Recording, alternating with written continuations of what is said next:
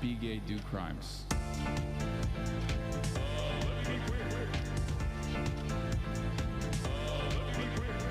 I'm now president gay. I'm now president gay. Oh fuck, I'm gay as hell. Oh fuck, I'm gay as hell. Oh fuck, I'm gay as hell. Oh fuck, I'm gay as hell. My point is everyone's gay as fuck. My point is everyone's gay as fuck. My point is everyone's gay as fuck. My point is everyone's gay as fuck.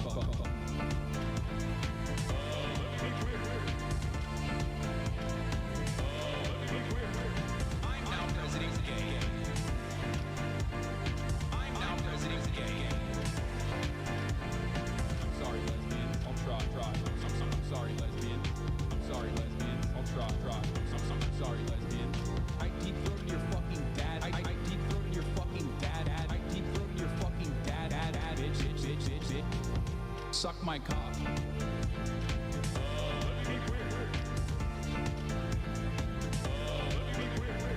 I'm now president gay. I'm now president gay. Gay pride is not about being born gay, so I'm proud of that. Gay pride is about the history of marginalization that the members of the LGBT community have been subjected to. Disenfranchisement, brutality.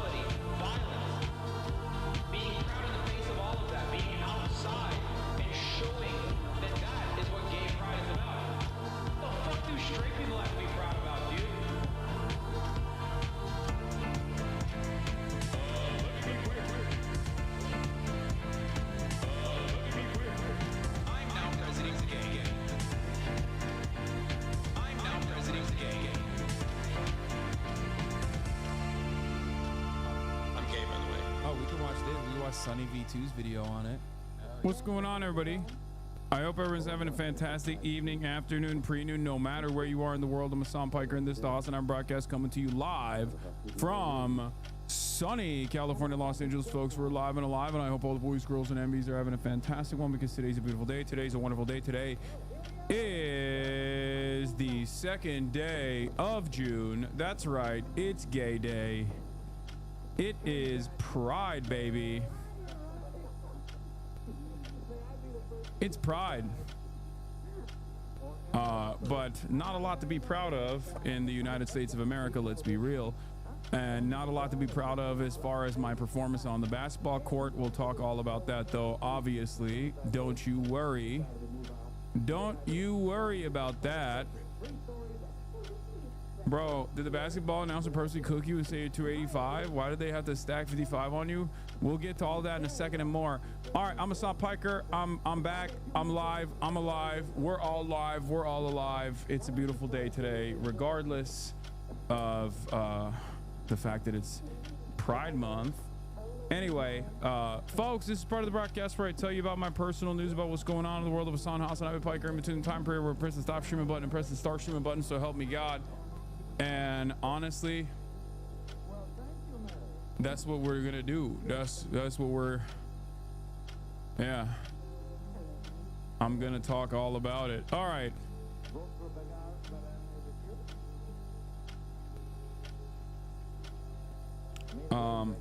Folks, Kyle looks sad. Is she homophobic? Yes, she is, deeply. All right, listen. Are you Hassan of the House of Highlight King Piker? Yeah. So folks, as you guys know, I went to I'm new to this community. It was so surprising how warm we see all the black fans come up to a DREAMCON. I had no idea there were so many of us. No, I'm valid as hell. No, there are a lot of I mean, this community still obviously overwhelmingly, and perhaps a little too much, is white. But yeah, of course it's still very diverse. Yeah, I'm valid. All right, so I was in DreamCon. I was in Houston. I'm gonna talk all about that. Obviously, it's as I've said this before, it's one of my favorite conventions, if not my favorite convention, because it's just, I don't know, it feels different every time, every year. It feels different in comparison to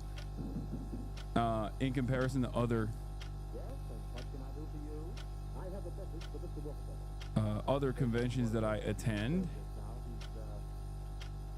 Best con, hands down. Yeah, the fan base is amazing. You played okay, Unc. Please prepare for F4 at least. Don't let us down again, Unc. For F4, I'm not doing anything. But yeah, DreamCon is hella fun. I only went for a day because obviously I was planning on streaming yesterday, but then I literally slept the entire day. Like, let's be real, I did not do anything fun yesterday. I didn't even go out after my disastrous basketball performance, which wasn't all that bad, all things considered, being, you know, 33, almost about to be 34 years old. I was fairly active, good cardio, good defense, demonstrated all of that. Okay. But once that whole process was over, I was starving. Got back to my hotel, and we were supposed to go out. We were supposed to go out and party, because there's always a party every night. And there was no way I was making it to that party. I actually ended up falling asleep because I had to wake up at 4 a.m. the next morning to fly out, which I did. I flew in. I got here at like 8 a.m. and there was no way. There was just no way that I was actually. There was just no way that I was actually doing anything worthwhile. I was so done. I was so tired. I slept the entire day. It's crazy. And then the entire night. So I guess I needed it, you know? The airport was awesome. It was surprisingly smooth. No issues whatsoever. They didn't even hold my bags this time because they had the new machines as opposed to the old machines. The TSA has like 2 different kinds of machines. One of them, you don't even need to take your electronics out. When they say you don't need to take your electronics out, I'm like, oh, that's great. I'm like, finally, fantastic. That means they're not going to stop me.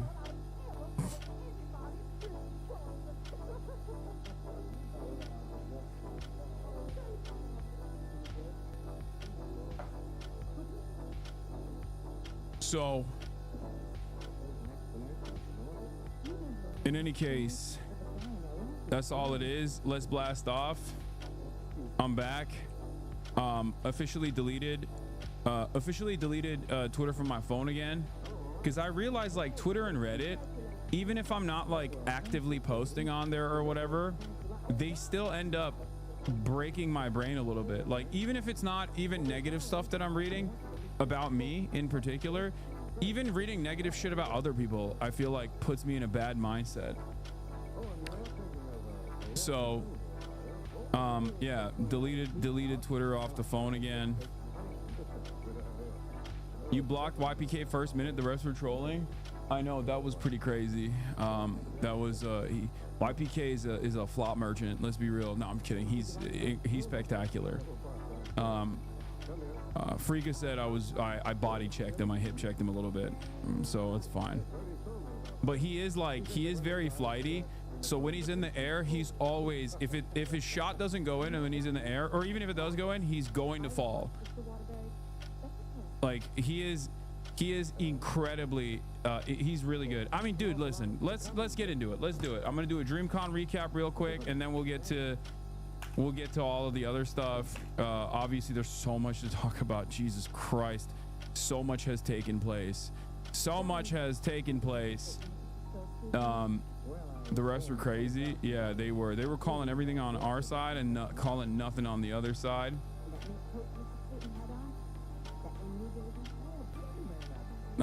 That was all bro contorted around the block. Yeah, I mean, I told you guys Frika is cold. I told you. I said that beforehand. Like, before I've played with Frika, I know how nasty he is. He is an incredible baller. Anyway, yeah, I took one day off. Ukraine bombed Russia, obviously, you know, expected. Ukraine drone strikes Russia. Colorado man attacks Israel protest.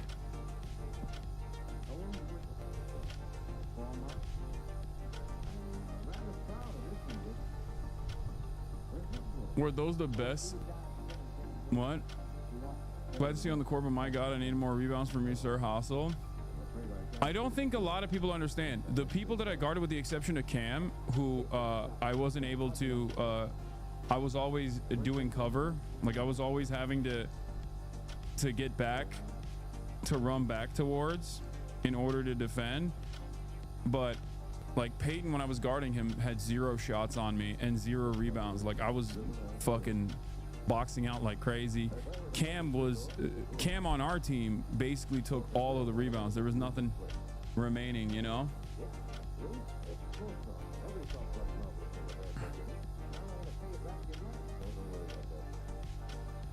Commentators pulling your old legs. Bro, please respond. Would you be able to interview someone from the Freedom Flotilla? I can connect you. Yeah. There were a lot of moments where you were alone defending, which was insane. I know. Y'all went 2 for 23 at the 3. I didn't take any 3s, so don't give me that. Oh, okay. I'm back. DreamCon recap. Ukraine short strikes Russia. Colorado man attacks Israel protests. Big beautiful Bill drama. You look like Shaq if Shaq couldn't play defense or get the ball in the basket. Thanks, man.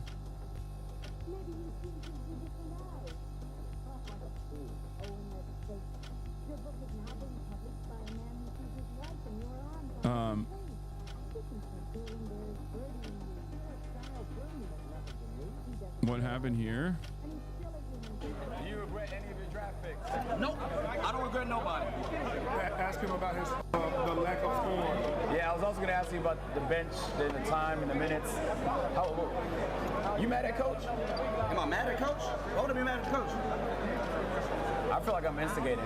No, because like the coach can only do so much, and he put the players in, and when the players only, score 4, then it's like you can't really be mad at the coach. Yeah. Hey, I'll tell you what the problem was for real. We went 2 and 23 from the 3. That was the problem. Yeah. We was living and dying by the 3, and we died by the L. Low key, you're more of a shooter than a post. You're just locked in the post because you're tall. Speak to the Gaza Flotilla boat. Dude, can you guys fucking calm down? Hey, everybody. I'm fine. I'll do it. Okay? You don't have to. Oh my God. I forget. I take a day off. Obviously, everyone's going to be fucking crazy mode. All right, calm down. We'll talk about all of that. Okay? I'll do it. I'll talk to the Gaza Flotilla. Like I know you're very excited. I'm back.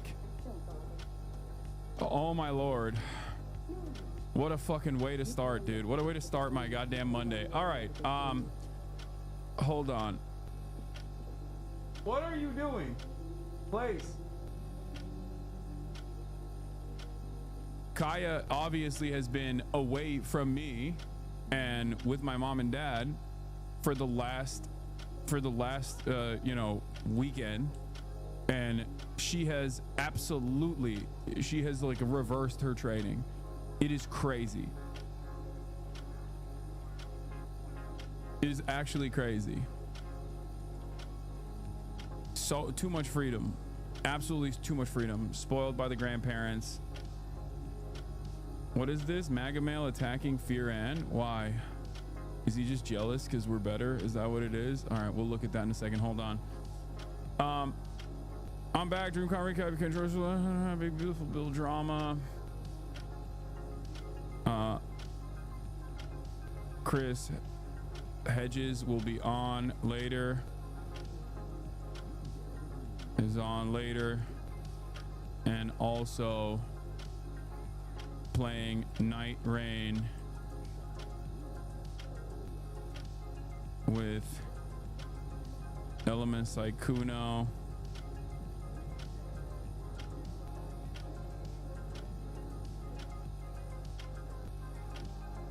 Get in now. Stop, Cap. No, I'm actually gonna do it. And it's funny because every single person that like constantly freaks out about me not gaming enough is gonna leave instantly, and I don't even care. I don't even care anymore. I'm bringing a I don't give a shit attitude going forward to this stream. I'm done. I took one day off and I realized how things could be. Okay. Love getting roasted at DreamCon. What is this? I was volleyballing out. Everyone called me the DEI hire. Why are you laughing? This nigga laughing too. He says it's his event. You laughing? You said that was a joke. Hey, Dad's laughing too, man. You kind of low-key are. But I'm happy you're here, though. Thanks, man. Yeah, I like seeing you, bud. You one of the cool ones.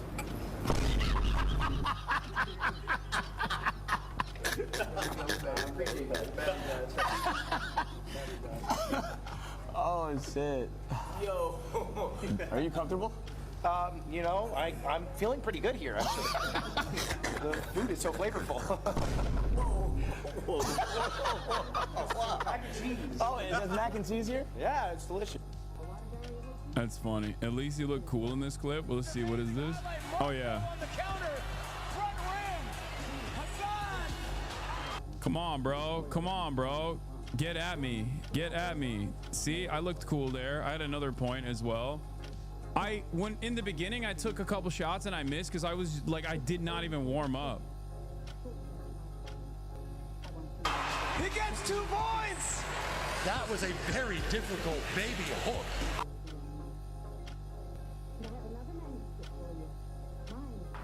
What is this? Oh, they also said I was 285 pounds and 6'1", which is crazy. And even the security there couldn't believe it. They were like, the security there was like, oh, they got your height wrong. but they thought that I was actually they thought that I was actually 280 pounds. I'm like, no, man, I'm 230. Right. And now for Team Mark, the big unit is in the building at 6'1", 285 pounds. It's the rebounding demon out of Turkey with a full head of hair, Hasanabi! 0 for 6, 14 rebounds is my predicted stat sheet. Hasan, a unit on the court. If his jump shot hits today, man, that could make the difference.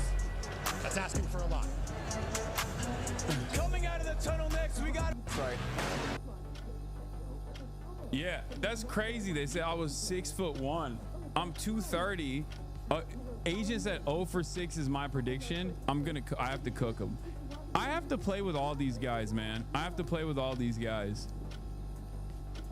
Motherfuckers thought they were getting Shengun, but we got content instead. Yeah.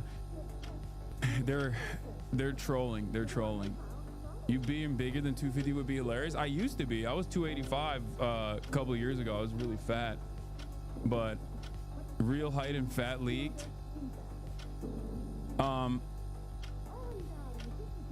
Yeah. Hasan, a unit on the court. If his jump shot hits today, man, that could make the difference. I'm shocked he's not wearing pads. At least we got some fan cams out of it. Yeah, that was a block that... Some of the chance that That's crazy that was not considered a block. Some of the chance... I blocked them early on, and then they immediately hit me with a foul. I'm trying to stop it there, but I can't.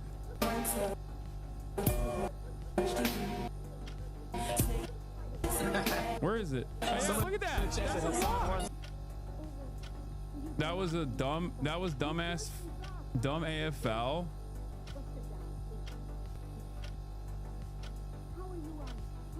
Were there some chirpers as you came on the court in the beginning and at halftime? No. What is this? Stop. What the fuck?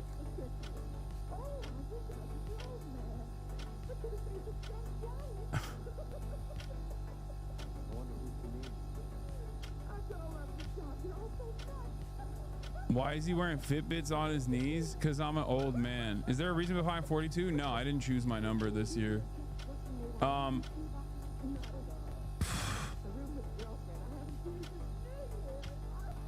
Now, here's the thing. Okay? Here's the thing. No, daha yeni bir şeyler de... ben order ettim bile. Peki. Please pull up, man. Can't have these motherfuckers talking crazy like this. Evil version of Cash, bro. This dude is a straight up tryhard, not even that. 99 Ron Artest impact. Okay, Ippy is an incredible player. I said this last year too. That's crazy that he's talking shit about Ippy. I think he's a dynamo. Like incredible on defense. He's a great offensive player as well. He is all around the most balanced player on the fucking court. I said this last year too. He is great. He is, someone said reverse Kobe. Yeah, I mean, he's always good. 2-point Avi is back. No, I had 4 this time. Okay, shut up. Yo, Bilu actually was our wild card for sure. Ippy is good. He missed the shots this year. MVP was Bilu. Yeah, I had no idea he could ball like that. Patrick Beverly defense, bro. You know what I'm saying? Hasanabi, you know what I'm saying? Physical too. I'm gonna go with Team Mark. 1 in the chat for Team Duke, 2 for Team Mark. That's crazy. That's crazy. That's crazy. We were cooked from the start. Blue game LeBron versus Soda game Hasan, who wins? Hasanabi. No, we had a much, I mean, their team was much better. Like they had a much bigger team. They had a team that was comprised of much better basketball players. Not keep playing. Nice, man. He's actually nice. Hasan, you look calm, bro. Oh my god. You caught him at calm. All right, skip all this shit. Started the game. Where the game? Show the game. It's amazing. Oh, Cash doing justice. Yo, W Cash for skipping the beat. It's kind of crazy because after I beat Chris, like in that upset in the 1v1, everybody was like, bro, we gotta play. And then I played so poorly. You should play Cash in Flight. No, I could. I just haven't had time to do that, but I want to.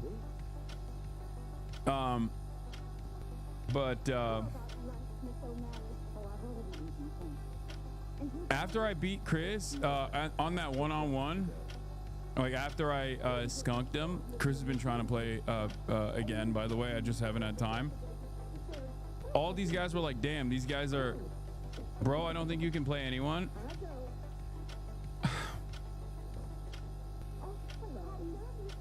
I think you need to understand, playing 1v1 is entirely different than playing 5-on-5 basketball. There's not, you know, I'm not the type of player that's gonna be a excellent fucking 5-on-5 basketball player if the rest of the team are like the shot providers. Okay, my position in a game like this, my position in a 5-on-5 organized game like this is supposed to be playing a role. I'm not a better shot taker than Max. Okay, I'm not gonna drive the ball. Like, that's it.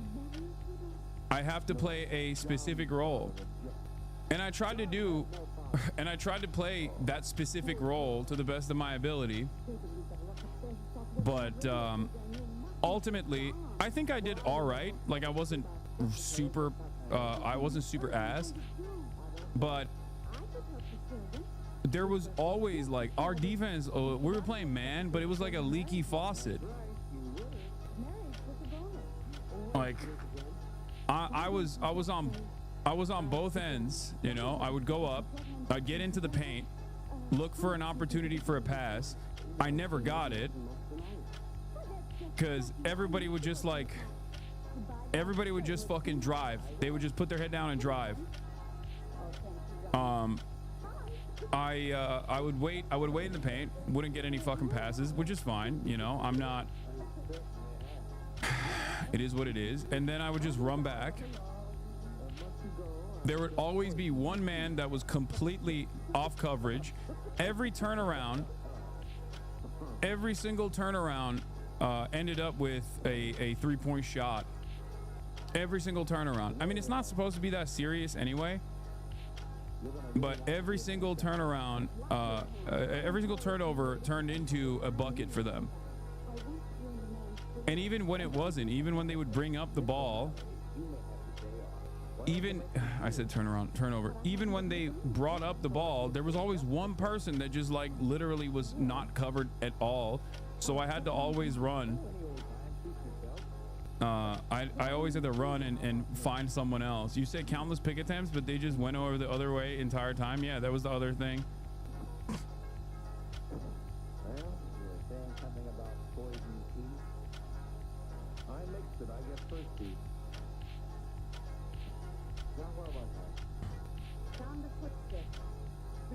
You were the only one back on D. The only 2 big mistakes that you made, leaving Kennedy open for 2 threes. Yeah, I did. But the reason why I left him open was because I was offering coverage to someone else. He's a big man, but he also can shoot threes. I'm playing catch up. I'm trying to cover someone else because there's always a guy that has no one guarding them. I'm trying to guard the person that's driving in, and then he just immediately kicks it back out to Kennedy. He takes a 3-point. I can't even get over there in time.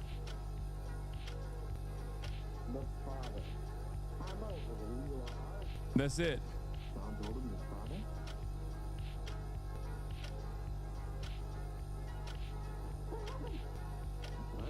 Someone was always open. There was always one person that was just, like, completely open. That full court had you gassed though, to be fair? No, I mean, I was fine. Dude, I was on defense every time and on offense every time. Like I was definitely going there was never a moment where I was like, oh, I'm just gonna stay here. Like there was definitely a lot of instances where people would just like, what is this?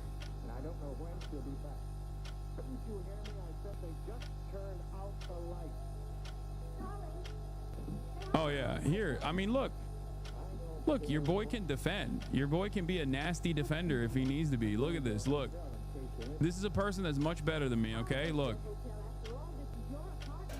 You're gonna need as much time as possible to catch back up in this game. Look, I literally stopped him at the top of the key, and I stopped him so hard that he didn't even do like a turnaround shot there, because I clamped on him. But there's a lot of moments like this. Obviously, none of this shit shows up as like a stat, and it's also a thankless part. Okay, this is the thankless part of the game. Hasanabi out to Ray. Also, like I said, they had a incredible team comp. I mean, they had an incredible team in general.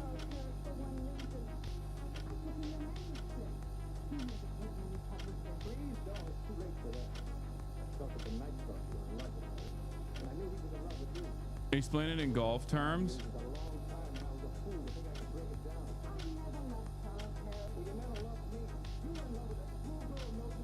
Friga had 34. Yes, he is nasty. He's so goddamn good. I mean, he is an incredible player. I've said this before, and everyone always have said I glaze him or whatever, but he is an incredible player. He's always been an incredible player. I mean, Chris Hedges is supposed to be coming on at 2 p.m. Okay.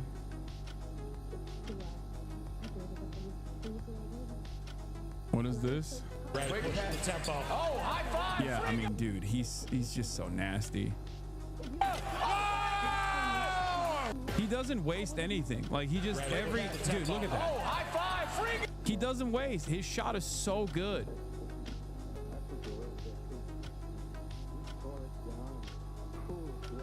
It's just so fucking good. Not a single moment wasted. Like Duke popped off in the beginning as well. Hey, Hasan, you haven't mentioned the Knicks, because what happened to the Knicks is what happened to me as well with the DREAMCON. So why showcase the double failure, you know?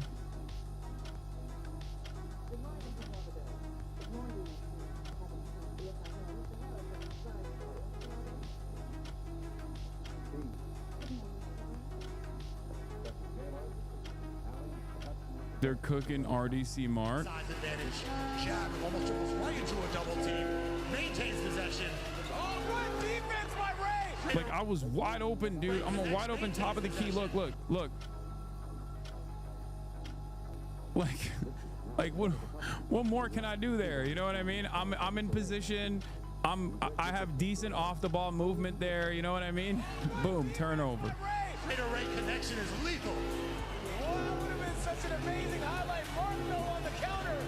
Front rim. Hasan. Mark playing a lot of point guard. He goes into almost a triple team. They let him go. Then another double. He's not the like. There you go, Friga. Just pass it up. Mark for 3.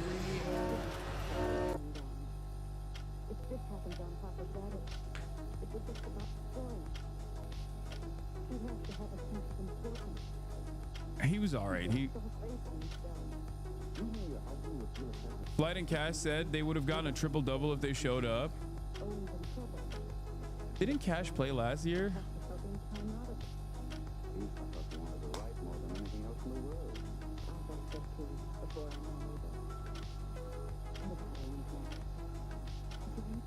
Yeah.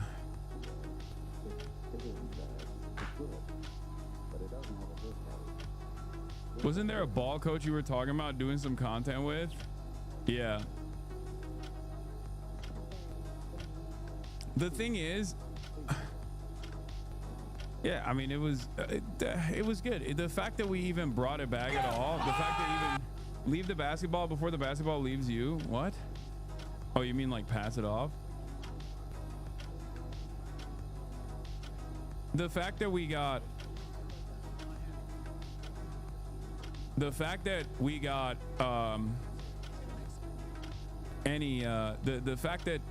do you call it? What was I gonna say? God damn it, I can't even think. The fact that they even brought it back at all with how imbalanced the teams are is great. Something happened. Wow. Little fake pass. Hall of Fame. Like, look, the kids got foot. You know what I mean? Like, the kids got fundamentals. Is like when I get the ball. But you know they're gonna get criticized no matter what. Oh, great steal. Here we go. Human highlight. He just pissed me off. Hey, look who's there. Look who's there. Fattest motherfucker on the court. Always there. Fattest motherfucker on the court. Always there. Well, you know what? Max was creeping. But we're trying to see a real highlight. That's a big start, though. Big start for Team Duke. Yeah, completely edged. Very excited and then very disappointed. I'm an unhappy commentator. Look, he's gonna make something happen. Wow. Little fake pass. Hall of Fame I feel like I'm watching Glory Road when I'm watching Hasanabi. What does that mean? I feel like I'm watching Glory Road when I'm watching Hasanabi. What does that mean? Hasan just looks so funny on a basketball court. Kennedy. Not quite. Rebound goes to Duke. We talked about the hustle. We talked about the muscle. He tried to reward himself. Look at that. Fundamental from Hasan. Elbows out. Yep. And it's cam time. Elbows out. Just. They're making fun of me because I'm playing solid fundamental basketball. I'm sorry. Yes, I'm old. But even though I'm fucking old, I'm still, you know, I'm keeping up. I'm keeping up with everybody else. That's crazy. Swinging, man. Hoping he catches somebody. Here we got Hasan with the basketball. The hook shot, listen, great effort. Is that what you want to run your offense through? Yeah, look, I'm running through. You might as well try something different. Running through Hasan. Friga wide open, corner three. Nails it. This start is what Team Mark just could not. If that went in, I got a layup package. Timeout on the hate, by the way. Timeout on the hate. That's crazy. Stop the hate. Okay, that was bad. You got to admit. I mean, it wasn't the best. It wasn't the best. Hasan with the basketball. Like, it wasn't the best, but it wasn't that bad. Like, I went right up for it. Look, I'm going in.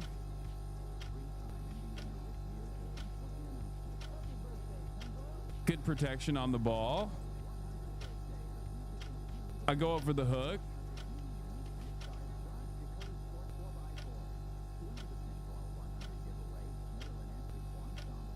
Stick the one-on-one highlights on your IG.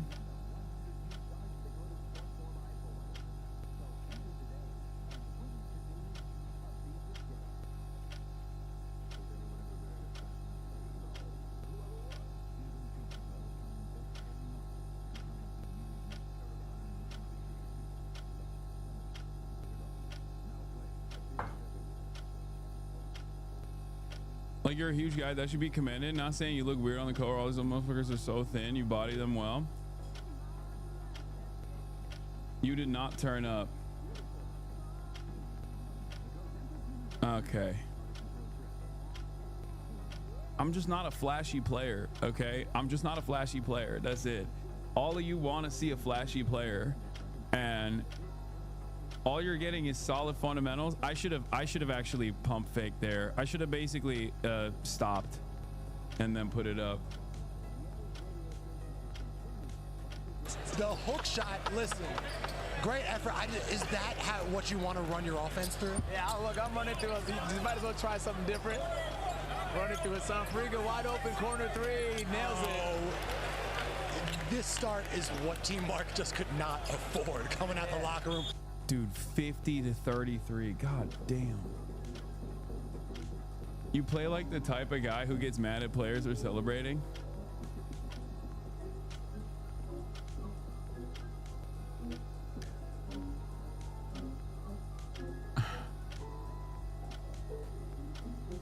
Anyway, all right, listen.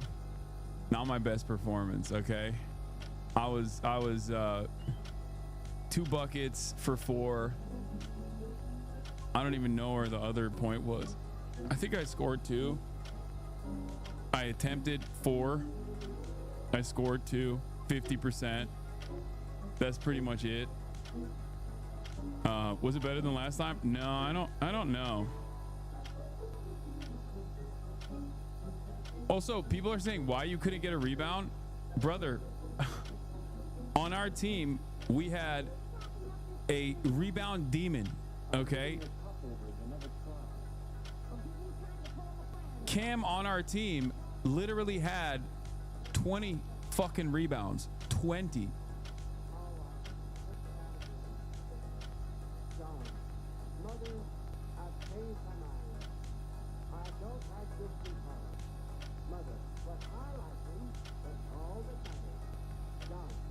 I don't think you're getting called back next year, big dog. Maybe.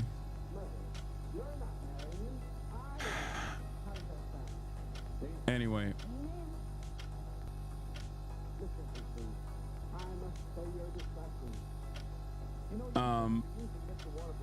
Do you think you're gonna watch Mountainhead? What? Do you think you're gonna watch the new Jesse Armstrong movie that's out? What? No. What? Maybe? I don't know. You have 4 rebounds. Ippy had 8. Cam had 20. All right, that's it. That's all I got for DreamCon. Back and forths, all this stuff. Let's see what this man is saying and talking shit about. Okay. Girlfriend, baby girl, yeah. I'm live. I know. I'm sorry. I couldn't text you because I'm in a rush, but I just had to update you. They panic moved Firan to literally right now. So I'm leaving the house, running to Hasan's house, then I'll come back, then we can get ready and go to prom. No. Oh. No, you call them back, you tell them you need 24 hours notice, and that if they're going to fucking fuck you, they need to be professional, okay? They need 24 hours notice. Suckers? It's all about getting, because it's usually not professional. That's fair. And like, I've been meaning to talk to you. They all have an enormous crush on me, and I don't know what to do about it. But to be honest, I don't fucking like any of them, so you can just including leave the podcast. The gay one. The gay one is like super into me. That was my least favorite one. Not because it's gay, but that's bullshit. Anyway, I'm just gonna go hang out with my other boyfriends, I guess. Don't call them that. I'll kill myself in real life with a... Do you ever do that again? Oh, okay. Well, I will see you in a few hours, but I just had to update you. All Also, right, bye. I have not eaten today. I had fruit. I'm gonna eat so much of Hasan's food. All right. Goodbye. Bye. I'll deadass change the course of her life if she does that to me again. I'm not trying to get CLM'd out here. I can't be turning 30 and CLM'd in the same month. That's tough. I already made the channel Dubbin031. I can't make it Dubbin221. Connor, don't jump in. Dude, I just saw your girlfriend's car parked at Hasan's house. Don't jump. No! I hate Firan. They ruined prom for Ludwig. It's his first time going with a beautiful girl. Connor.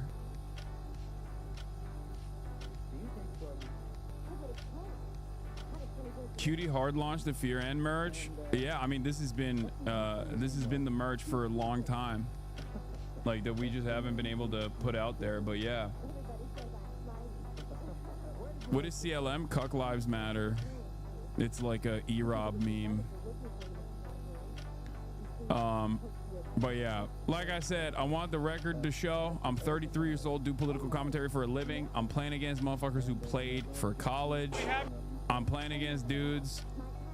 Mark!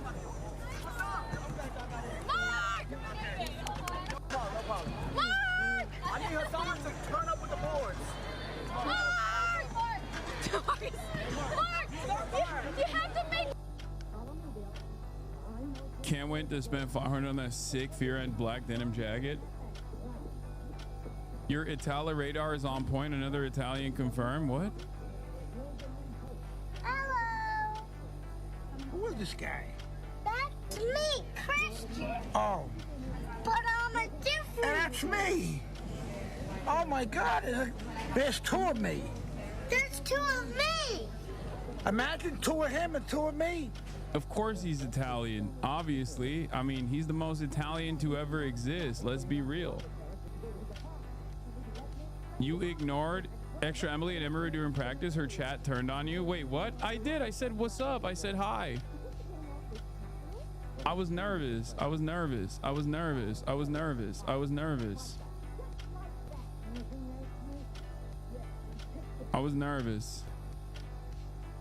This was nice. No! Oh my God! Yeah, it took me a week. That's amazing. I have the best fans, dude. I have the best community. I have the best community. This is amazing. This is, what's your name? Valerie. Valerie, this is incredible. Thank you. Thank you so much. Of course. Oh my God, you're amazing. I made it at school.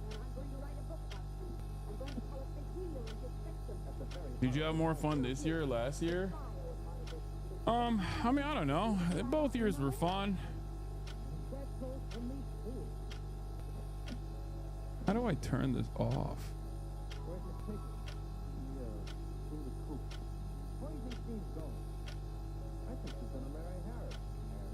We have a new cooling unit in here, and it's just like, it's too cold.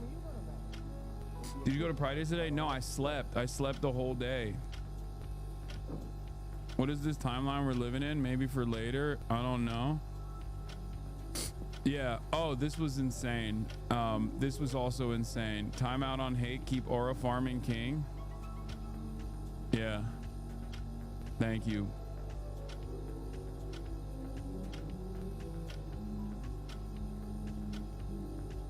All right. Let's get started. Let's get started on the news. We got a lot to cover. So, I guess we'll start with the we'll start with this investigation into attack on pro-Israel demonstration in Colorado.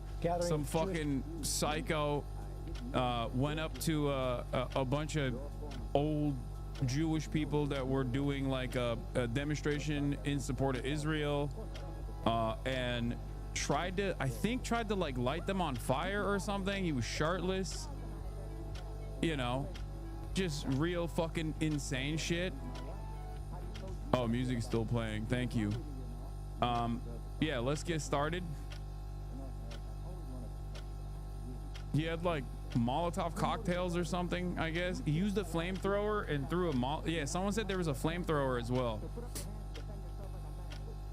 The protest was to free the hostages. Yeah, it was it was like a pro-Israel protest, but it doesn't fucking matter what the protest was for. That's psychotic. What do you mean? Like, that's an insane thing to do, and this man is an insane person. Like, absolutely insane person. Thank God nobody fucking died. Holy shit. ICE was caught on video posing as utility workers. Yeah, we'll talk about that in a second. But let's continue. Community members in Boulder, Colorado. They were calling for the release of the hostages held by Hamas. 8 people hospitalized after witnesses say the attacker used a makeshift flamethrower. Yeah, it's like... It does matter. You don't think a pro-Israel protest is psychotic in and of itself? Yes, it is. But you know what you can't do? Fucking throw Molotov cocktails at it. What are you, fucking stupid? Are you out of your mind? Are you fucking insane? Like, come on, dude. Jesus Christ. Yeah, what do you think this is, fucking Grand Theft Auto? What are you, fucking insane? Are you out of your mind? Are you a federal agent? Shut the fuck up. And threw an incendiary device. The man was taken into custody at the scene. Mola Lengi is in Boulder with the latest. Good morning, Mola. Well, good morning, George. The FBI Motherfuckers could do anything as long as they slap a free Palestine at the end of it. There's like dumb fucks that will go, oh, that was actually base. Like, you're a fucking moron, okay? Calm down. Investigating this as a potential targeted act of terrorism. Witnesses here describing just a horrifying scene here at this outdoor pedestrian mall in Boulder. People being set on fire. Officers rushing to the scene in Boulder, Colorado around 1:30 Sunday afternoon after receiving calls. Yeah, he did. Great job for this guy. Fucking almost lit a dude who I guess survived the fucking Holocaust on fire. What are we doing? What the fuck are you talking about? Are you insane? Like 87-year-old Jewish dude who like or Jewish woman who fucking survived the Holocaust getting lit on fire. Not exactly great, you know? Are you insane? Yeah, this is like there are a lot of instances of direct action that is valid, valuable, reasonable, okay? This is not even in the range of appropriate behavior. Get the fuck out of here. No one is actually even supporting it. Someone just like tried to say some dumb shit and I immediately clamped on it. Of people being set on fire. There's multiple mixed reports about if people are on fire now. We're getting lots of 911 calls. Police responding to a suspect armed with what officials say was a makeshift flamethrower who allegedly threw an incendiary device into the crowd. Witnesses say he yelled "Free Palestine" during the attack. I've never seen anything like this before in my entire life. It was absolutely gruesome. The FBI investigating what they're calling a targeted attack on a group of peaceful demonstrators who were raising awareness on the remaining Israeli hostages in Gaza.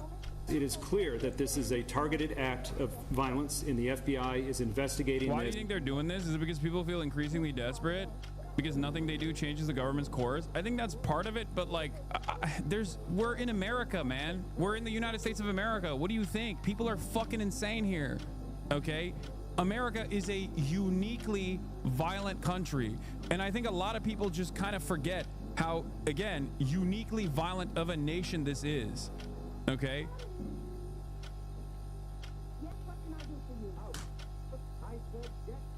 Wait, hold on.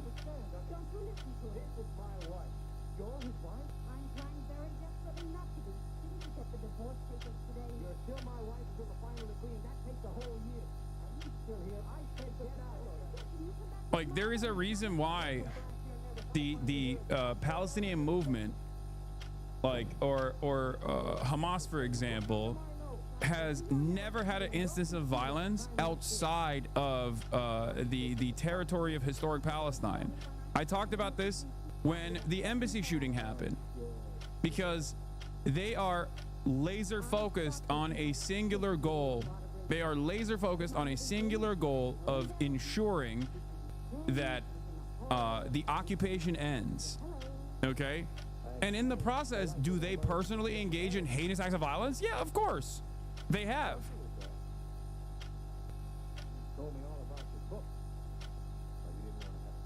It's ridiculous that that this kind of action is in any way, shape, or form associated with like the reasonable approach, like what the student movement has done. It's on the exact opposite end of the spectrum in terms of like productivity.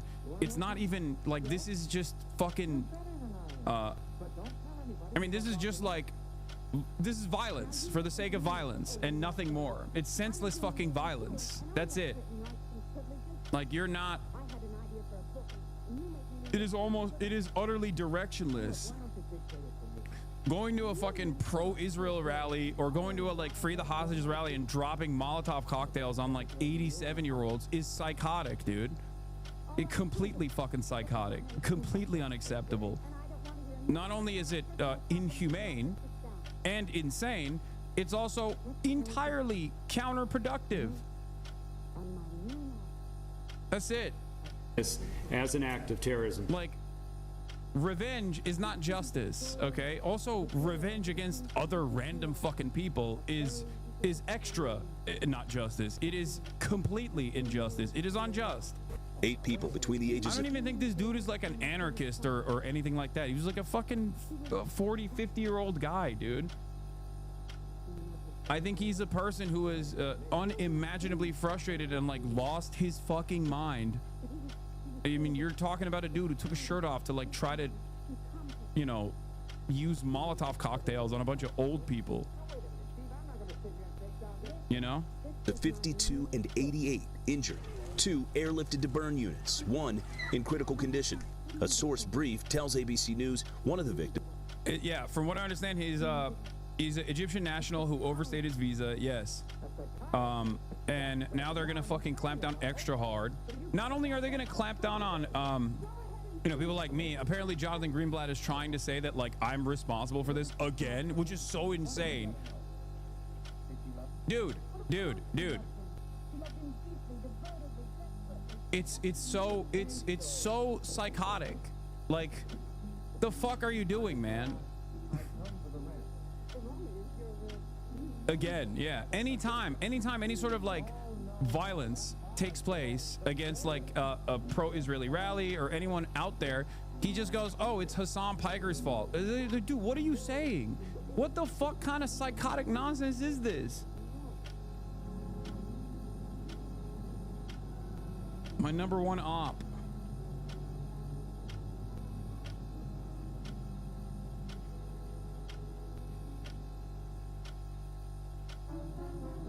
Is apparently a female Holocaust survivor. This video shows the suspect, according to an official briefed on the situation, holding what appears to be Molotov cocktails in front of a patch of burning grass, screaming at the crowd before being taken down by police. He had 3 Molotov cocktails. One of them he threw inside of a group. At the group, and one lady lit on fire from head to toe. There was a jug filled with the same stuff. I thought it was alcohol at first, but it smelled like gasoline. He was also taking this garden sprayer, basically, and spraying. Every time a Palestinian is killed in the USA by some freak, do we now get to blame Greenblatt personally? Of course not. Like, of course not. Of course not. He has literally gone on television and been like, oh, if you're wearing a keffiyeh, it's basically a swastika, right? He says that without any fucking just cause whatsoever. And yet, when people who are wearing keffiyehs get fucking shot and paralyzed, like the shooter in Vermont that shot those 3 college students, obviously that's not Greenblatt's fault. You know what I mean? No one would ever say that, because there's an overwhelming amount of, like, these things are not directional, okay? These things do not happen because of a singular person. Very rarely do these things happen because a person goes, oh, I got radicalized by this person and that's why I did it. Okay? It's a combination of systemic factors.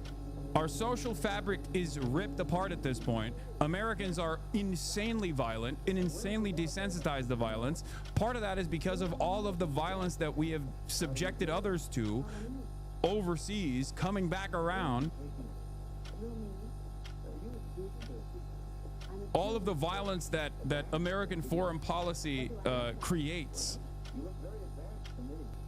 for innocent individuals. No, I haven't watched Mountainhead, okay? Shut up about fucking Mountainhead.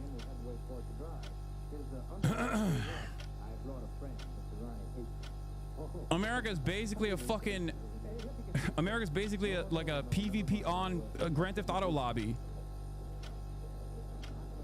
But no, when someone who is pro-Palestine is subjected to violence, I don't think it's Jonathan Greenblatt's fault either, even though he does directly say things that would invoke a violent response that would urge people to take violent actions.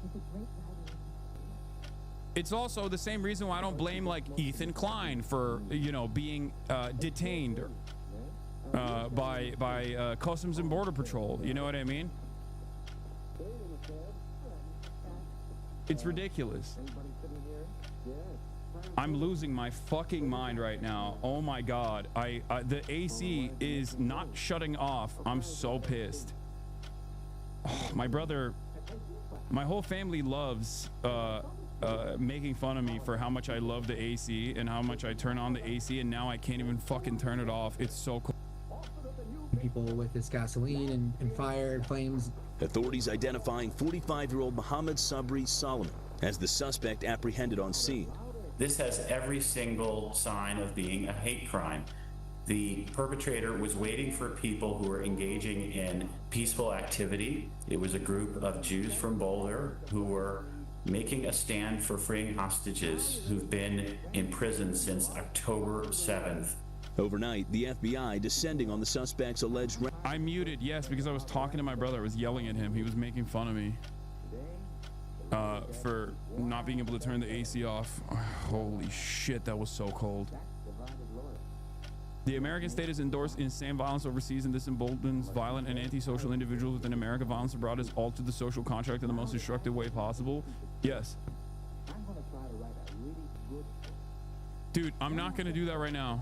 I'm not gonna talk to someone from the flotilla right now, okay? Chatter. What is this? Court proceedings in 20 minutes? Yeah, we'll get to that when it happens. Hold on, let's finish Residents in the Colorado Springs area, about an hour and a half from Boulder. The group, Run for Their Lives, meets weekly, ending their walk at this courthouse. Omar Shahar, who was leading the group, says he saw the man waiting for them before they were attacked. You see fire under the legs of your friends in your community. You want to help them. And then this is when we all retreated and realized that he doesn't care. He's there to harm as much as possible. Well, we're learning that the suspect was in the United States illegally, according to an official at the Department of Homeland Security.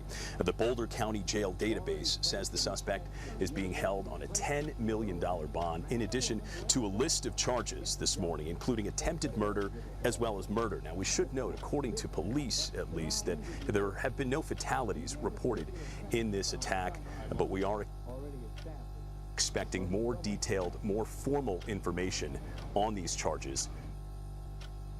FBI says targeted terror attack on Colorado event for Israeli hostages.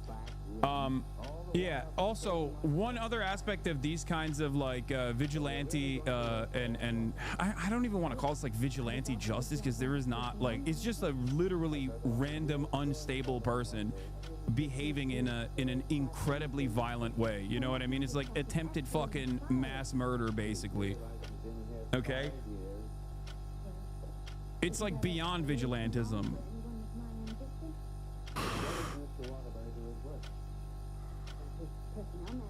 Once again, revenge is not justice, okay? This is something that I need to be very clear about.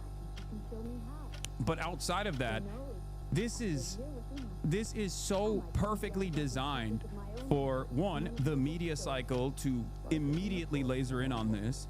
The dude himself is both Egyptian, I think he's Muslim, and a fucking undocumented migrant. It is so perfect for the Trump administration to basically kill as many fucking pro-Palestine people as possible by sending them over to see God and forgetting about them. You know what I mean? It's just, it moves the fucking conversation away from what happened a day prior to this, okay, or the same day in the same fucking bro, you are unhinged. Surprise, surprise. Yeah, it's terrorism. Bro, you are unhinged. Dude, you are fucking stupid. You are not listening to the words that are coming out of my mouth. You are just in here to be like, Hasan thinks this is based. There's never been a moment where I've said this is based, okay? But you're not even listening, because if you were, you would understand that, no, of course this is a fucking completely unacceptable, insane act of fucking violence, you dumbass. Shut the fuck up. God damn.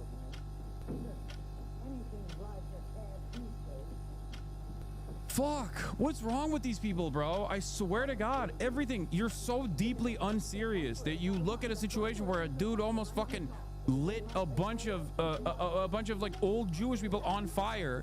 Okay, luckily nobody died, and this motherfucker's first thing is, let me go farm some clips off of my favorite, like off of my least favorite content creator at the behest of my favorite content creator. Like, what's wrong with you? Be normal, dude. Fuck.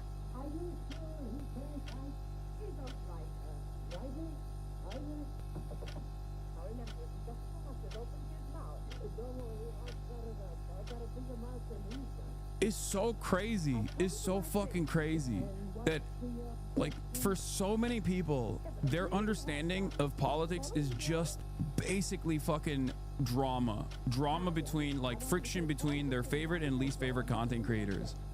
Like, there are literally tens of thousands of people online that just unironically view all of this, like everything that pertains to like American foreign policy, American domestic policy, off of like, does Hasan like this? Yes. If he likes it, I hate it. Does Hasan hate this? If he hates this, I like it. It is so insane. How can you be this rudderless? Make up your own fucking mind for once, dude. It's crazy. It blows my mind how brain broken so many people are.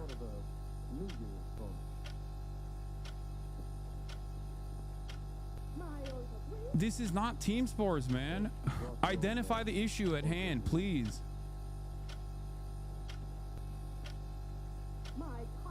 What is this? You have the exact same understanding of politics, but replace content creators with country governments? First of all, this is an incredibly reductive attitude. This is an incredibly reductive attitude, but even then, the assessment is instantly different. You understand that, right? Because content creators are just content creators, okay? Especially ones that don't really know anything that they're talking about, are additionally stupid to get your notes from. Having said that, once again, positioning yourself as like anti-government unconditionally would probably still be a step up, which is, again, not something that I do. If you think that I'm just blindly anti-Israel, you're fucking delusional. They bait you for clips to get you mad so they can say Hasan crashes out of his chat and you fall for it every time. Why entertain these bad faith dipshits? Yeah, I know, you're right.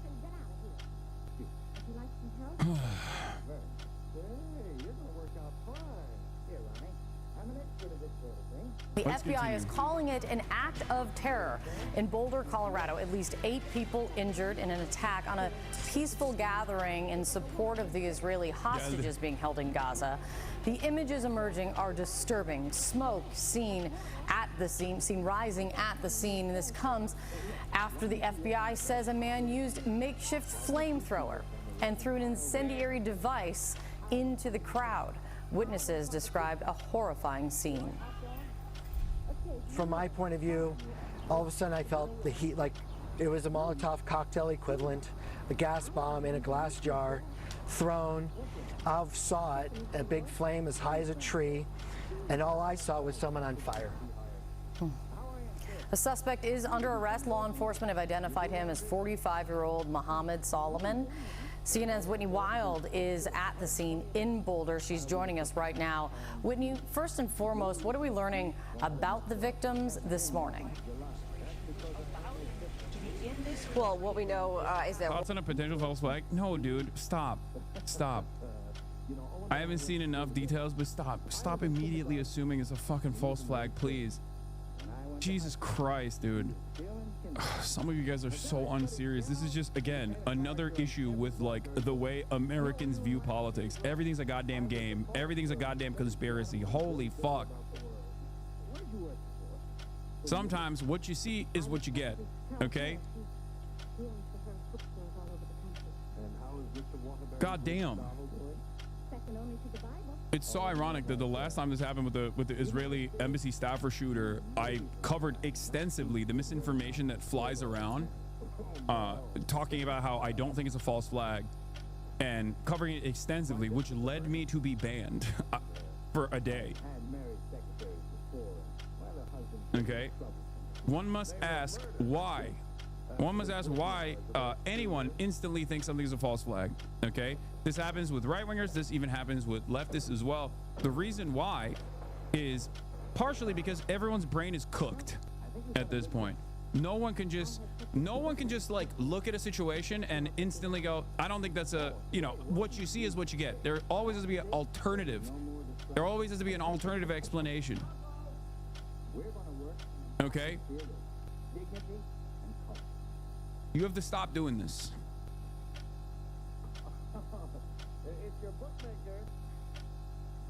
The other reason why people say this is because they understand that this is a ridiculous instance of violence that is horrifying and also horrible. It's horrifying. It's literally it will have immense negative consequences. So immediately people go cope mode and just go, oh, I think it's a false flag maybe. Like, that's bullshit. Horrifyingly, one of them was also a Holocaust survivor, as you had mentioned earlier. They range in age, Kate, from 52 to 88 years old. What we know right now is very little about the extent of their injuries, but the little we do know, according to police, is that 2 people were airlifted to Denver area hospitals. 1 victim was very seriously injured. This was a horrifying attack, Kate, as you described. This man holding what were basically spray bottles full of what looked like incendiary material and then throwing that onto the crowd. And when he initiated that attack, Kate, these are not people who run away from their neighbors. They run to them to try to help. This is a community that will need to lean on one another as they move forward. Here's more on that from the Boulder Police Chief. Boulder is not immune to tragedy, sadly, and I know a lot of people are scared right now. A lot of people are upset and questioning how this happened and why. All I know is Boulder has recovered before from acts of violence, and we will again recover. I urge the community in this time to come together. Now is not the time to be divisive, and we will continue to ensure community safety along with all of our partners.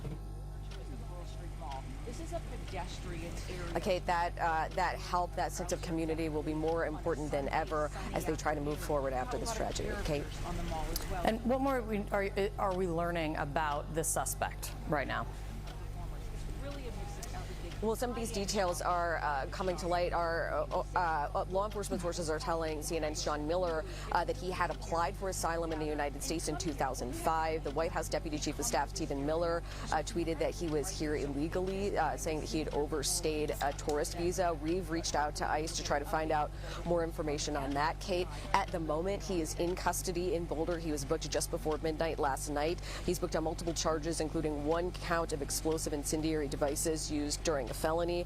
Again, much more to learn here, and we expect that more information will come forward at his first hearing at 1:30 this afternoon local time, Kate. All right, Whitney, thank you very much. John? All right, with us now are CNN senior law enforcement analyst Andrew McCabe and the aforementioned... What?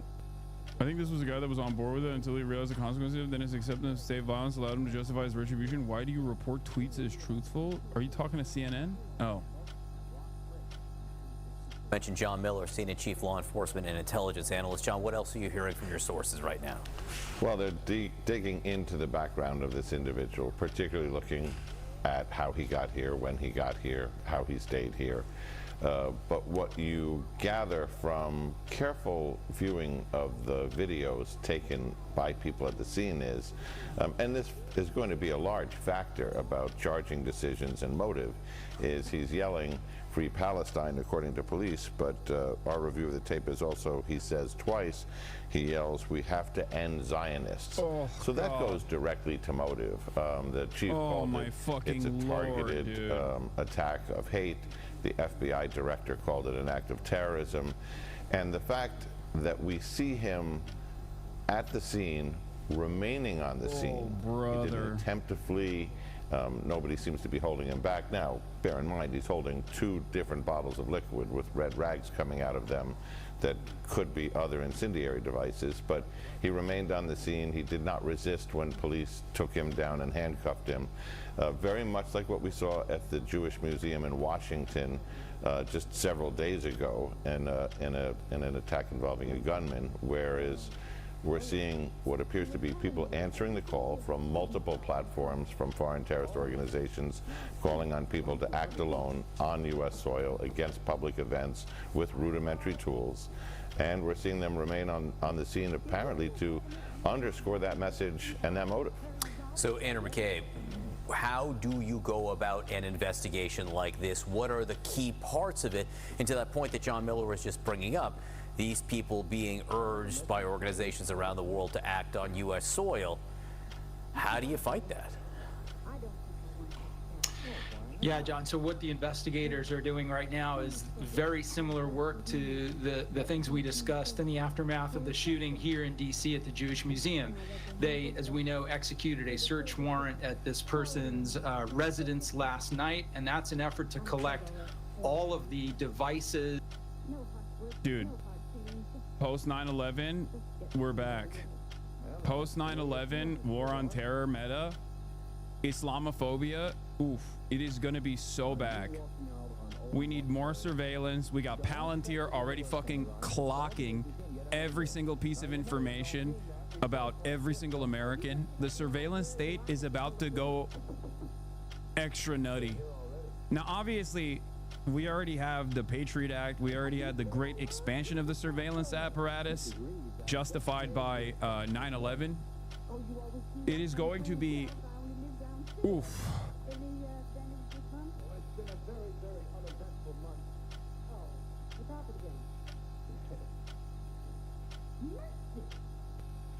Like, I don't think that if there are members within mainstream media that look at the situation and think to themselves like what the repercussions might look like, they are not pushing for that at all. Like, they are not pushing for restraint.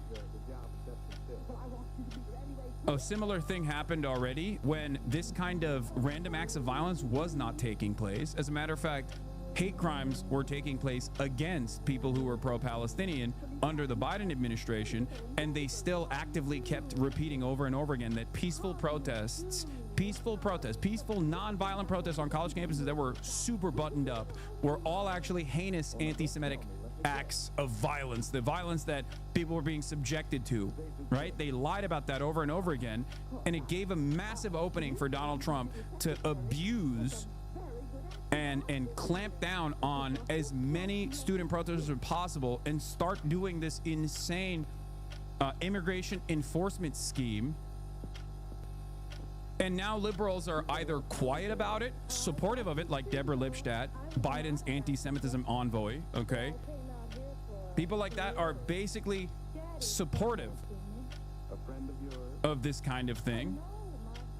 And then there are some liberals who go, oh, maybe we're going a bridge too far here, lightly criticizing it, lightly criticizing the Trump administration's actions. But when moments like this take place,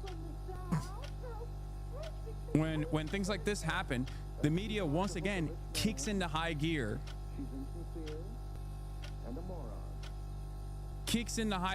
And loses their mind on this, like, oh, well, we have to be like, when you got liberal outlets turning around and basically saying like, we got to be more careful about who we let into the country, it's like, it's over.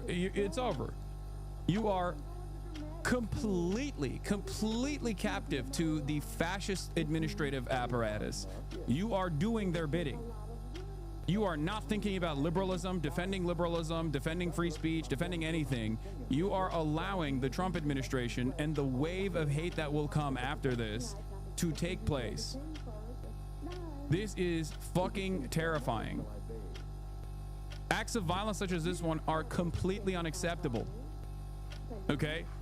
But the way to cover this is to single out this act of violence, say it's abhorrent, say it's unacceptable, instead of just like washing an entire movement with the same fucking brush of violence to make it seem as though anyone that says free Palestine on a college campus is basically trying to light Jewish Holocaust survivors on fire that are 87 years old. Like, that's psychotic.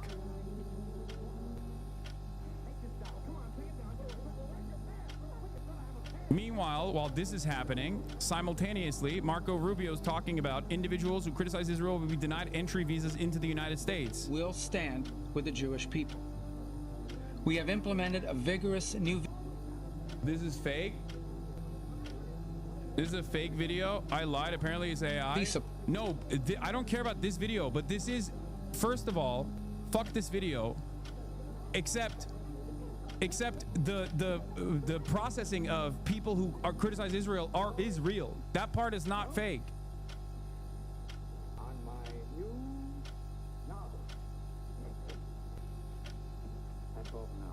Hasan, you were duped? No, I just clicked on a video. I don't know if it's fucking real or not. But the part that is real is they are looking at people's social medias, okay? That video, it might be AI. I don't give a shit.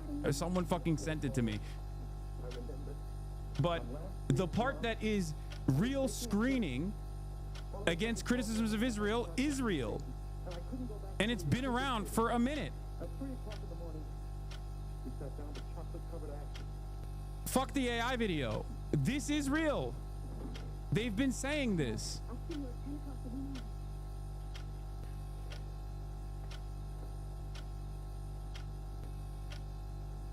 They have been. Part of this is the fact that they stopped the appointments and are now extending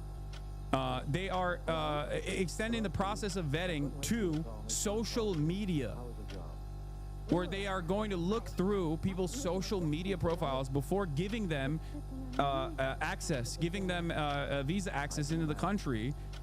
And they are looking for any kind of fucking criticism of Israel on your social media activity. It is insane. This is directly a violation of the First Amendment. This is not fake. It's real. This part is real. I've covered it on this broadcast.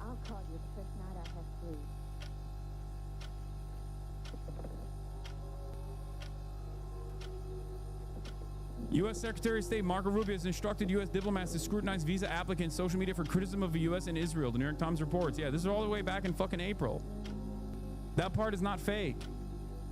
That part is real.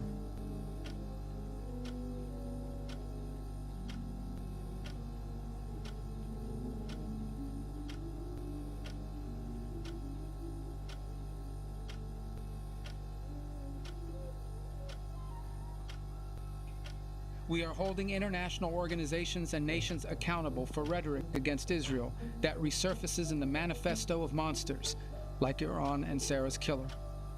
But we do see an eventual light at the end of this long tunnel of suffering. This does sound like AI, by the way. This does unironically sound like AI. Like it has the markings of a fucking AI video. Like it sounds, you know, when like the robotic AI speech pattern, it has the robotic AI speech pattern. It also has the tint, like the, what is it called? It's not the dead eyes and the weird mouth movements. He is already, that's just him. He's a soulless monster. But yeah, there is a specific like tinny sound to AI audio, to AI audio. Like it sounds like it's coming out of a tin can almost.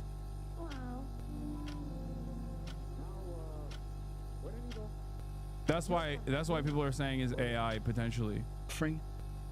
One can imagine a Middle East in which the Abraham Accords eventually reign. So thank you for the opportunity to address. Yeah, this does look like this straight up looks AI. I don't know if it is. I mean, it's the fucking New York Post. They could very easily be duped, but it does feel like AI. Anyway, the video being AI doesn't change the reality that like they have unironically, I want to begin. Yeah, special envoy to monitor and combat anti-Semitism officially posted this, so it's probably AI or not. This is literally something that the administration is fucking saying. Okay, you are 6 months behind. Street interview VO6. Nope, you can't tell Neo Lud. Look up VO3 prompt theory. Dude, I know. We watched all of that. I talked about it already. Shut up. Shut the fuck up. I came here to do nothing and now I'm working. Look, if you get paid for idleness, grab it, you fool. Oh my god, you're so fucking brilliant, dude. I can't believe prompt theory.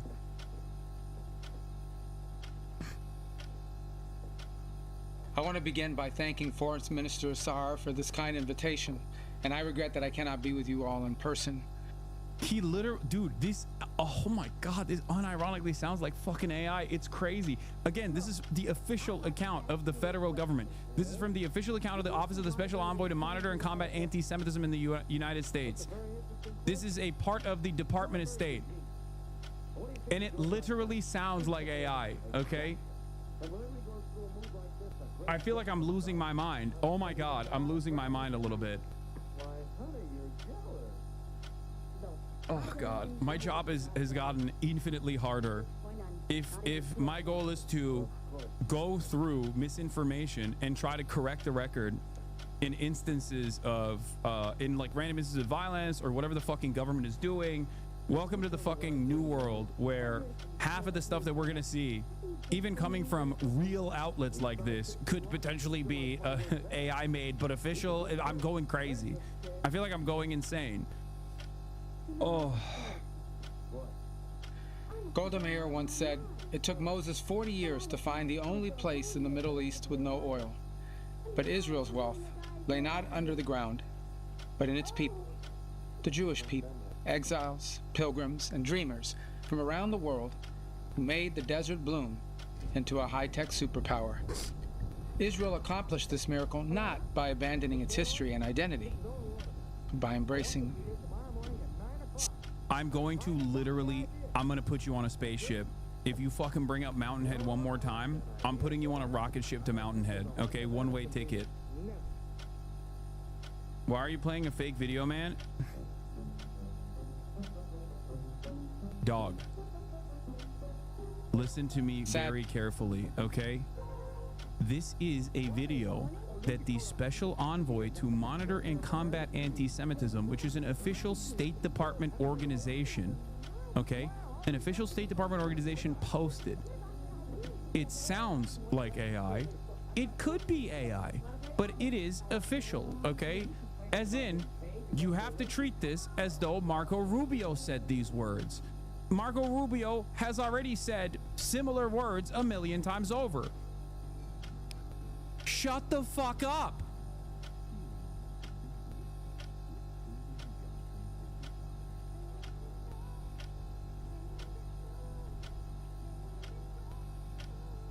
Oh my God.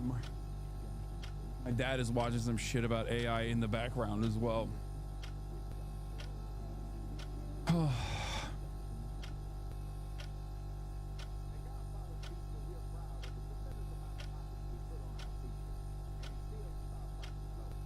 What about this video seems fake? It's the tinny audio and the robotic sounds and the robotic movement that has like a AI. It's similar to how you hear like AI speech. Sadly, some of Israel's neighbors have failed to appreciate how following Israel's example could have brought prosperity to the region. Instead, they chose war. They decided to impoverish their people in a futile effort to destroy Israel. They succeeded in the former, while failing in the latter. Anti-Semitism is the world's oldest bigotry, and given that we are all here today, it is also the world's most futile. Egyptian pharaohs, Roman emperors, Persian shahs, and Middle Eastern despots have sought to destroy the nation of Israel. I'm losing my mind. I'm losing my mind. Dude, we are literally looking at Israel's fascist policies and going, please, can we have that here? We want to have that here. It's actually incredible what they've done. We should do it here. This is fucking insane. What is Kaya? Place.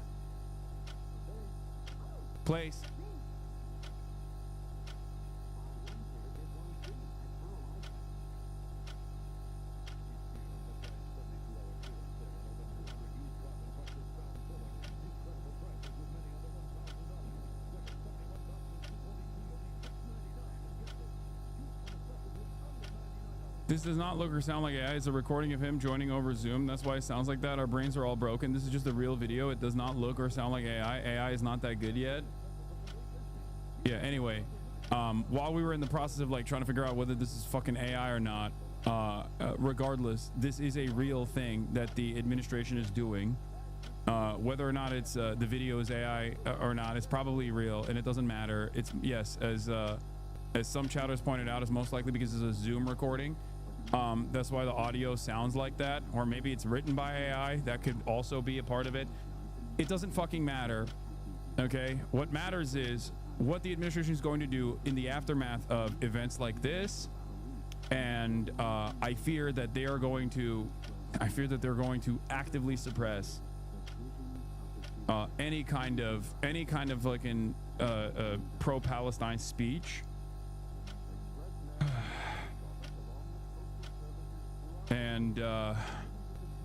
And the fact that the administration is basically saying, like, we need to do what Israel is doing. We need to do what Israel is doing. Israel's doing a great job. We got to do exactly what they're doing. Should be terrifying for Americans, okay? Israel has incredible censorship, even for the Israeli population, okay? They have a military censor. They do not have free speech in Israel. America has free speech. So seeing so many of these, like, supposedly right-wing pro-free speech accounts unironically lap up whatever the fuck the ADL is saying in an effort to get the government to go after people that they don't like, content creators that they don't like, simply because it's a position that I have taken, is insane, okay?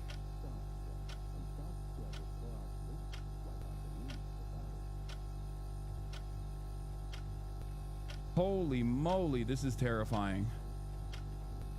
And things he might have in his house that indicate who he's been in contact with, what he's been looking at on the internet, what he's been writing, things that he's been searching in his online search history. It uncovers both his motive, and it gives investigators a view into his network of contacts, because what they're looking for right now is exactly what you just suggested, to see if anyone helped him plan this event, helped him train for it, helped him acquire the materials that he needed to pull it off, or was he simply inspired by events he saw and was, you know, harboring grievances about things that he saw online and that were happening overseas in Gaza and other places. This is going to help investigators understand whether or not he had co-conspirators who might also have culpability in this attack, or if he simply acted alone, lone offender, driven by grievance and, you know, kind of went down this path towards extremism by himself. So a lot of very important questions for them to uncover in the next few days and hours, really. And we know that they're well on their way to doing that with that search warrant. And John, you know, we use the term lone actor. In your experience, and you both have, unfortunately, a lot of experience, fortunately for us, because we get to lean on your expertise, unfortunately, because these things have happened before. I bet the CIA is radicalizing and pushing these guys online. I don't think they need to I don't think they need the CIA to get radicalized online. We have no support network for the average person, okay?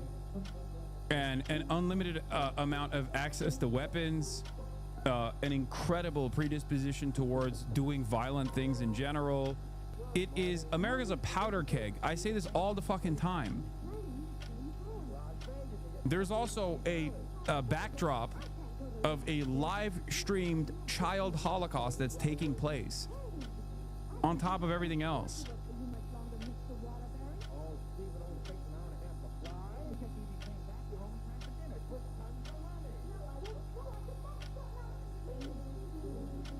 That's it.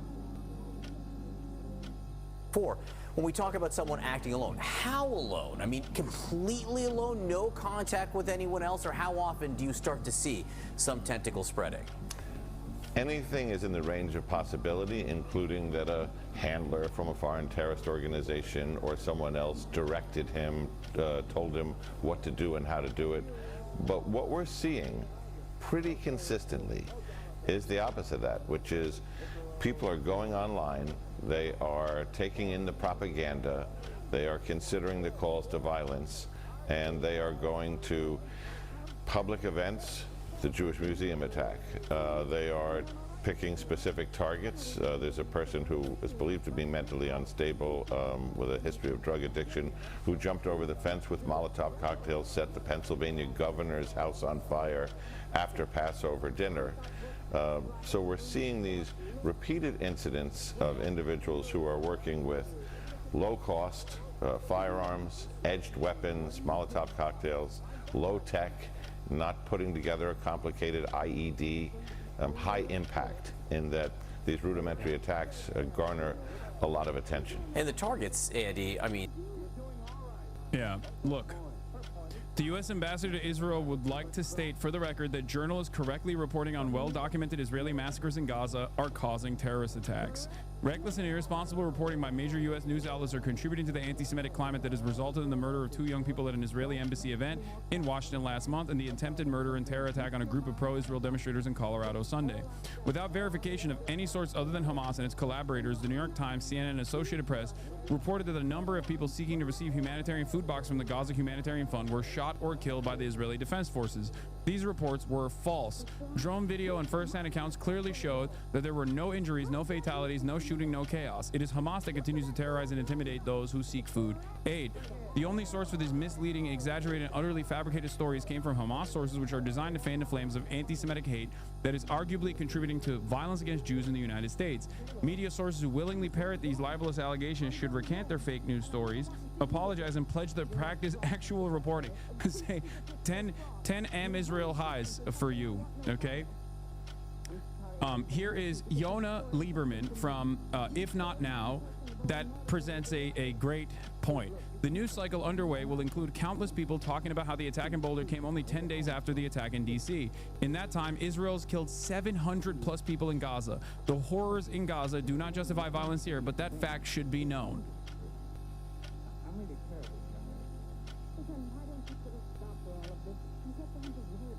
Debunking live stream event and trying to lie about it so to people is so pointless. Who do they think they are talking to?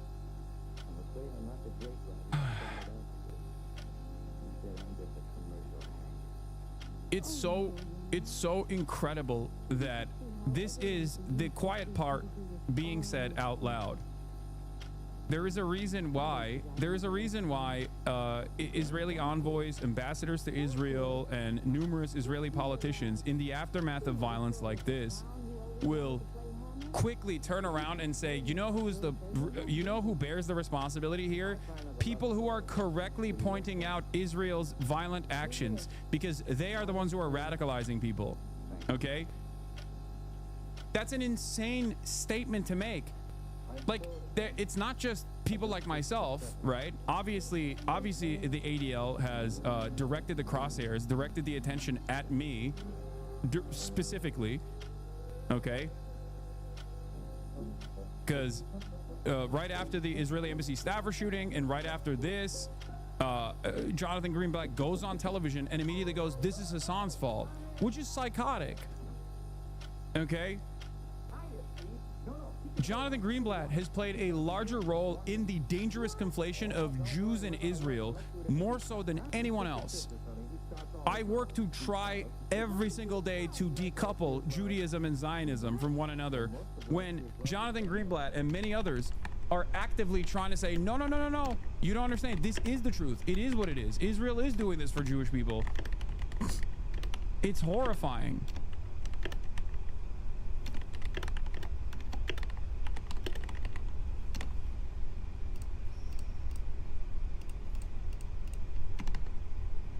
Here it is. And what I really want is whether it's social media influencers on Twitch and YouTube like Hassan Piker or other kind of promoters of hate on YouTube and TikTok like Guy Christensen, or like, you know, these speakers at these graduations. It just happened. Yeah, see? All of his smoke is for like speakers at graduations, like people that say Israel's doing a genocide, which is correct. Israel is doing a genocide. Like, people like myself who correctly say Israel's an apartheid state doing a genocide. People that are speaking at graduation, correctly pointing out that Israel's doing a genocide. These are the people who are radicalizing people. It's like, no, dude, it's the fucking fact that Israel's doing a genocide that is radicalizing people. Okay? That's insane. Like, the argument that a lot of these guys are trying to present here basically is that Israel should be able to do a genocide and you shouldn't actually call it out, because if you call it out, then you're radicalizing people against Israel. You're radicalizing people to doing violence. That's an insane fucking statement. Do you not care about the violence that Israel is subjecting the Palestinian people to, obviously Jonathan doesn't give a shit. His stated purpose, his singular goal is basically to, you know, do propaganda at the behest of Israel. The other day at MIT, spreading blood libels about the Jewish people or the Jewish state, it creates the conditions in which this kind of act is happening with increasing frequency. We've got to stop it once and for all. I hope the Trump administration will do just that. Well, the fact... And what I really...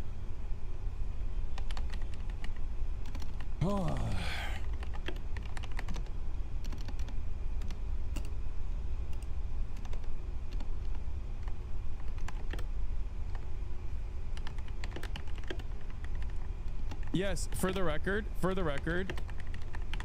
yes, it's not just me, it is the United Nations that's also contributing to the radicalization.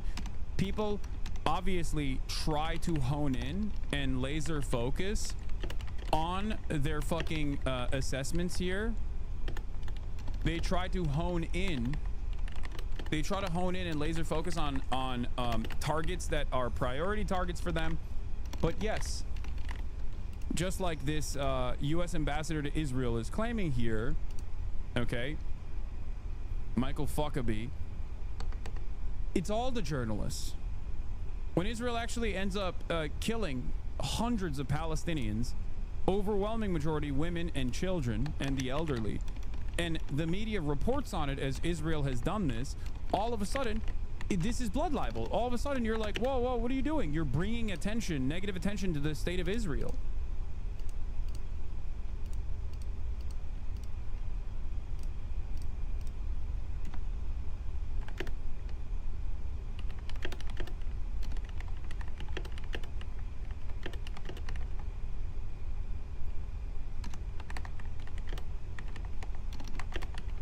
It's just...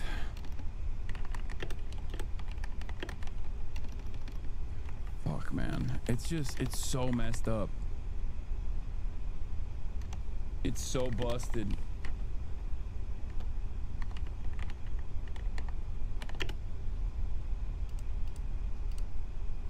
You are a very easy target.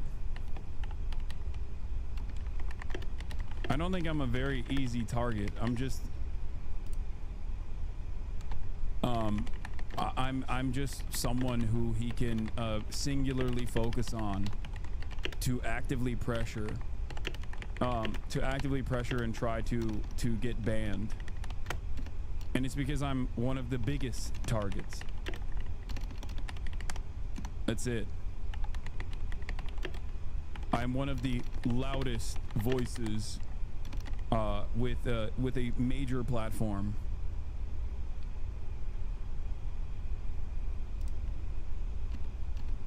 Obviously, yeah, getting banned off Twitch is the least of my worries, but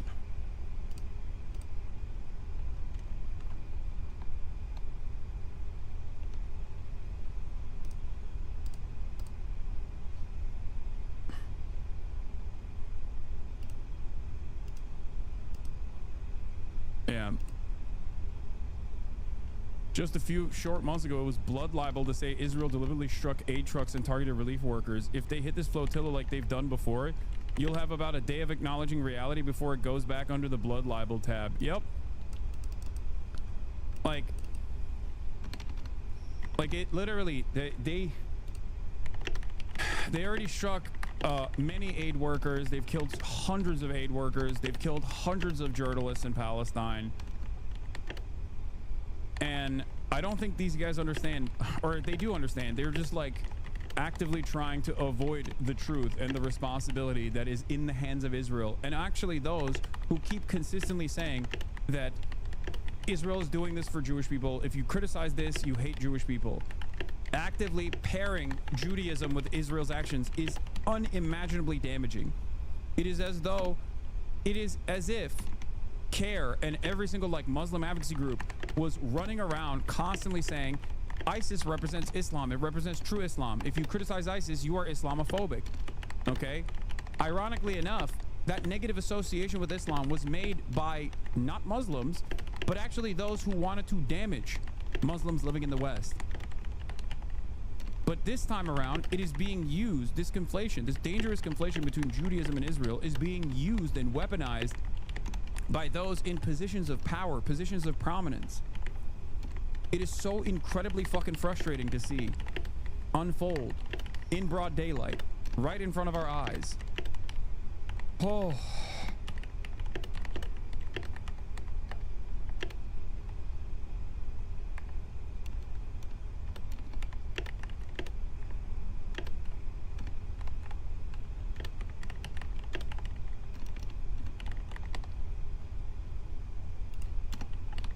It's not commentary on Israel's action, but the actions of Israel itself that's radicalizing people. The logical endpoint is banning non-state sanctioned journalism on Gaza, similar to the military censorship in Israel. I know. That is not just the logical endpoint. That is the goal. That is the stated goal. That's what it is. That's the issue. Everyone is lying. Like, this is what the pro-Israeli position has become. Everyone is lying about Israel, except for those who directly work with the Israeli state, okay? Every single person. They say that the BBC is lying. They say the New York Times is lying, even though their coverage on Israel is entirely slanted in favor of Israel, constantly contextualizing the violence that Israel subjects the Palestinians to. Israel flunkies are so far gone that they genuinely believe the entire world is lying, and only repeatedly discredited Israeli propagandists can be trusted as far as they are concerned, says Moin Rabbani. Literally everyone is lying. The eyewitnesses, the wounded, the relatives of the dead, the medics who treated them, the reporters who collected and record evidence, the journalists and editors who verify the facts, the officials who make statements about these reports. These psychotic lunatics genuinely believe it is they who are the victims of a global conspiracy so vast that they are alone are not a part of it. Most bizarrely of all, these flunkies are absolutely convinced that if they collectively chant blood libel often and loudly enough, reality will simply disappear. The members of the genocidal cult didn't drink the Kool-Aid. They never needed any. Yeah, I am reminded of what Yair Lapid said once. Objective reporting serves Hamas. It was an accident, but it was a truthful moment. Oh.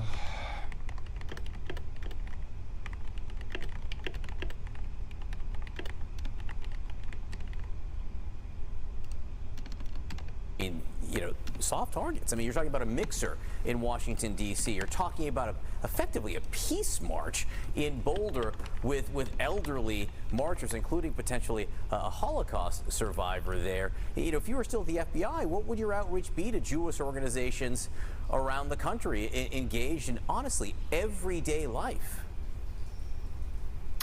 John, this is the dilemma that's confronted the Jewish community for years, and it is getting markedly worse.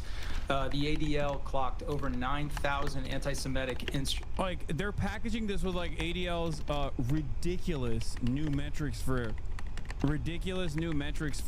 anti-Semitic incidents, which by ADL's own admission is literally instances of real anti-Semitism, and then also instances of people saying free Palestine, okay? From the river to the sea, Palestine should be free. Like, that is considered an anti-Semitic incident. It's ridiculous. The premier institution that is designated, that is tasked with combating anti-Semitism, is doing this conflation itself. Americans ultimately are selfish people.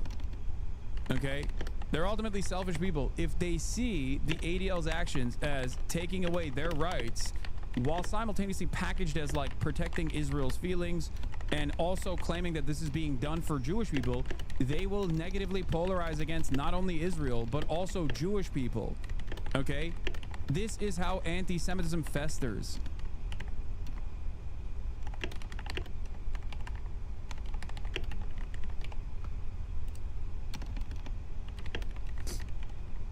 Oh. Incidents last year, which was up 5% from 2023. The Foundation to Combat Anti-Semitism tells us that 68% of the religious motivated hate crimes in this country, 68% are committed against Jewish people, while at the same time Jewish people comprise only 2.5% of the population. No one has done more than the Jewish community to try to protect their institutions, their community centers, their synagogues, than the Jewish community, with organizations like the Secured Communities Network that does an amazing job in providing security assessments to Jewish communities around the country and helping them build up the sort of systems they need to stay safe. But the facts are what they are. Targeting of the Jewish community has increased markedly, particularly in the wake of the October 7th attack on Israel, and there is no sign that this is going to stop. So they need to kind of continue this very expensive, very labor-intensive effort to secure their institutions, but they also need to think about these soft targets.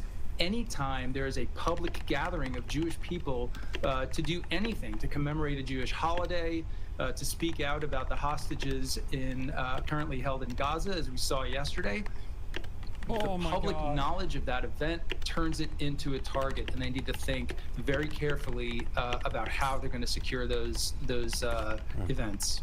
A necessary but tragic commentary on the situation. Andrew McCabe, John Miller, thanks to both of you. Gruesome Colorado terror attack, a wake-up call for every American. All right. Look, every single one of these instances, whether valid or invalid, and this is a valid instance of the media basically weaponizing a valid instance of fucking direct violence against undeserved, like people that did not deserve to be fucking lit on fire. Okay, make no mistake. But no matter what happens, there is always a very quick turnaround on victimhood narratives. This is a real instance of victimhood, and they will pump this as hard as they can. Okay, the media will pump this as hard as they can, and turn around and dominate the news and media cycle with this. Don't fucking, don't. Like, random acts of violence are completely fucking unacceptable. I cannot believe how desensitized every individual American is to all of this violence. Oh. Like, think about it this way. This person is not incorrect. Like, there was a bomb that exploded, a car bomb that exploded outside of an in vitro fertilization, not an abortion clinic, but an in vitro fertilization clinic. Okay, that happened like 2 weeks ago. We've already gone, we've moved past it. Like, nothing sticks anymore. It's so fucking crazy. Nothing gets any coverage whatsoever. This most likely will also pass as well. We'll just instantly move on. It is crazy. That happened like 2 weeks ago. We are so insanely used to unlimited violence. It almost leads to the opposite outcome in almost every case because it can be spun against a movement. Yeah, it doesn't matter. I mean, this person is not like, this is not the intended outcome of this movement, and they are trying to do the same thing that they did to Black Lives Matter. Okay, being like, oh, this person was violent against cops, like, or he said something about, like, fuck pigs or whatever. This is an incredible amount of violent sentiment coming from the Black Lives Matter movement. Like, we have to actively stop this, it's just it's the same principle. Were there real instances of violence directed against cops? Certainly, I'm sure it happened. Okay, of course. Was the overwhelming majority of the protests peaceful? Yes. The only instance where, like, those protests would turn into riots would be as a direct consequence of police brutality at a fucking police brutality protest. Something I will never forget was there's also, especially in like these organized protests, there are always agents of propaganda that infiltrate these protest movements and engage in incredibly fucking violent acts. Okay, one of the greatest examples of this was the Jiffy Lube that burned down in one of the first ever Black Lives Matter protests. The person who did that was a white supremacist. Okay, an agent provocateur, a white supremacist that looked like a fucking cop that they identified him, but they never actually caught him, if I remember. Or not Auto, it's not Jiffy Lube, sorry, AutoZone. It was the AutoZone. It was the umbrella guy, you remember? At the time I covered it and I said, this looks very suspicious. This looks like a person who is there as an agent provocateur, explaining what agent provocateurs are.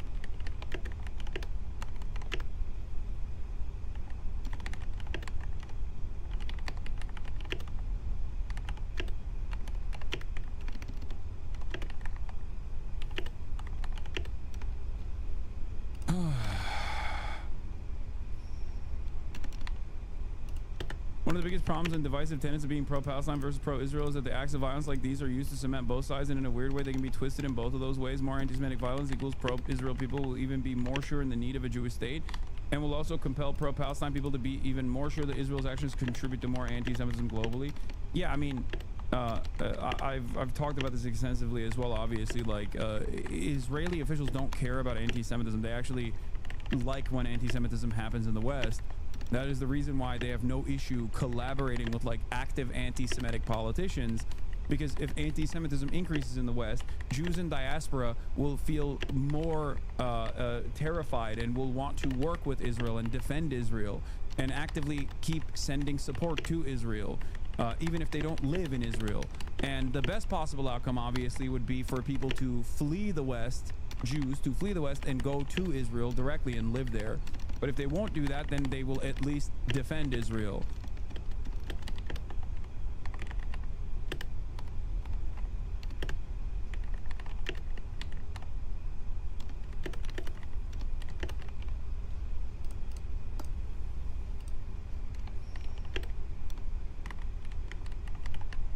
Anyway.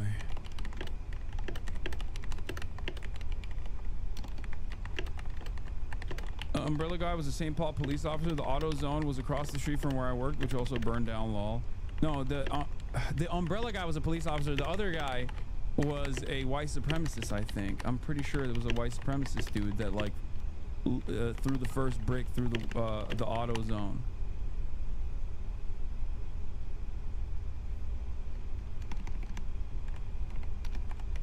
Ultimately, none of this changes the dynamic on the ground for Palestinians. There's still a fucking genocide going on, okay?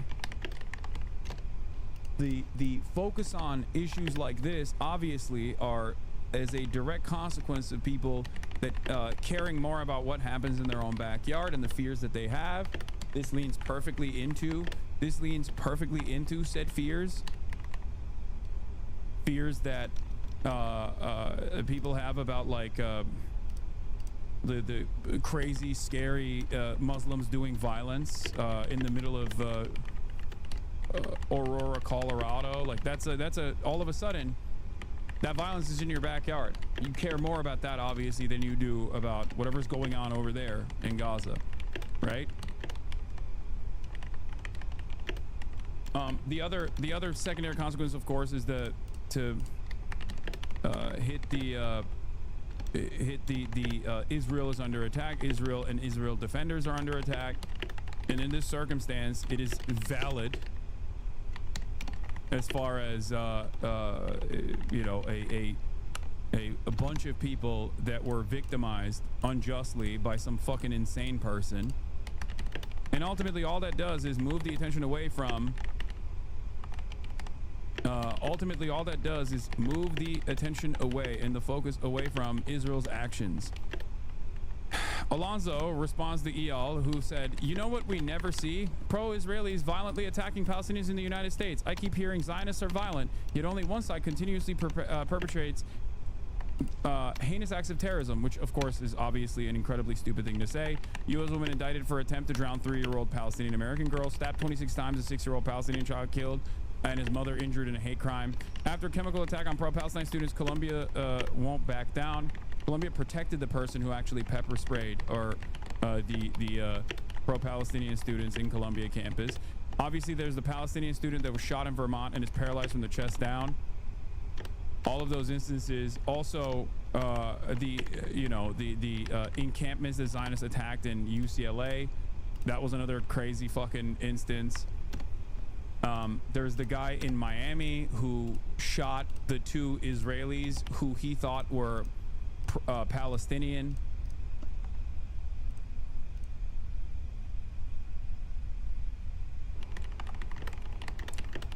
I don't think Eyal is this ignorant, says Alonzo. I do think he's malicious and could not care less about the 6-year-old Palestinian kid stabbed to death, or even the 2 Jewish guys assassinated, not assassinated, but attempted. An attempted assassination of 2 Israeli Jews because the other American Florida Jewish guy thought that they were fucking Palestinian. Ironically enough, the Israeli Jews also thought the person who was shooting at them was also Palestinian. That story did not even make a blip in the fucking media cycle because it could not be used. And the only reason why there was any coverage whatsoever is because initially they thought it was a hate crime, so they covered it, and then they very quickly found out that both the perpetrator and the victims were Jewish.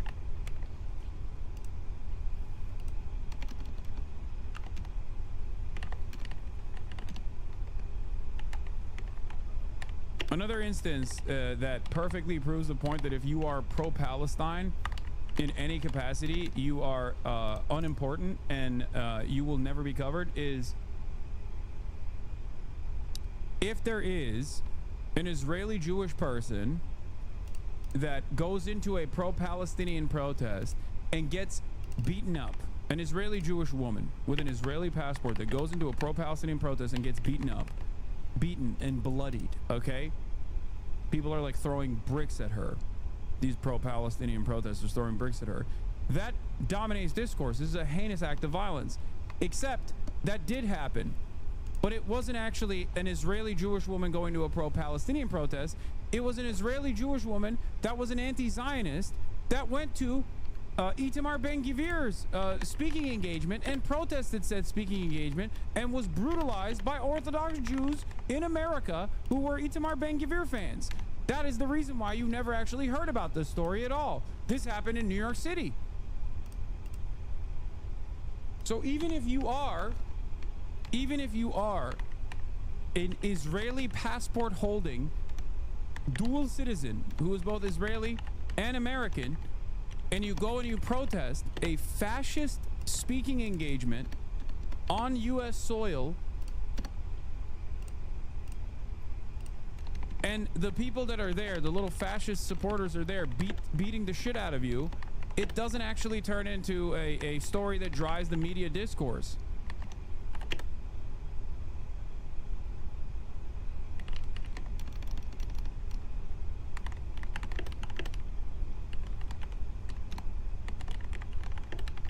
Yeah, they threw a rock at her head.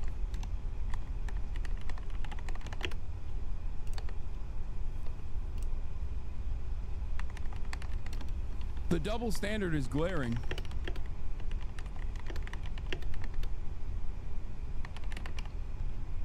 Anyway, none of this is going to stop me from saying what I believe, even if at times you don't agree with what I'm saying. Maybe you have fucking more radical opinions than myself or whatever. I don't give a shit, okay?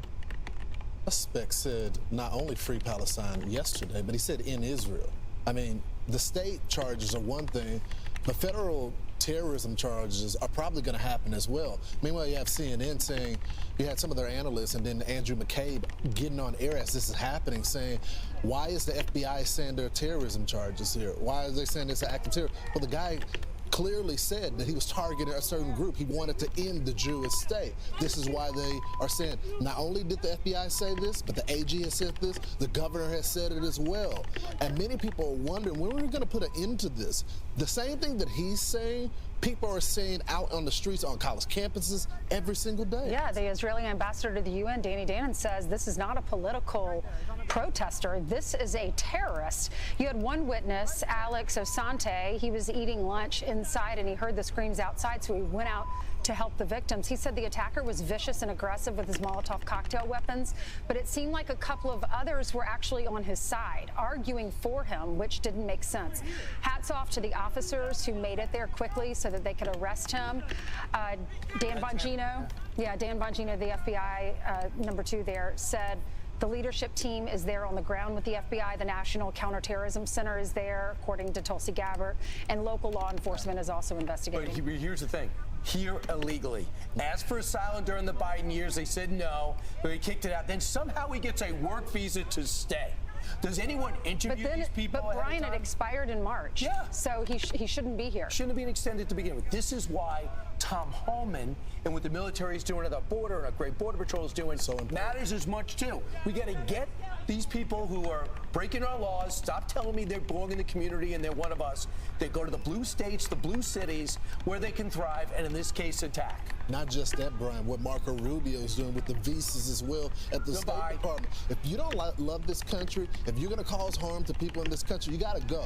Yeah. Let's bring in former Deputy Envoy Combat and Anti-Semitism, Eli Kohanim, onto the program. Eli, we want to get your general reactions to what's happening here, but a few questions about what's happening when it comes to the protest there. They're saying from the river to the sea. They're saying a global intifada, and they're saying free Palestine. What does that mean? Because these same people that are committing these acts of terrorism are saying those same chants. Lawrence, that's an excellent question, and I think that this latest heinous terror attack against Jewish Americans by this foreign national who burned Jews alive yesterday has to be a wake-up call for every American. I call upon all Americans to now stand up with your Jewish neighbors and friends and say enough is enough.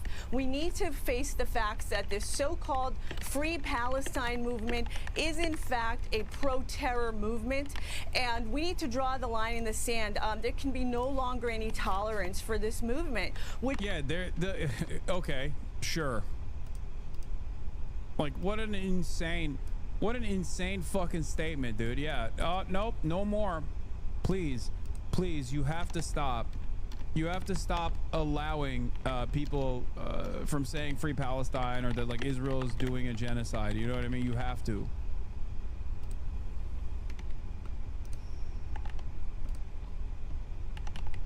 You have to say Israel is awesome and good. Otherwise, anything short of saying Israel is great means that you want Jews to be burned alive is a psychotic fucking statement. And I'm repeating myself over and over again. This is not about, for some people that are in media, sure, they think this is a great way to defend Jewish people, right? For many, it's about defending the state of Israel.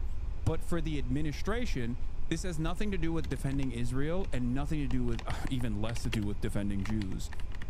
And everything to do with eroding the First Amendment, shredding free speech, eroding it by continuing along the same state trajectory that accelerated state surveillance in the aftermath of 9/11.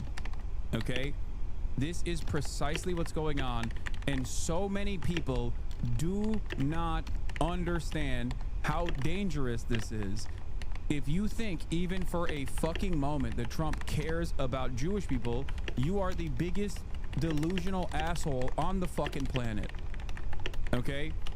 Trump does not give a singular solitary shit about Jewish people. He does not care. There are an endless amount of pro-Israeli groups that have masqueraded as Jewish advocacy groups that has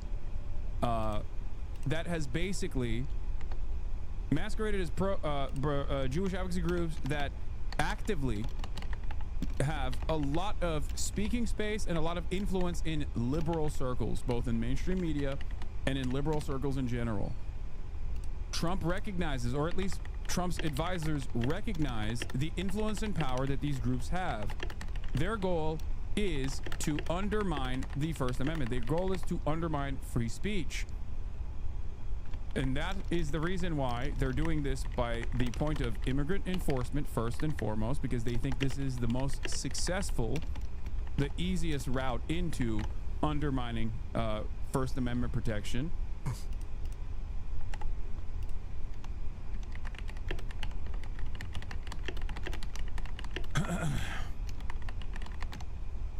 And they're using they're using the existing network of influence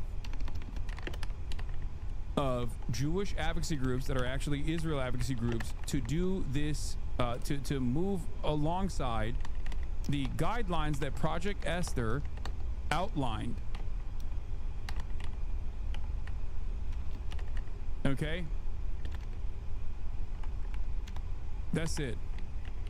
Which has left two Jews dead in the last 10 days, and now again a Jew, a Holocaust. What is this? This isn't a dishonest representation of the view of the Western Jewish diaspora. Many do think Free Palestine represents the same danger of a mentally unwell man with a flamethrower. The ADL reflects faithfully the opinion of large amounts of the diaspora, and it's incredibly dangerous to ignore this.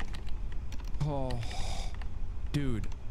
First of all, even that is not completely correct. And even if it was, it still doesn't change the reality. Who gives a fuck? Not only are you not correct, but also, even if you were, who gives a fuck? Like, what do you mean? If 100% of Jews in diaspora felt this way, which obviously is not the fucking case, okay? That doesn't change the dynamic at all. What do you mean it's dangerous to fucking ignore this? Why? People who are quick to say, oh, you're doing Jewish exceptionalism, will unironically do that themselves. Okay? Like, that wouldn't all of a sudden make it the truth. You know what I mean?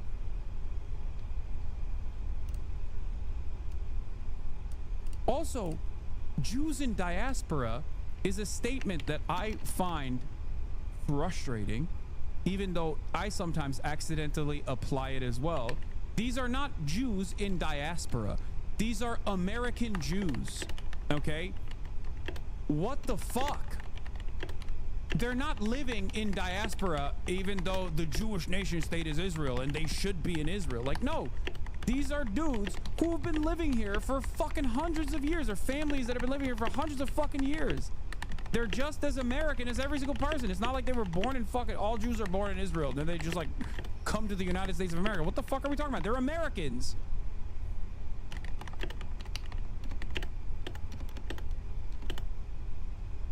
And ultimately, it still has nothing to do with Judaism. It is a weaponization.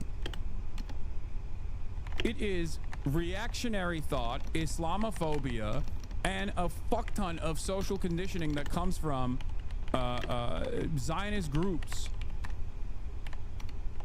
early on. And in spite of that, this generation of Jews, like young Jews in America, have similar opinions to the other non-Jewish groups in the country. This is a generational divide. A survivor is burned alive on American soil. This is just not America. This is not our values. And to that point, you know, as you just mentioned, Mohammed Salman, the perpetrator, is an Egyptian national. He was let into our country by the Biden administration. And so the Biden administration's failed immigration policies are not victimless. In this case, it is Jewish Americans who are the victims. But let me remind everything, the hatred that starts with the Jews never ends with the Jews. And so truly all Americans are potential victims for these failed immigration policies. Ellie, I've interviewed the lawyers for the hostage families. They have got... It's so funny that a chatter said Nazis love you now. America First Post News. This is a Nazi outlet. America First Post News. Okay, post after ADL CEO Jonathan Greenblatt called for his deplatforming, Hasan Piker has been suspended from Twitch. And half of these motherfuckers are literally saying, like, these guys are anti-Semitic, okay? Obviously, they're insanely anti-Semitic. They're fucking Nazis. And they're celebrating the ADL in the most anti-Semitic ways possible. I wonder why. I wonder why the fucking neo-Nazi followers here are going rare... I guess, like, this is a, they're saying, like, rare Jew win or something, like, Juicebox knows. I assume he's saying Jews. They're literally siding with the fucking ADL. Okay? Do you understand? Yeah, W.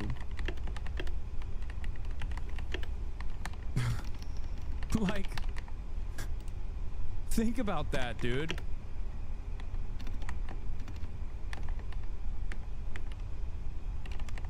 And IG just allows this? Of course IG allows this. Oh.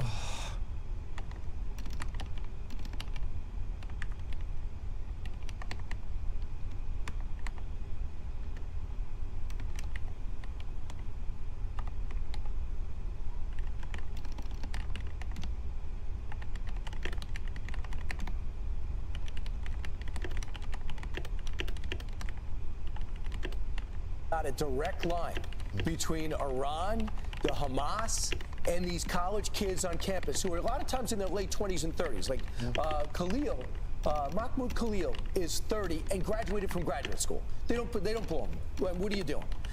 Number two is this has got to be unwound. We can't just say, oh, this crazy guy came to New York, did something, came to D.C. or blew up Josh Shapiro's house. I'm anti-Semitic, but I hate terrorists more. Release the hostages and surrender. If that pissant Hasan says free Palestine one more time on stream, he should be jailed. Wait, lol, why is a fascist anti-Semite like yourself so invested in censoring pro-Palestine speech? Interesting.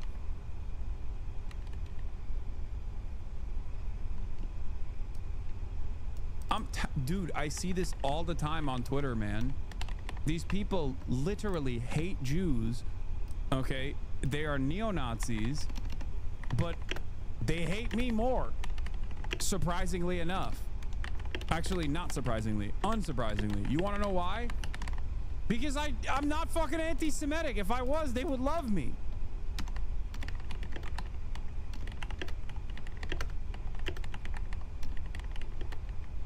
I'm catching it from fucking both ends here. Groups that are supposed to be tasked with combating anti-Semitism coming out and fucking actively calling for my deplatforming, and the neo-Nazis that otherwise hate Jews aligning with the fucking ADL.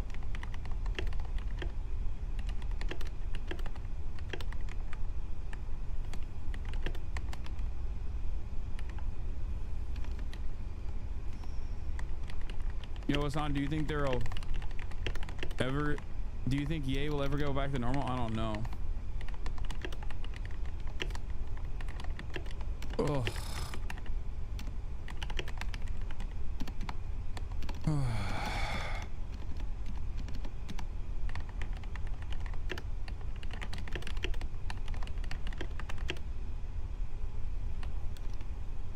Zay Jelani says the Hasbro obsession with protesters is odd to me because I think 0% of change in American public opinion about Israel has to do with the protest. Basically, Americans are watching Israeli ministers say they want to destroy Gaza and starve Palestinians and then do it. If Hasbro could figure out a way to repeal the First Amendment and then ban all Israeli speech on American internet, that might do it. Short of that, I don't think any level of censorship will reverse this trend. The number one thing Israelis could do to improve the image of Israelis is to change Israeli conduct. Actually, the number 1 to number 100 things, because nothing else will make any difference whatsoever. This is also correct. Like this is it. And I don't think people who are pro-Israel understand that. Like they just don't. They don't understand it at all. They don't give a shit. They're like, shut the fuck up. It's so arrogant too. It's so unimaginably entitled. It's so unimaginably arrogant. It's so ridiculous where it's just like, no, we get to say babies are my enemy, and then we get to kill babies, and then in the Western world, if you cover that and you go, this is insane, if you cover that and you go, this is a fucking insane thing to say, this is Hitlerian, all of a sudden you're the number one anti-Semite and you need to be silenced. It's like, bro, what are you doing?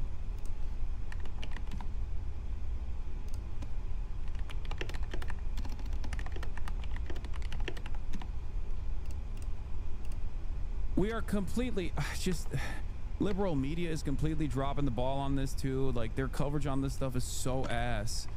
Like look at this, dude. Look at this shit. Lindsey Graham, I hope Greta and her friends can swim. Greta Thunberg set sail with Gaza flotilla that aims to break the Israeli naval blockade to offer aid to the starving Palestinians.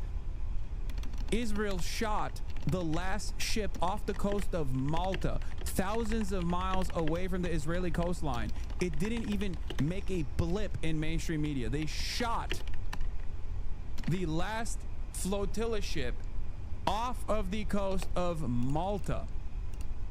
Okay? And now you have American politicians saying, I hope Israel shoots your fucking ship and you drown in the water.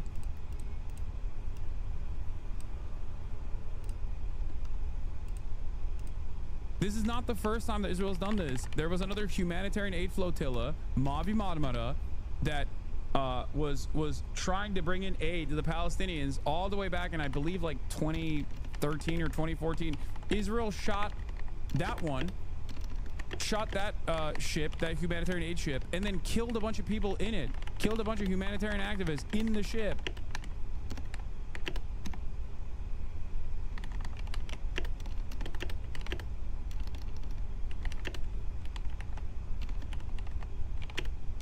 Oh, 2011, 2010.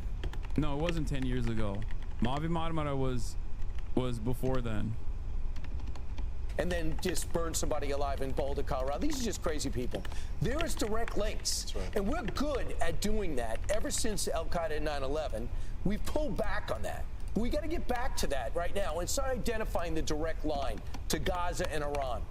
Exactly right, Brian. And look, this is part of what the Trump administration is doing in the short time that President Trump and the admin is now back in office. So what you're pointing to, Brian, is indeed the links between what's happening here on U.S. soil and foreign countries like the Islamic Republic of Iran. Look, under Biden... Dude, is so wild.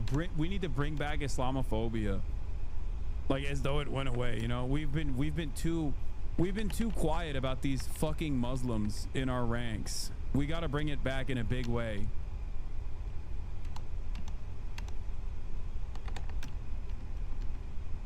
Incredible.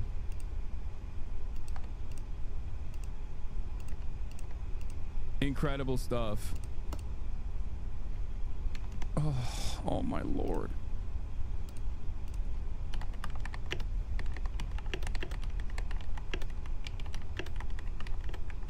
And the DNI at that time Avril Lavigne came on the air and said that Iran was in fact funding some of the pro-terror, pro-Hamas movement on our campuses, and that perhaps unbeknownst to our American students, they were actually in touch with Iranian agents. So yes, this is absolutely correct that we've got foreign countries that are funding, perhaps organizing some of this activity. They told the hostages that. Yes. They told them that in the tunnels. That's right. While they're being held, he says, we have links and we have supporters in American. This, by the way, was one of the most insane lawsuits that were launched by some of the Israeli hostages that were freed, that work with like all these apartheid defense league style Israel advocacy groups. It is so nutty to me that is unironically something that these guys are openly entertaining, and no one turns around and makes fun of them. You know, no one turns around and goes, this is the dumbest fucking thing I've ever heard in my entire life. Yeah, here is Tim Barker, who's an OSINT guy, who's a good OSINT guy. He said, I went back and looked up Hassan Nahan's initial response to 10-7. His statement is one that any decent person could easily co-sign.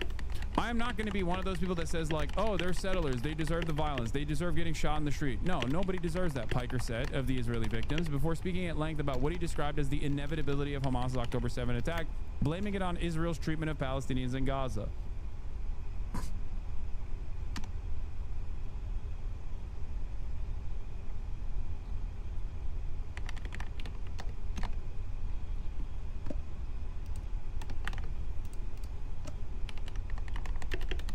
This has been my fucking statement. It is objectively a correct statement.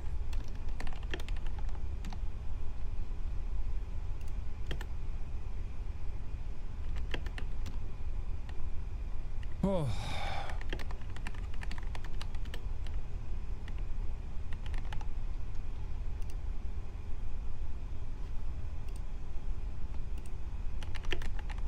The idea that like there are people who are entertaining the notion that like Hamas is actually funding the protests or has like a direct line of communication with the fucking American college campus protesters is one of the most insane things I've ever heard in my entire fucking life.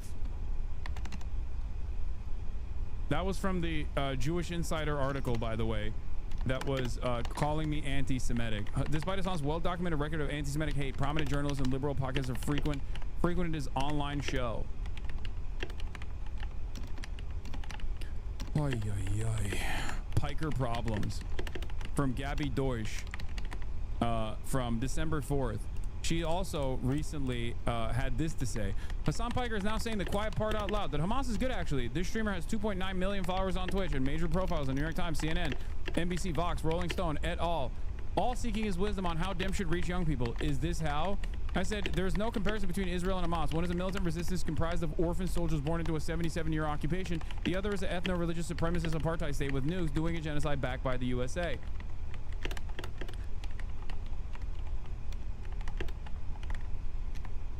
What did I say here that is wrong? First of all, this is just a factual statement. If you consider this factual statement to mean to imply that Hamas is good, then that's on you. You don't like the truth. This is the objective truth. It just doesn't look good for Israel, and that is precisely the reason why you're making a big fuss about it. That's it.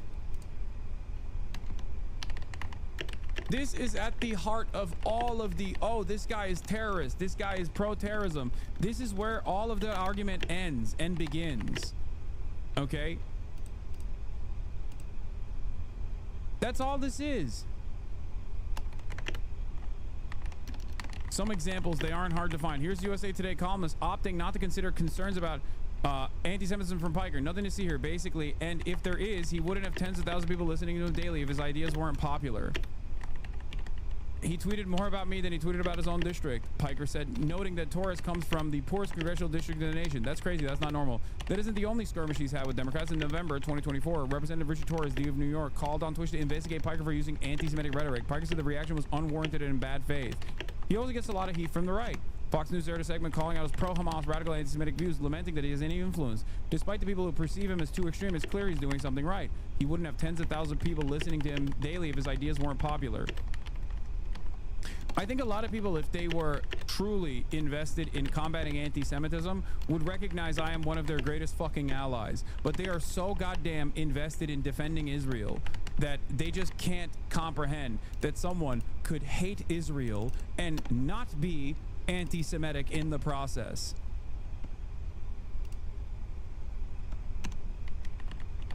That's it. You just don't like that I'm correctly calling out Israel for being correctly saying that Israel is an apartheid state that is doing an ethnic cleansing campaign. That's it. You don't like that. You don't fucking like that.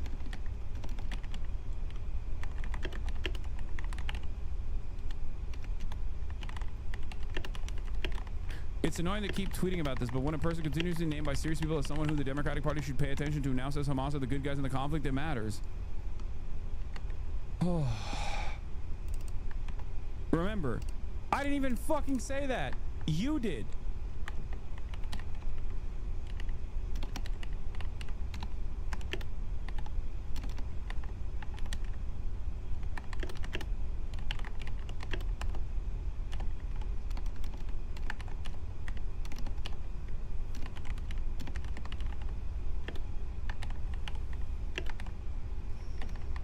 Like, I am just as critical of Saudi Arabia as I am of Israel, okay? On numerous fronts. Nobody's gonna fucking turn around and be like, Hasan is a dangerous Islamophobe for criticizing the Muslim nation of Saudi Arabia. That's where Mecca is. That's where Medina is. It is the most important nation for Islam. Nobody says that. And if someone were to say that, I would laugh at them, okay? It's so fucking stupid.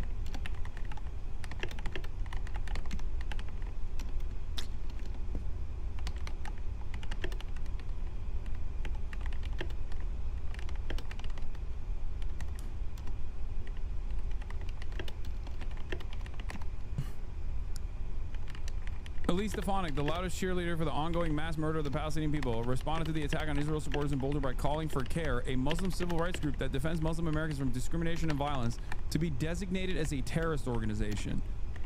Fantastic.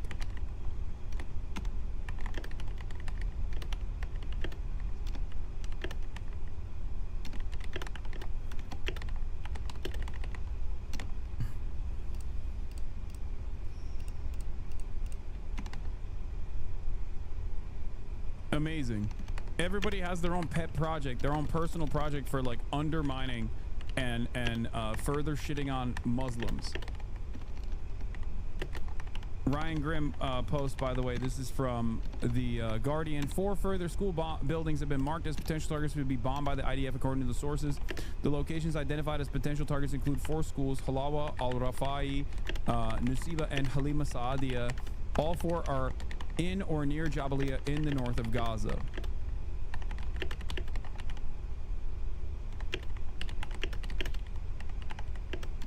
Insane.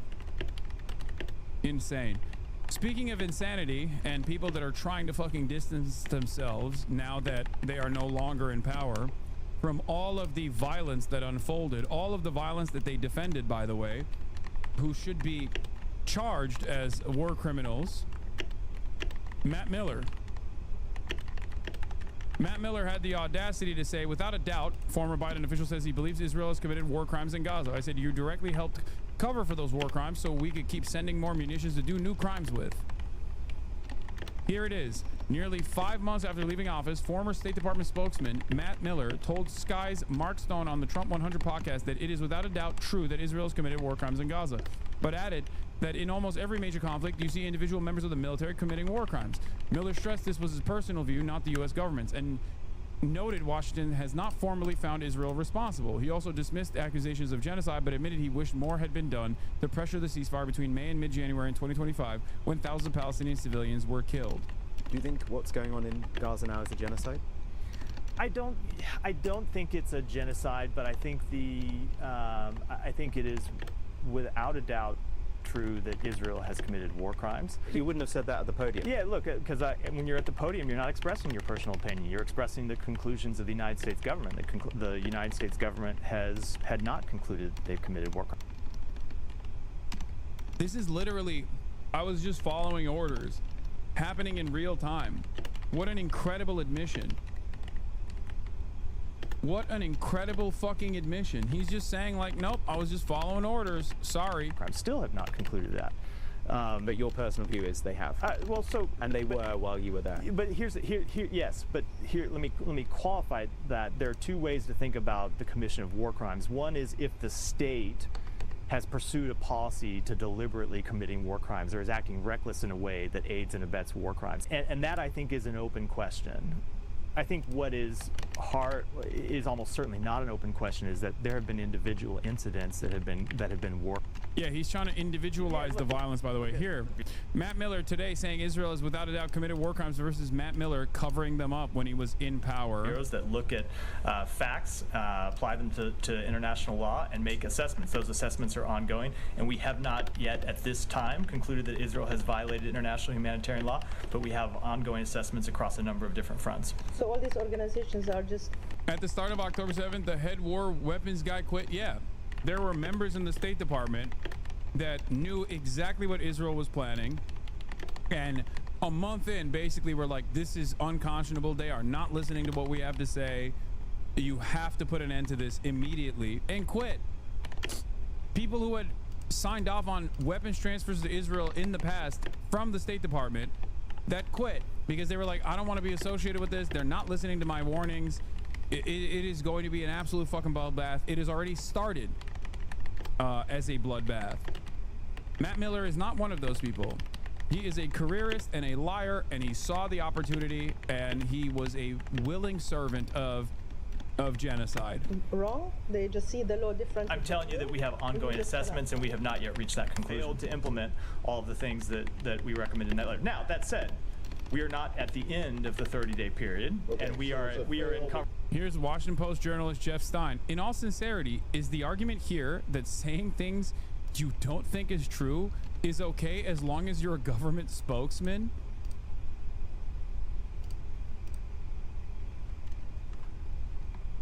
How incredible of an admission is that? This is literally the just following orders statement from Nuremberg that everybody remembers. That's him. He's saying it. You're not ready to give them it's not the end. It's not the end of the semester. No, Jeff is stupid. That's not the point. No, Jeff is not fucking stupid. He is being incredulous on purpose in order to drive home the fucking point. What are you talking about? You don't hand out grades in the middle. It gives you the right to lecture. Jeff Stein is not stupid. What the fuck are you talking about, Chatter? Jeff Stein is actually a brilliant journalist for Washington Post. What are you talking about? He's done endless coverage on like the violence that American sanctions have borne about in the global South. He's a great journalist. Other countries on their moral. So if you have a policy question for me, I'm happy to take it. If you want to give a speech, No, but there are plenty of places in Washington where you can give a speech. Yeah, but people are sick of the bullshit in here. I mean, like, it is a genocide. You are abetting it, and you are blowing up an entire village in southern Lebanon. What do you?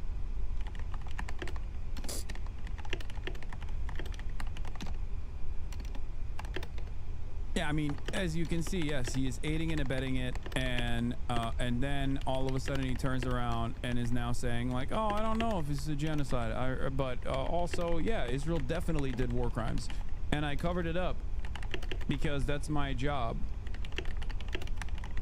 My job is to cover up those war crimes as a member of the American State Department. Like, this is my job. Ridiculous. Ridiculous.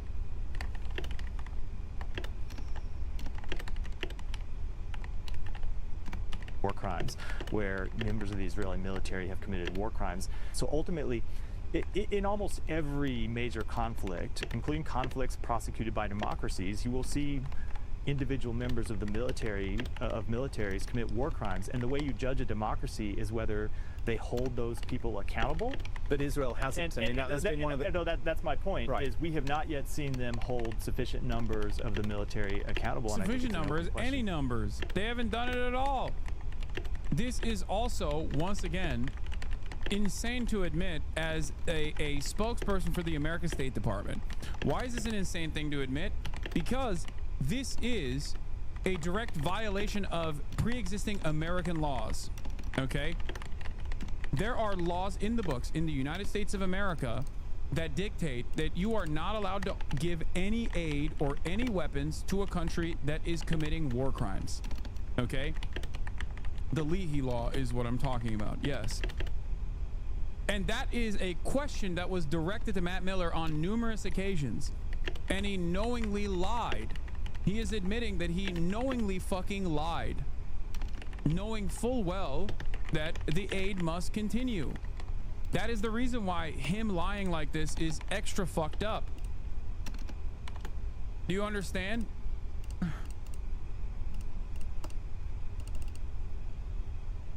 His purpose to lie at the behest of the American state was deliberate, was by design done in this way so they could continue fucking sending weapons.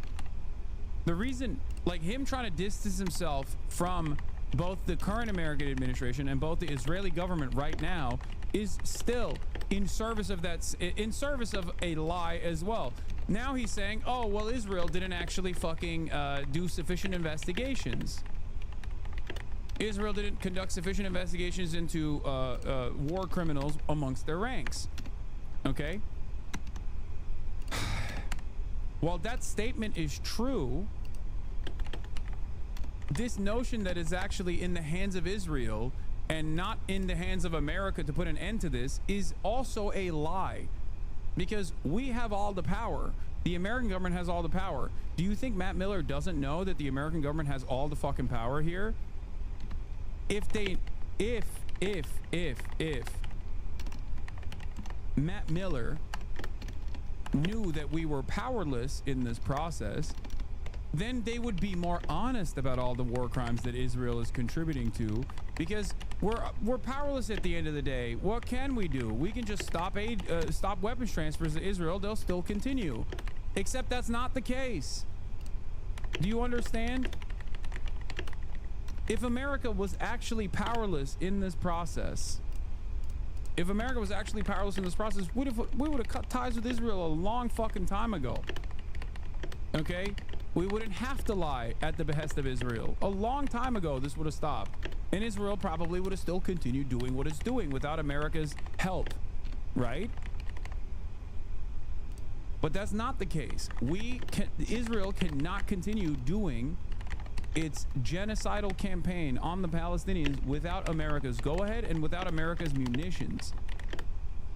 This is our genocide as much as it is Israel's genocide. So when guys like this try to distance themselves and the American government, or at least their administration, from the actions of Israel, they're lying again. Whether they're going to.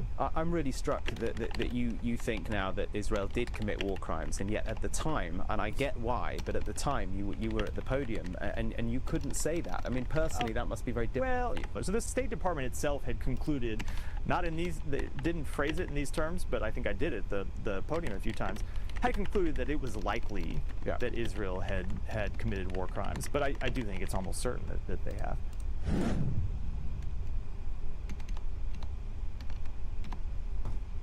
Do you think what's going? See also Miller's Exchange journalist Niall Stanage about a year ago when Israel was already deep into his genocide and hundreds of apparent war crimes had already been committed. Yeah. In this case, like, I can't go through all 6 of them, take too long, but one instance, a strike on the Taj 3 tower in Gaza City, the UN says was caused by several 1,000-pound bombs, killing 105 people, including 32 women and 47 children. I mean, should it take 8 months to make a final determination as to whether that was within as we have said before, it is very difficult to draw fact-specific conclusions when we don't have someone on the ground and we're in the middle of an active conflict. So what we do is we gather information, we talk to independent organizations to try to gather information, and then we make our assessments. Those assessments are compounded by the sheer scale of this conflict and the number of incidents that we have to review and the limited resources that we have to make those assessments. But I can tell you there are people working hard on it day and night. But how does it come? Like, he knew that there weren't people working hard on it day and night. You understand that, right? Like, he has now admitted. I mean, we knew this already. I said it over and over again.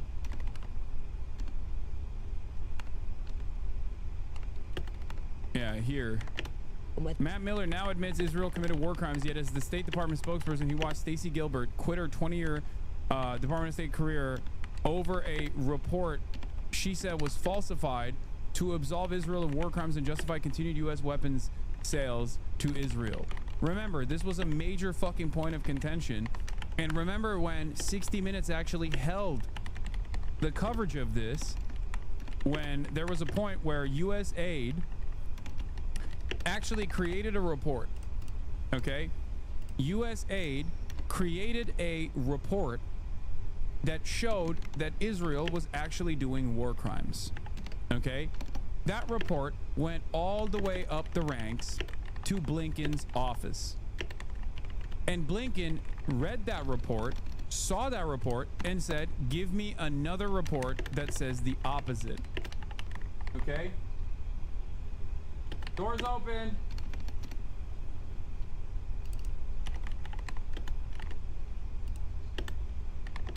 Yeah, Chris Hedges is here. Hold on.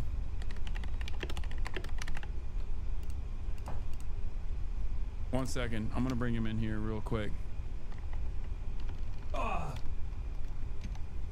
Hiya. Thanks.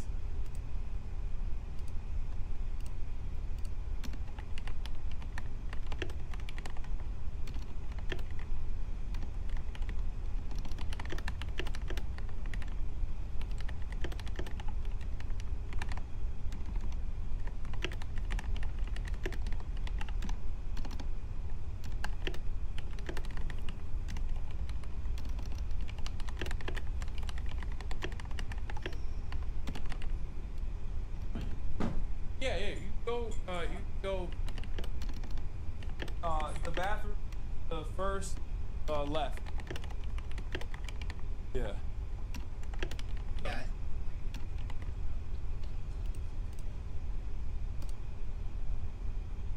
Okay. Yeah, yeah. All right, perfect.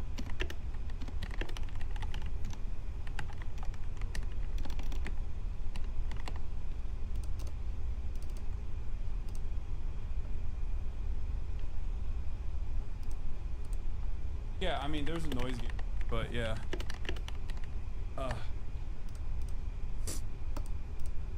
Chris Hedges is a wild pull. Mic test. What? Okay, calm down, everybody. Yeah, it's in person.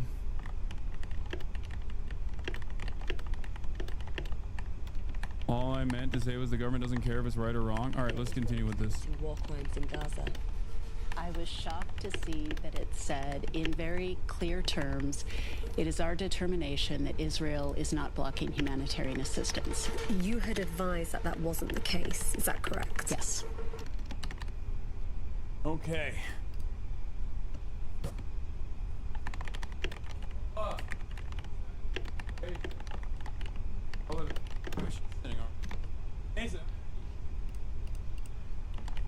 All right. Chris Hedges in the building, everybody. Thanks for having me, Hasan. Yeah, it's a good idea. Okay.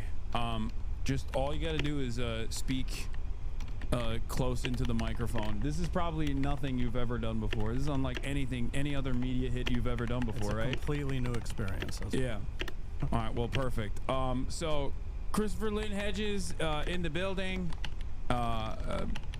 How would you describe yourself to this audience of primarily younger people that might not know what you do? I mean, I was formed as a newspaper reporter, and I guess at my core, I remain one. I was overseas for 20 years, covered mostly war, started in El Salvador, 83 to 88. Then I was in the Middle East for 7 years. I was the Middle East bureau chief for the New York Times. Then I covered the war in the former Yugoslavia. And in between, I covered a lot of other conflicts. I get seconded to places like the Congo. I covered civil war in the Sudan, Algeria. I covered the civil war in Yemen, even though I made the mistake of being on the losing side. But mostly war. I was either in conflicts or got airdropped in conflicts. Yeah, I've tremendous experience in this field. You were also writing for Christian Science Monitor, right? When I started, I was freelancing for Christian Science Monitor and NPR out of Salvador. Yeah. Yeah, and you have a new book coming out, A Genocide Foretold. Right? Yeah. So what's the book about? I spent a lot of time in Gaza because I'm an Arabic speaker, and have pretty much focused, and you've done good stuff on this, on the genocide since it started. It's personal. I've lost a lot of friends. I mean, actually, most of them, we don't know what's happened to them. So you hear from them periodically, sporadically, and then you just stop hearing from them completely. And so it's a collection of, they're not essays. We just took I've written so much since October 7th on it, that we just formed it into a book to give the genocide some kind of context. That said, I just came back from Egypt a couple days ago. I was there with the cartoonist Joe Sacco, and we were interviewing Palestinians from Gaza because the Foreign Press can't get into Gaza. Yeah. And so we're just determined to counter this erasure, not just the physical erasure, but the and the erasure, of course, of people, but also the erasure of their culture, their history, their stories, and it's kind of our contribution. Sacco, he did these two great works, Palestine and then Footnotes in Gaza. Yeah. Well, first of all, thank you for all of your contributions, and we're very honored to have you here on the broadcast. We were supposed to do this over the internet, but I think this is a much it's always much better in person. Yeah, it's much especially better when way it's to longer. Do it. Yeah. I just watched your 2+ hour interview with Giannis. Oh, which, if I was going to give a Golden Globe for podcasts, it was really good. Oh, thank you. But you know, as you know, I'm a journalist. I mean, the quality of an interview is determined by the interviewer. I'm really bad at interviewing. No, you weren't. You were. That's really what good. that's what my audience says all the time. I'm really bad at interviewing because like there's an entire arena, a stadium full of people that are constantly talking. You probably see them in the chat right now, like all those words that are flying. So I'm doing live production at the same time, making sure that the cameras are working, and also simultaneously keeping track of what's going on with the chat. So I'm a little bit all over the place. So I apologize, and if I don't make direct eye contact as I normally would in person-to-person conversations. That is because I'm, actively monitoring all this other stuff that's happening. But enough about me. So we are.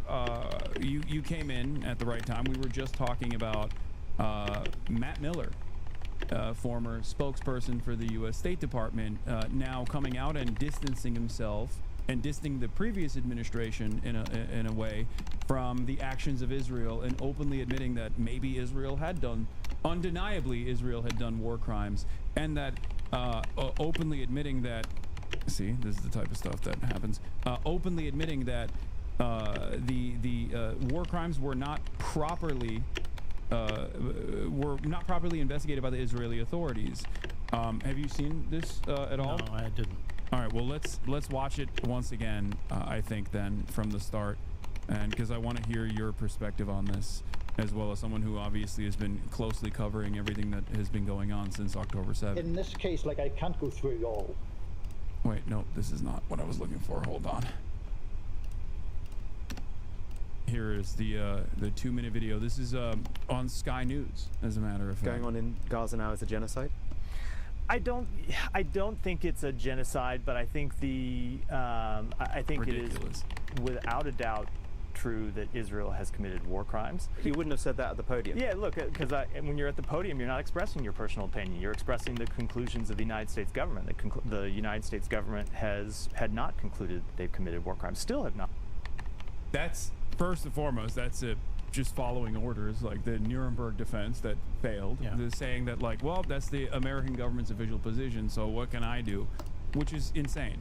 I feel like that's, people have gotten far too confident and in the international organs of justice not doing the correct thing, especially when the American government is actively defending Israel.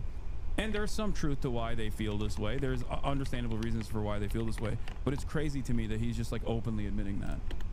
It's also crazy that he won't admit it's a genocide. Yeah. I don't, I had to deal with these people as a reporter. I have zero respect for them. We have enough problem in the press and at places like the New York Times, where people think journalism is about being a stenographer to people in power, and you can make a very good career of it at places like the New York Times, where I spent 15 years and win lots of prizes. I don't think that's journalism. These people are absolutely amoral. They will get up, and cynical, because they will get up and lie, and they'll know they're lying, and the reporters in the room know they're lying, and it's a dirty little game. But I never did that kind of reporting. I was always in the field. I never reported on Washington. I never followed around the Secretary of State or something. I was always in places like Sarajevo or Gaza, which is real reporting. I mean, the essence of reporting for me is holding power accountable. And these are the classic kind of mandarins of power. It's all about careerism, but they have no moral core, and that he pretty much just exhibited. Yeah. He, of course, also denies it as a genocide. Do you feel like admissions like this, and you've probably also noticed that there is this market shift, this attitude change, maybe a new permission structure that is now taken hold over legacy publishers that have either never really covered what Israel was doing, or when they covered what Israel was doing, they oftentimes contextualize that violence by sometimes directly talking to Israeli envoys in their coverage. Do you feel like there is an attitude shift that you notice as well in Western press? Maybe I think in the aftermath of this last round of starvation policies that Israel implemented, and all of a sudden you had Western politicians coming out and also starting to criticize Israel for the first time. Well, it's because of the starvation. I mean, you can attempt to justify attacks on hospitals and schools by saying they're Hamas command and control centers, or Hamas uses the Palestinians as human shields. It's pretty hard to justify starvation. So that's when the shift began, but they're just trying to cover their ass. They're not going to do anything. I think they're just, they recognize now that there's just no way out in terms of defending what Israel is doing. There's no way that they can at this point argue that it isn't genocide, and so they're rhetorically distancing themselves, but still sending the weapons. Yeah. And I think it's just an act of very cynical self-preservation. I agree 100%. Do you feel like that, however, creates a permission structure in Western publishers and Western legacy publishers specifically that then informs people on who the actual victims and who the actual perpetrators are, ultimately creating additional pressure because now more people are informed about the violence beyond social media? Because there has been a generational divide in the way that people have looked at Israel. If you're over the age of 40, you have primarily gotten your news and information from mainstream media for your whole life. You have a lot more trust in mainstream outlets in general than the younger generations do. You don't really rely on TikTok or social media of that sort to get your information about what's going on in Gaza, and that is still heavily, or was heavily slanted, and still is heavily slanted in favor of Israel. Do you feel as though that could lead to even more pressure, more public pressure, more protests in the streets, and maybe even a recognition from the public that the liberal democracy is a lie, that this project is over, it's done, it's in its final stage? Well, the legacy media, which I come out of, has once again failed to do even basic journalism.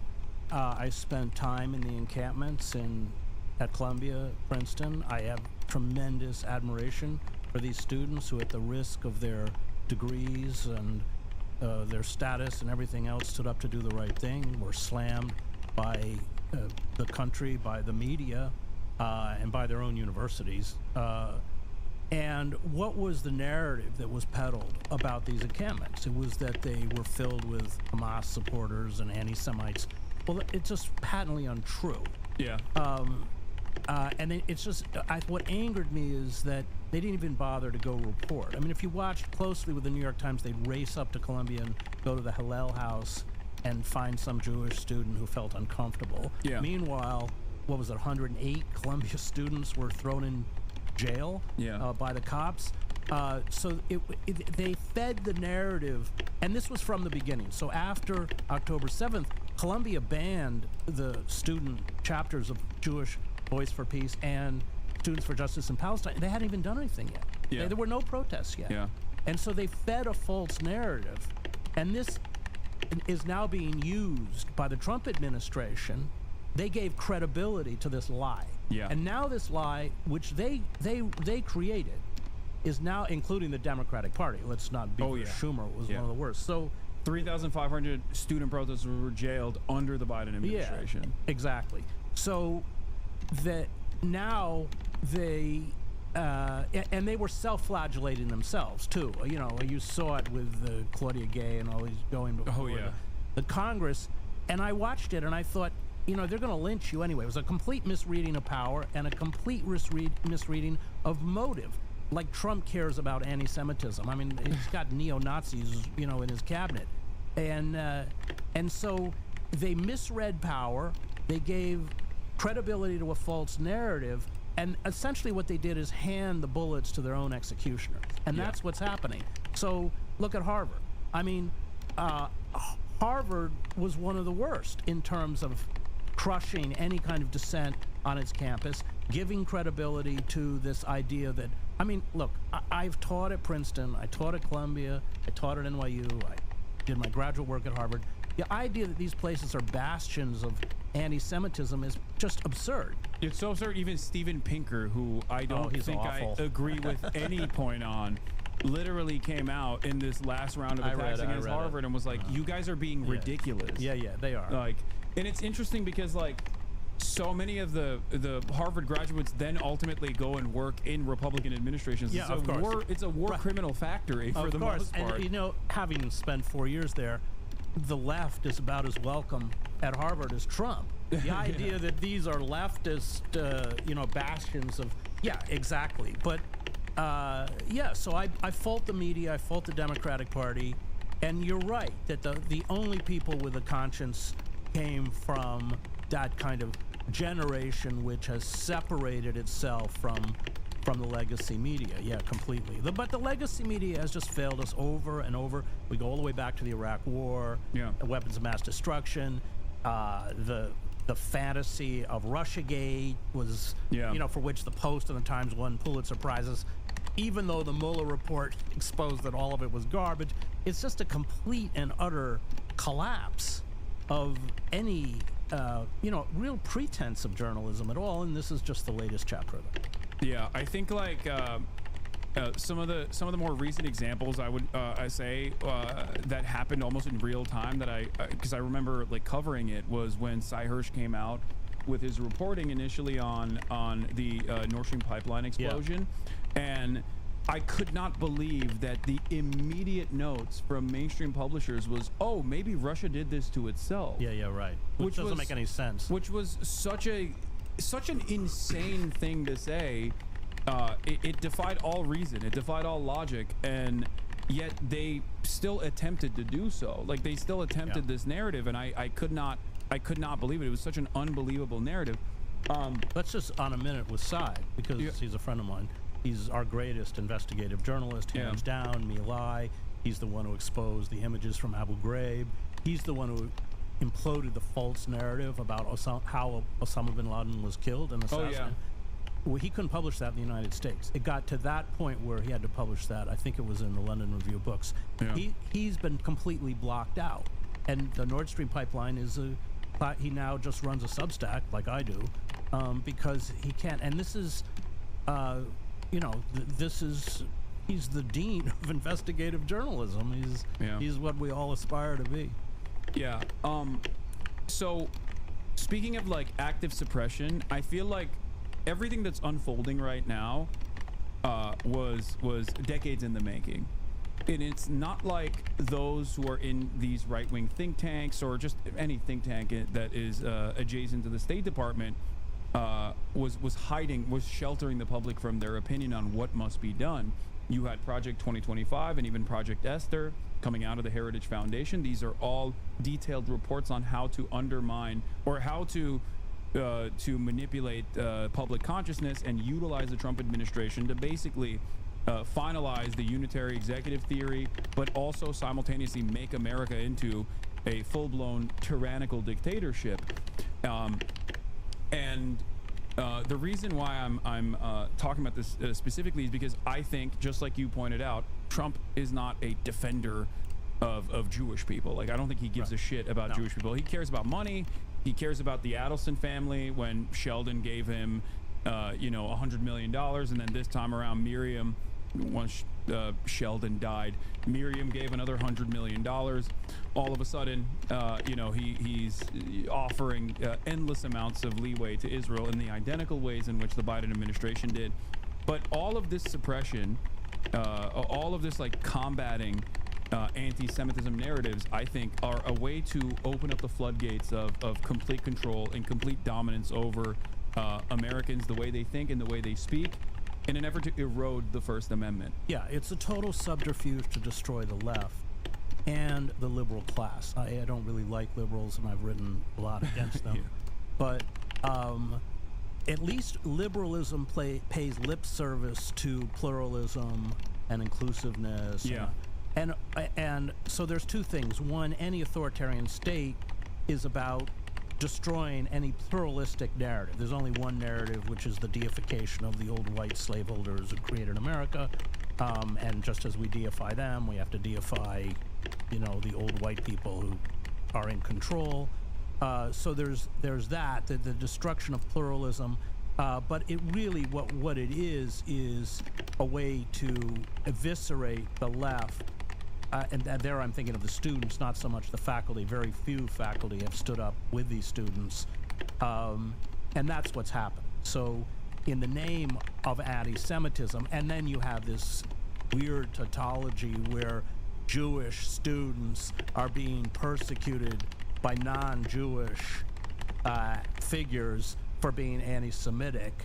There is nothing more interesting than watching someone who is not Jewish, like Hawley, berate even Zionist Jews who are sitting in front of him in a congressional hearing.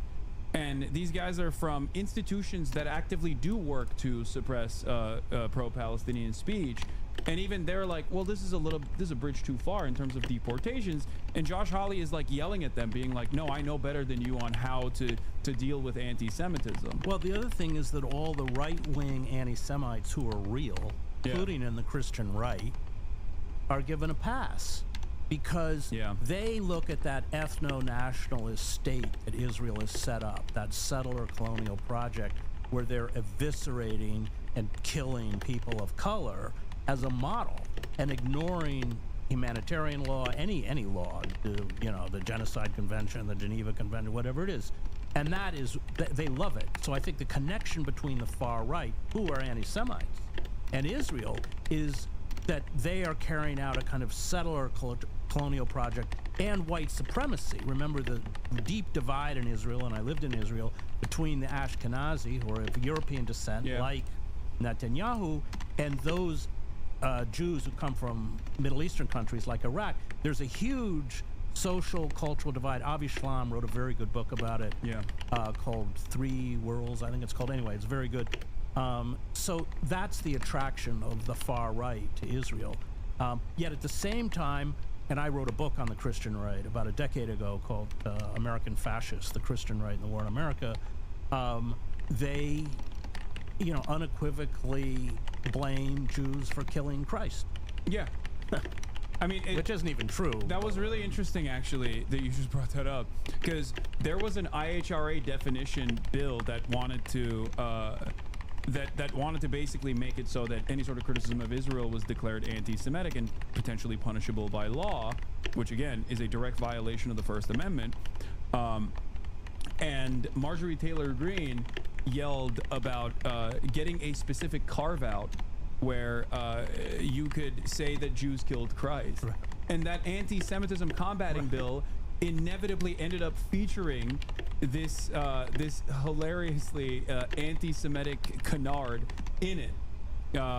This anti-Semitic trope in the bill itself, tasked with combating anti-Semitism, on paper, and yet it gave an out to Christian fascists who wanted to say, like, Jews are still ultimately the enemy and they killed Christ. Well, you see Netanyahu making these alliances with Hagee, or Orban. I mean, these guys are openly just spewed one anti-Semitic trope after another. But this has nothing to do with anti-Semitism. It has to do with the rise of fascism. And you have in Israel, within the Zionist project, there has always been a strain of fascism, just as there has been a strain of fascism in the American project. Go back to the Ku Klux Klan in the 1920s, which mirrored the fascist movements in Europe. And the fascist movement in Israel comes out of Vladimir Jabotinsky, who Mussolini called, I'm quoting, a good fascist, who created his own kind of Jewish version of the brown shirts. This was picked up by the radical right-wing Rabbi Meir Kahane, who I covered and knew. Same thing with the JDL. So there's always been this strain, just as there has in American society. And unfortunately for us, for the Palestinians, and for the Israelis, these strains are ascendant. They've taken power. The way I see it is, I see Israel as simply an extension of America. By design, it's an extension as a settler colonial state for Western powers, all the way from its inception, all the way since the Balfour Declaration.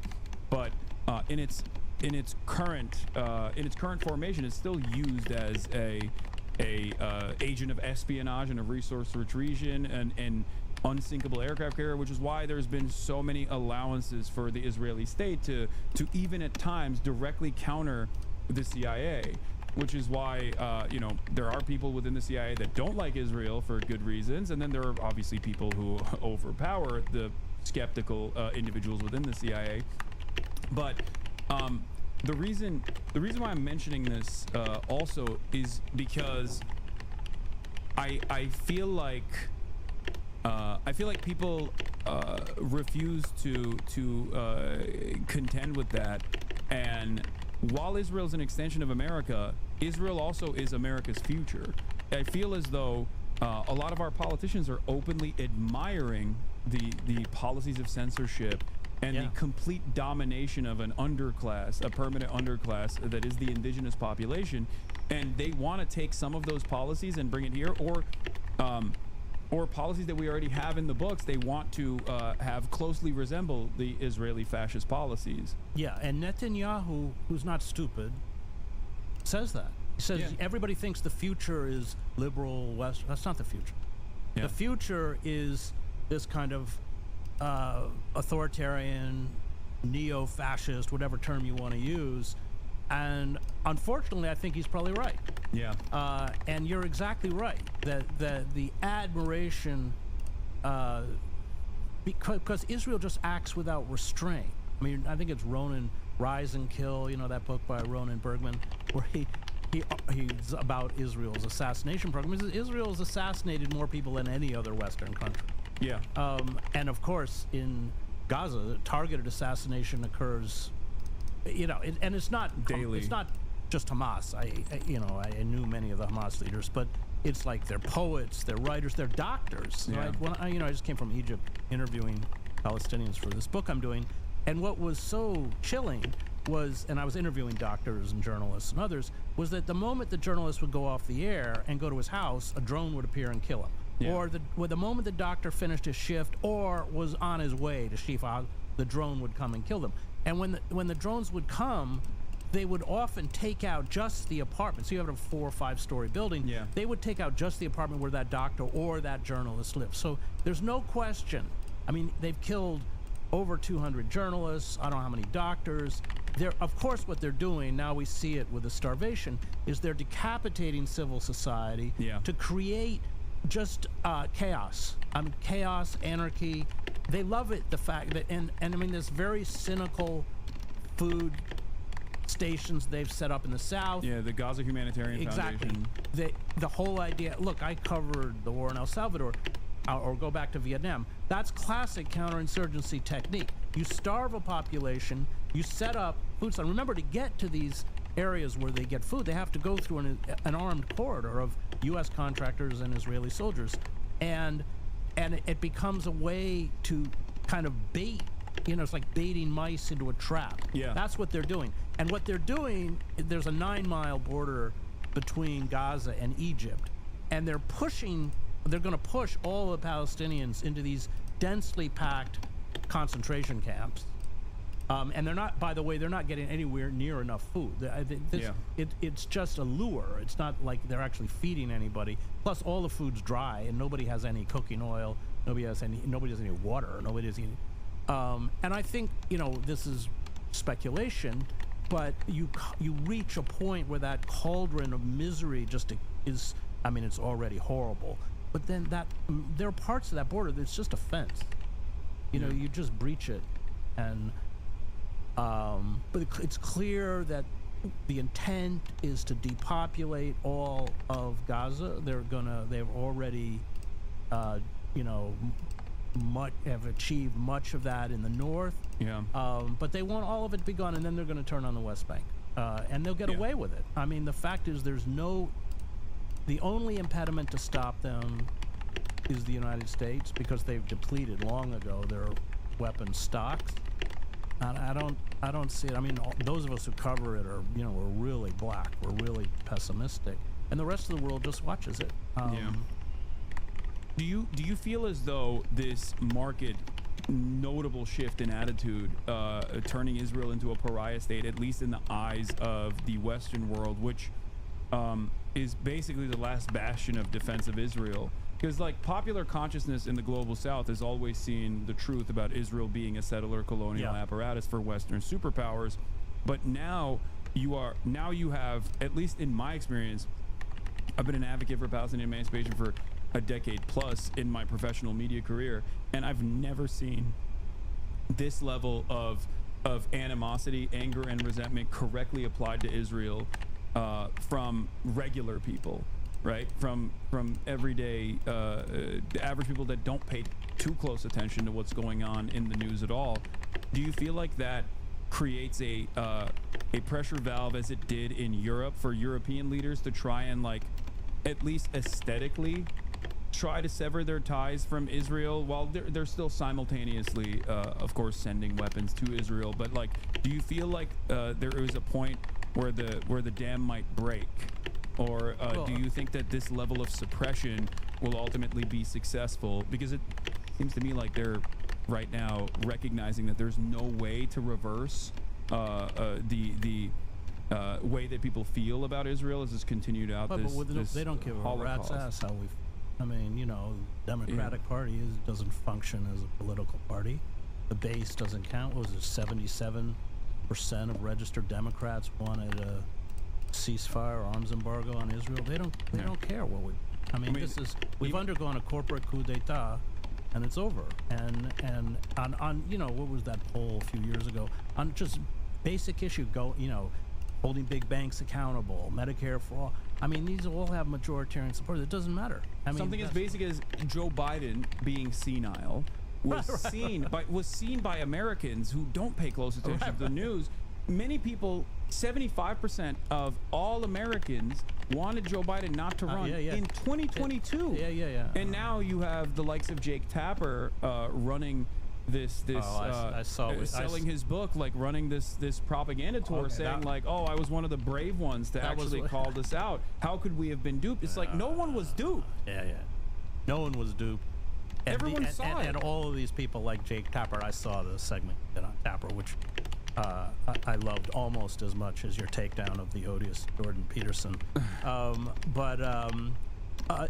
No one was duped, and the press and the Democratic Party would come out and lie. Oh, I just had a meeting with him. He's really sharp. So the press was completely colluded in this lie, this cover-up of his senility. But again, there's a great book by the Egyptian-American author Omar Hadid. It's called "One Day Everyone Will Have Been Against This." He's really good. He's a good writer too. And that's it. So, that's what, as soon as this is over, everybody will furiously rewrite their own history to hide their own, moral bank. This is, of course, classic liberal action. It's like the civil rights movement. You know, everybody stood up for, the equal rights for blacks. And, Biden was awful. Biden. Oh yeah. Biden was Strom Thurmond's puppet. He opposed busing. They whitewashed their own past. And that's what'll happen again. And the media's, it's really awful. The media's just imploded. I'm old enough that I remember, look, the New York Times is an elitist publication. I know they've never been good on Israel, but there used to be at least a certain fealty to verifiable fact. I always say as a newspaper reporter, we manipulate facts. And I've written hundreds and hundreds of news stories. I can take the same facts and spin it any way you want. And if I care about my career, I can spin it in such a way that it gives you a false impression. It's factually correct. But the good reporters, they care about the truth, and they will use those facts to communicate the truth. Look, there used to be a place for people like me at the Times. There is no place anymore. I think the way I describe it to people, because I'm friends with a lot of fantastic journalists that still work at these publications, and the way I've seen it from my conversations with them is that, like, they see what's going on, they want to cover it to the best of their ability, but the editorial control is severe in this process, especially nowadays. I feel like, whereas in the past, like even Seymour Hersh, like he was Seymour worked at the New York Times. Yeah, exactly. He left because they wouldn't publish his expose on Gulf and Western. But even he was at the Times. But exactly, and I think that also allowed these institutions to have a tremendous credibility, because they were like, well, we're doing the propaganda on the one side, but we're also uncovering some heinous truths. So I'll tell you how it works. So I was overseas, so I was on the ground. So let's say I'm in Gaza. Spent a lot of time in Gaza. I would write a story, and then there were two ways the New York Times neutered it. One, which never happened to me in any other conflict, is that I would be interviewing eyewitnesses. So I was there when Israel F-16s would bomb what they called a surgical strike on a bomb-making factory. Well, then I'd go there and count the dead children, put it in the story.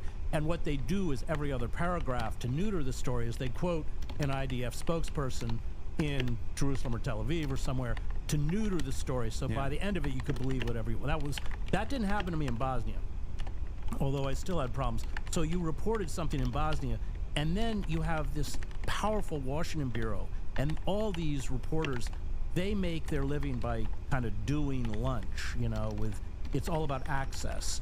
And unfortunately, these big media empires, they prize access above truth. That's how we got the whole, weapons of mass destruction lie that they perpetrated. And so you're not only fighting, in my case, Bosnia over the Clinton administration, which did not like my reporting, but you're also fighting your own Washington bureau. And the way they would neuter it there is they'd run my story, sometimes on the front page, but then they'd run the official version. My favorite story of that is, just to show you how absurd it is, I covered when the plane crash for Ron Brown crashed. I was in Croatia.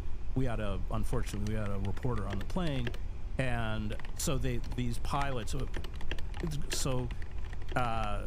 Dubrovnik is a really difficult airport to come in because there's actually this big mountain you have to come around. Yeah. So these hotshot U.S. Air Force pilots just plowed right into them. It was very rainy and foggy. They couldn't straight into the mountain. Well, I went up to the crash site and then called into the Times that there were no survivors.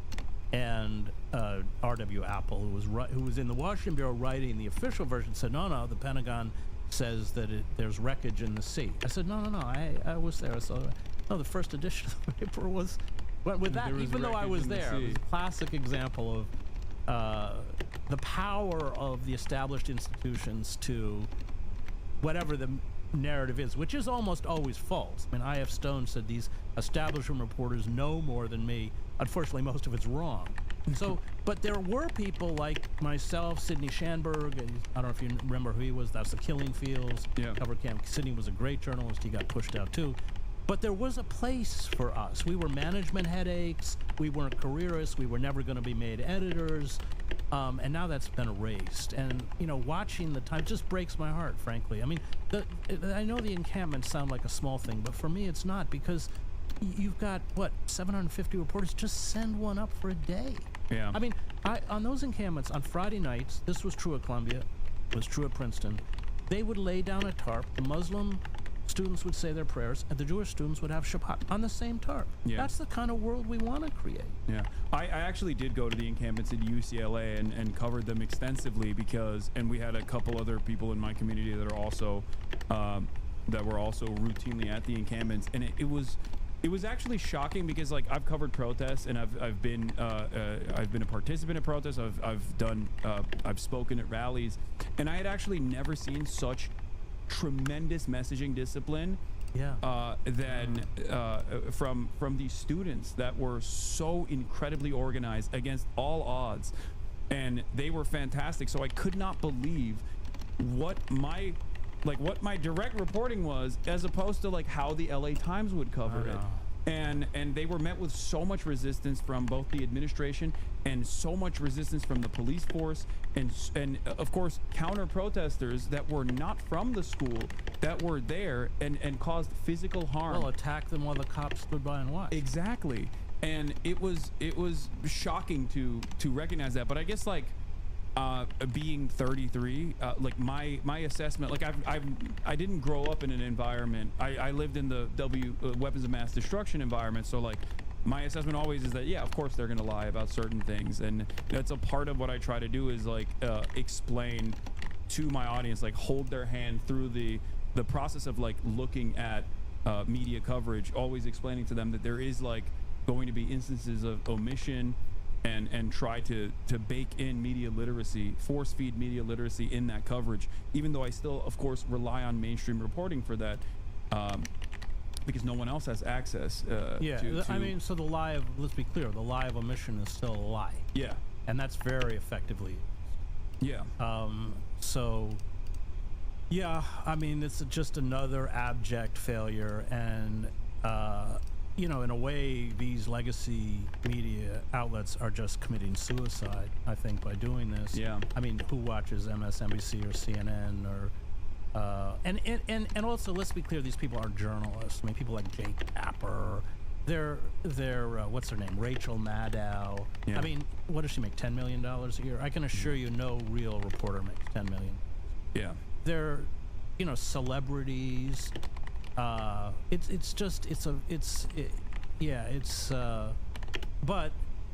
it's collapsing, yet at the same time, those who are struggling to hold on to any kind of honesty or moral probity or truth are being marginalized. I mean, you've been attacked, I've been attacked. Yeah. And then we get into all the algorithms.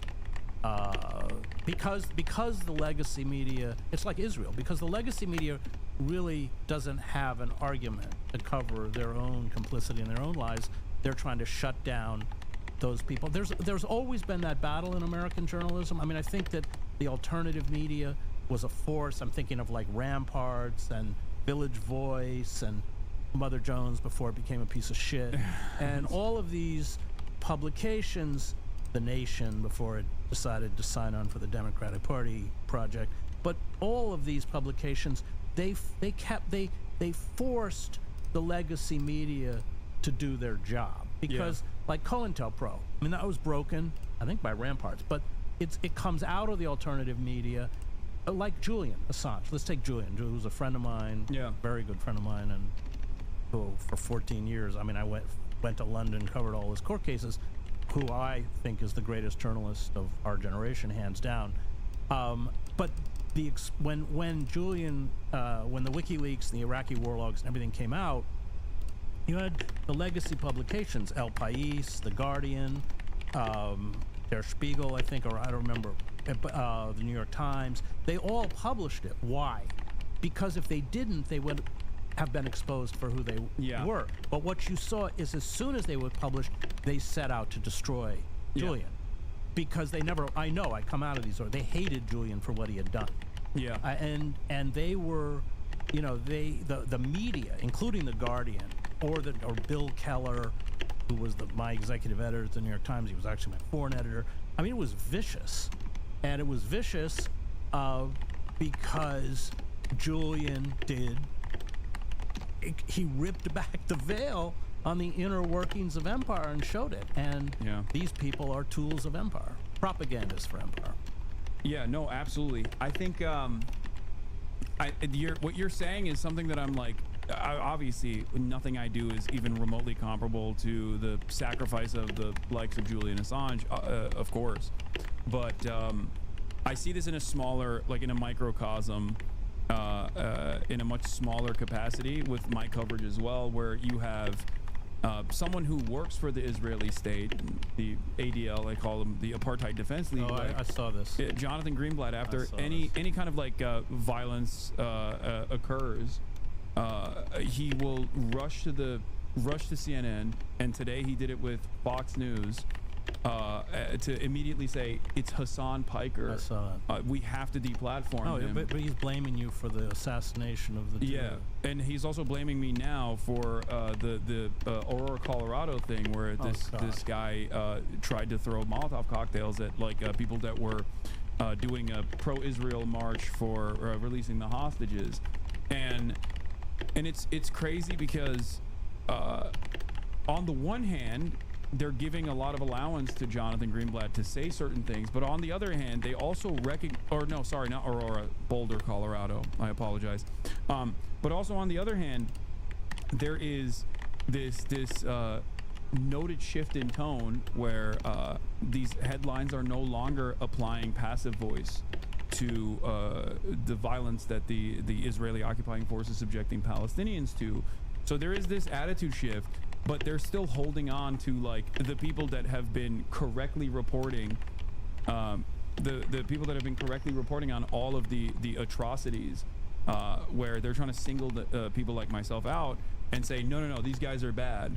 And I don't know where this goes in terms of like the active deplatforming initiatives, because whether I'm deplatformed or not is not going to change the dynamic, because at the end of the day, people still see the dead children.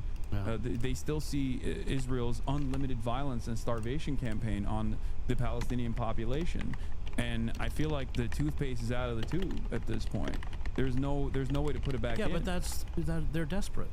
I mean, it's their desperation, and they don't have an answer now.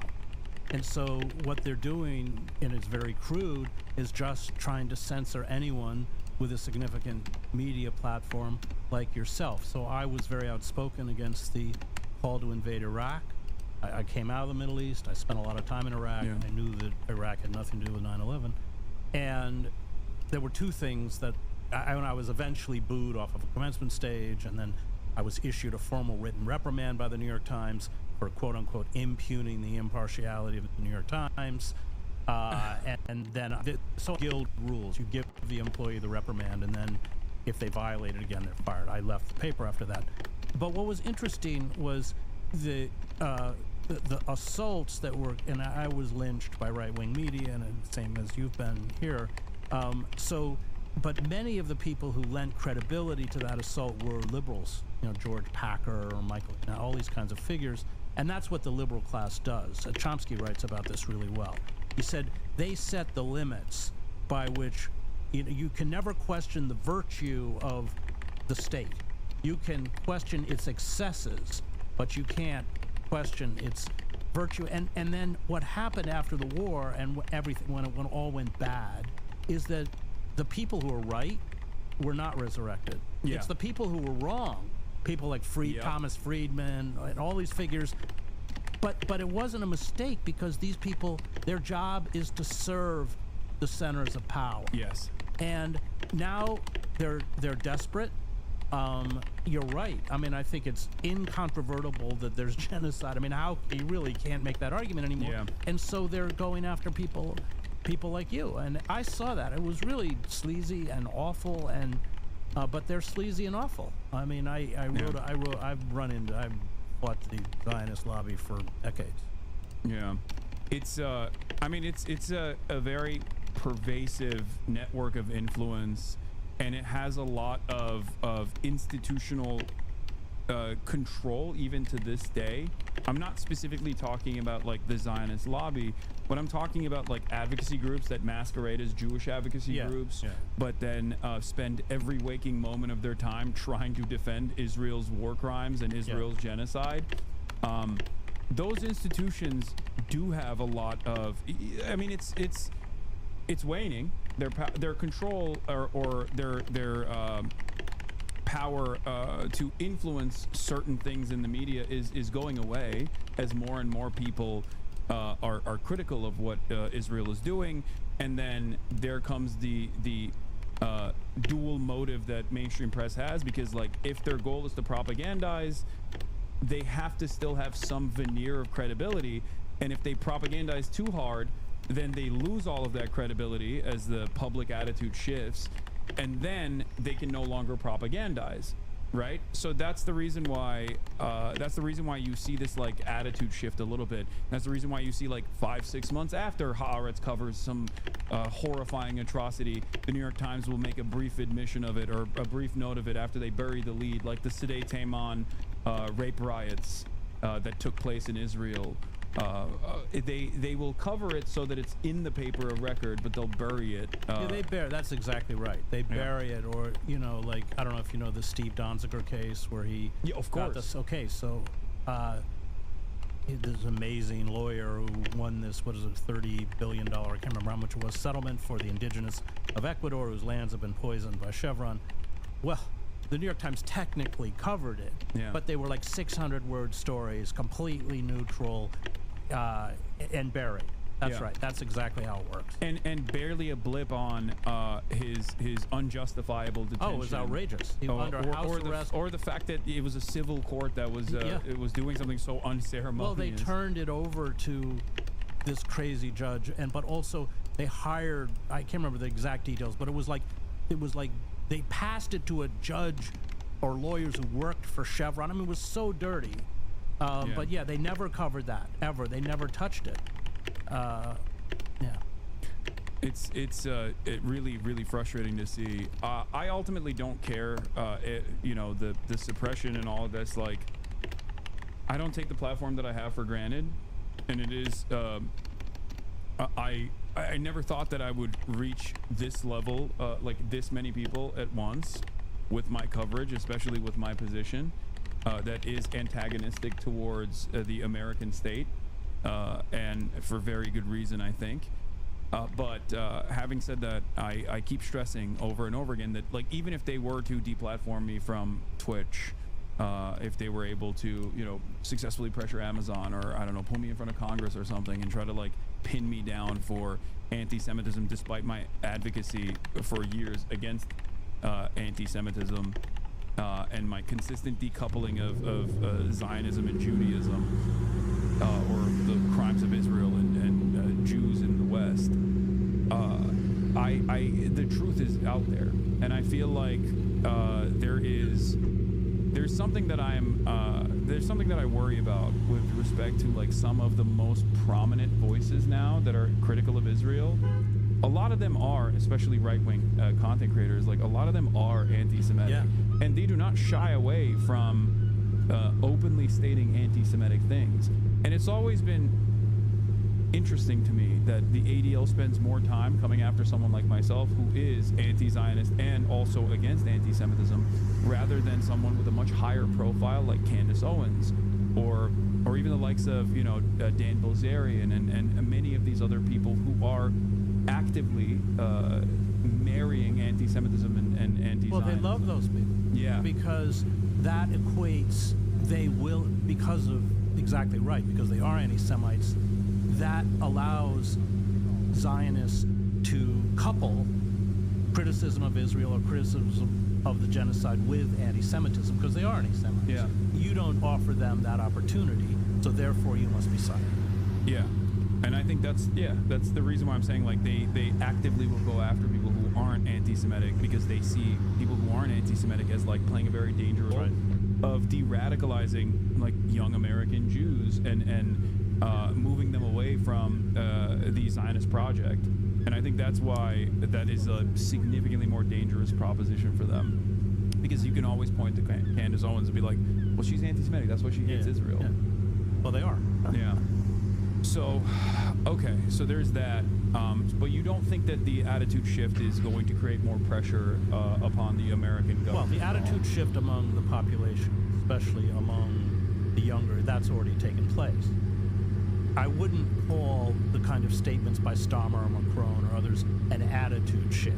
Like, it's not, they've known what's been going on for months. Of course. They're very well aware of what... Starmer flew to Cyprus to celebrate the RAF, the Royal Air Force doing missions. Well, I think 500, 600 missions. Yeah, and they're flying all the military material from Cyprus by helicopter. That's where that's a staging area, which declassified, exposed Matt Kennard.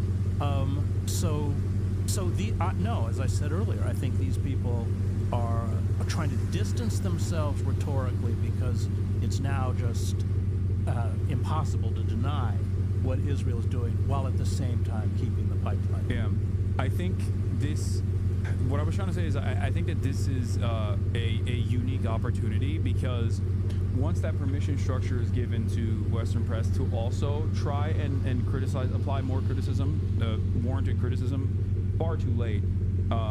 I think that is when the olds also start recognizing the truth about the matter, and it becomes even an indefensible position amongst maybe not directly members of the state, but their friends, their cocktail circuit, the people in polite company will all of a sudden have a negative association with the state of Israel, becoming a pariah, which then I think causes even more pressure to be applied to Western countries who at least still try to defend liberal democracy, more so than the United States of America ever cared for. And I think that any kind of like severance of ties from Israel and America, because we are partners in this genocide, will then make it even more difficult to continue this pressure campaign. That's what I think. I don't know if it'll happen I don't know if this will actually change the trajectory of American foreign policy. They seem very firmly committed, but I still hope that eventually it will make it so that this is unsustainable for even the American political class. Yeah, the problem, Hasan, is that we're just weeks away now. If the blockage of food is not lifted, yeah, the orchestrated starvation, which already, I mean, we have 500,000 Palestinians who are now at risk of starvation. We're really so close, and Israel knows it. And I think that what you say is true, and I think Israel also understands that that's true, and therefore this is their window of opportunity, and they're going to use it. Yeah. So, I mean, Israel and the United States are already pariah. I mean, completely. I mean, look at the votes in the UN. What can we get to support it? I mean, can they get 10 countries to support them or something? We're already pariah countries. Yeah. And in the long term, as generations shift, the attitudes will shift. I think that's right. But I think for my fear is that we have such little time left to stop what's happening. Okay. I mean, it's devastating, but it's true. Yeah.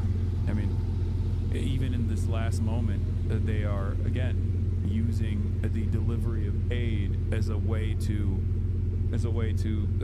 further starve the Palestinian population, trap them. Well, it's what we did with strategic hamlets. It was the same. You destroy all the rice paddies, and the only way you can eat is to go to these armed, in essence, ringed, armed enclaves, which were totally controlled by the U.S. military, the South Vietnamese. That's the only way you get food. But here, they're not even making a pretense of giving anywhere near enough food for some 2 million Palestinians who are there. It's just that when they're starving, they're desperate. And so even, that's when we've seen the rioting. What I think the numbers are 20 people have been killed now trying to get, it's really, really cynical and really dark.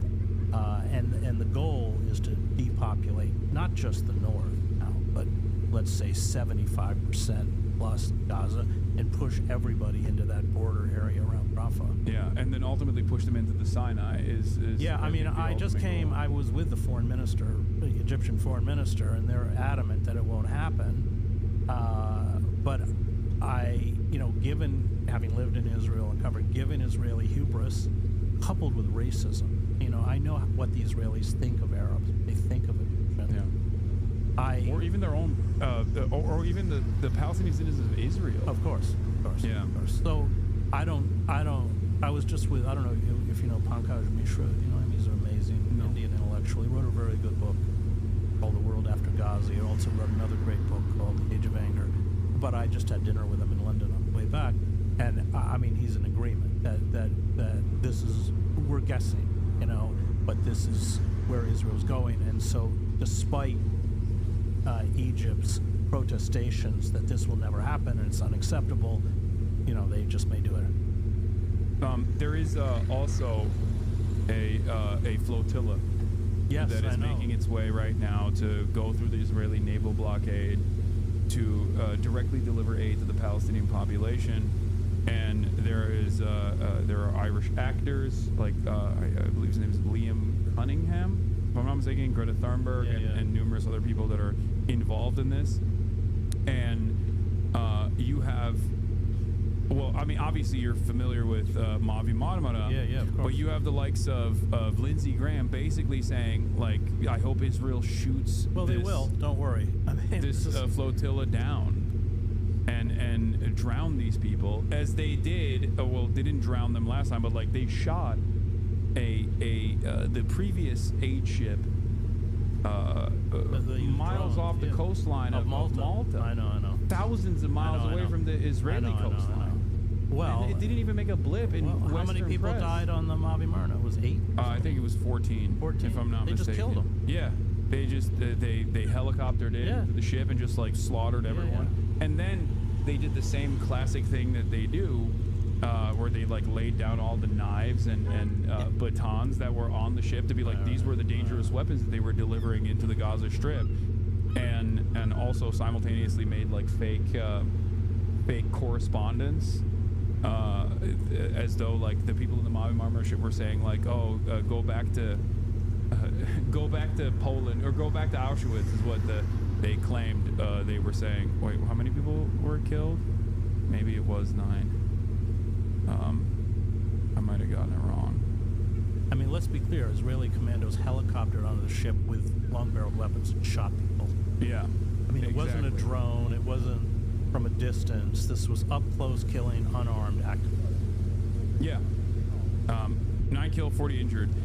Yeah, they doctored images or doctored audio to be like, they said remember 9/11. Right. Well, as though that was like a warranted response to just like slaughter everyone. Remember when they hit the Israelis bombed that hospital? I forget which one it was. I think it was in southern Gaza. And then they released this video of like rockets, like from Islamic Jihad or somebody going off. Oh, Al-Shifa, yeah. Was it Shifa? Or no, Al-Ahli. Al-Ahli. And so even the New York Times exposed them. They said, well, the timestamp doesn't work. It's completely bullshit. Yeah, that was a lot of visual forensics teams very quickly were disparaging the Israeli counter-narrative. But of course, that didn't stop ultimately from Joe Biden coming out, who, by the way, I think is more of a ultra-Zionist than Donald Trump ever could be. Donald Trump was too narcissistic to care about Zionism as a project. Yeah. Whereas Joe Biden was a real one. Well, he received more money from AIPAC than any other senator. He still holds the record. Wait, I didn't know that. Yeah, really? More money from AIPAC than anyone who's ever served. Well, he's also been like in the Senate for a very long time. Was probably part of it too. I don't know. He had enough time to hasn't been in the Senate for a while. He still holds the record. That's crazy. Don't get me started on Biden. Yeah. Oh no, I hate him as well. He's a horrible, rapacious monster, war criminal, and of course, as you said earlier, the media very quickly after his cancer diagnosis came out and were trying to whitewash his image and launder his reputation. Oh, they do it all. They do it to everyone. I worked for Nader. I was Ralph Nader's speechwriter, and so they've even resurrected George W. Bush. Yeah. I mean, give me a break. Yeah. That is horrifying to watch unfold, but it works. It works. That's what I'm saying. Like a lot of old people still look at that and go, I think mainstream media knows how to tug at the collective consciousness and the heartstrings of the American population by leaning into certain narratives that. Well, because it's all personalized. Isn't it nice that he likes Michelle Obama? Yeah. And so what they do is create, and it's all personality or everybody's a celebrity now. I mean, politicians are just celebrities, and what it does is it fosters historical amnesia. So you have Biden running. Biden, who opposed abortion, who called for the invasion of Iraq 5 years before we invaded, who was Strom Thurmond's puppet in the Senate, as I mentioned. And eulogized them like years after he had fallen out of favor. Yeah. Like he was opposed no longer busing. I mean, just endless. Supported architect of the crime bill. The omnibus crime bill. Yeah. 3 strikes, you're out. Huge expansion of death penalty crimes, which went from roughly in the single digits to over 50 under Biden. This was all when Clinton and Biden were transforming the Democratic Party into the Republican Party in the name of law and order. No, but when he ran, it's they're very good at decontextualizing these figures, erasing their past, and then it's all they're good at manipulating how we feel about these figures. It's completely a false narrative, and the media is completely complicit. Absolutely, I agree. I think I warn about the dangers of completely losing any sort of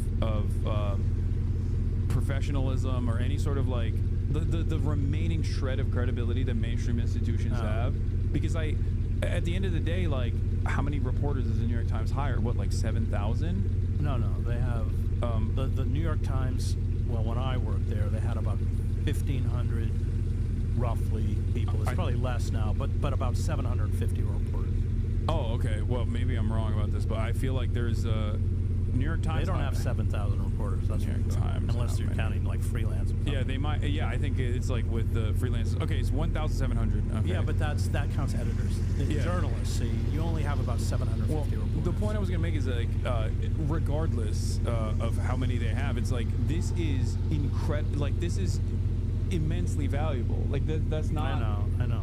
There is no there's no independent outlet that can make up for this lack of coverage. So when nobody trusts the New York Times because they just keep using the remaining shred of credibility they have to propagandize for positions that like the average dumb guy can even understand is wrong, all of a sudden it's over. Like there is no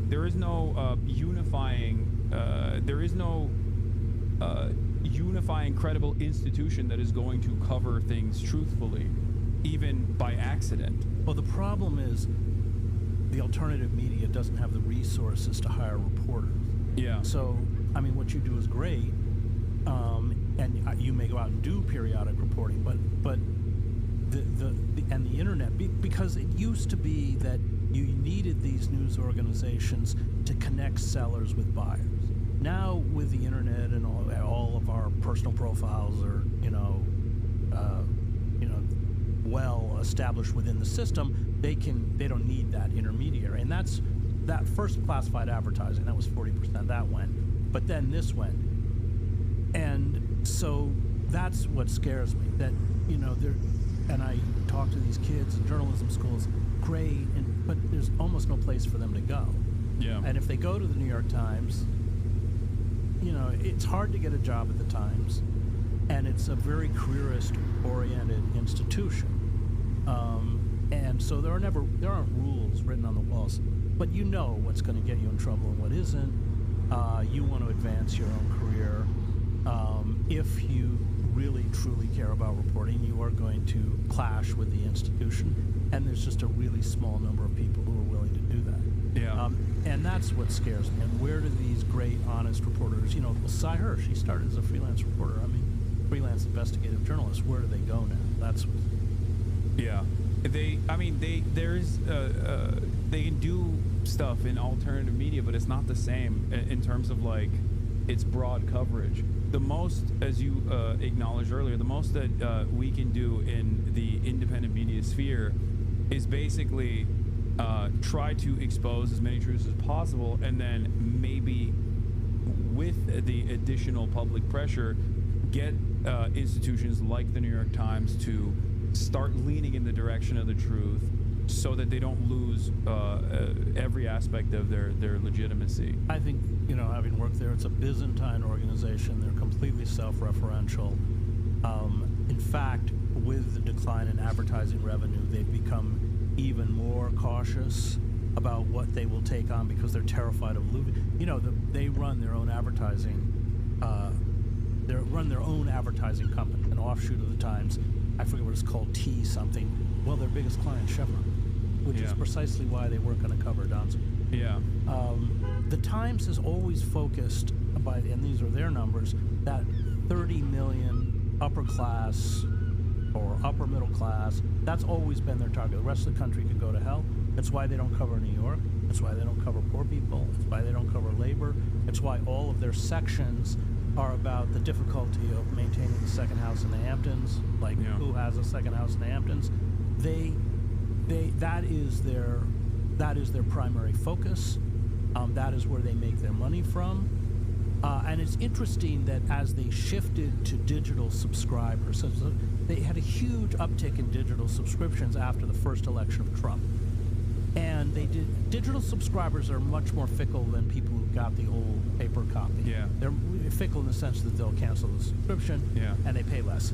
And so they found with polling that I think it was some huge figure, 90-something% of people did it because they hate Trump and they expected the Times. And when Trump was elected the first time, the Times sort of, presented itself as the great bastion of truth that was going to fight the fake news and everything else. But what happened was they started catering to that clientele, and that's where you got the Russiagate stuff.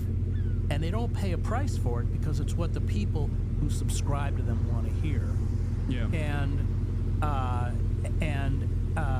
that makes commercial sense, but it's devastating for journalists. It's the same principle behind something that I've noticed is you'll never get punished for being wrong if you are wrong in the direction of the State Department. Well, you only get elevated. You only get elevated if you're wrong in the direction of like the State Department. You could say a million different falsehoods about Israel in defense of Israel, like even the New York Times reporting on screams without words. Yeah. I mean, that was insane. It was so insane that it came out that it didn't actually meet the editorial standards internally. They weren't even. They hired two people who weren't journalists. One of them had been an intelligence officer, who was a filmmaker in the IDF, and the family that they used as the centerpiece of it said she wasn't raped.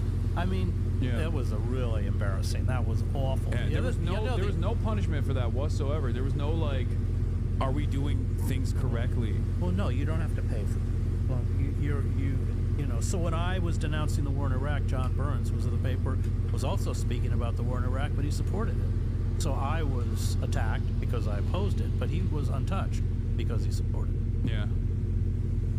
It's you get rewarded for it. There was some other stuff I wanted to talk to you about. With respect to what happened in Colorado, are you familiar with what took place? Yeah. So I'm seeing a lot of reporting this and the embassy staffers being shot. Was it the same ADL guy who attacked you for both? Yeah. Same guy. It's Jonathan Greenblatt. He's the president of the ADL. Oh. Yeah.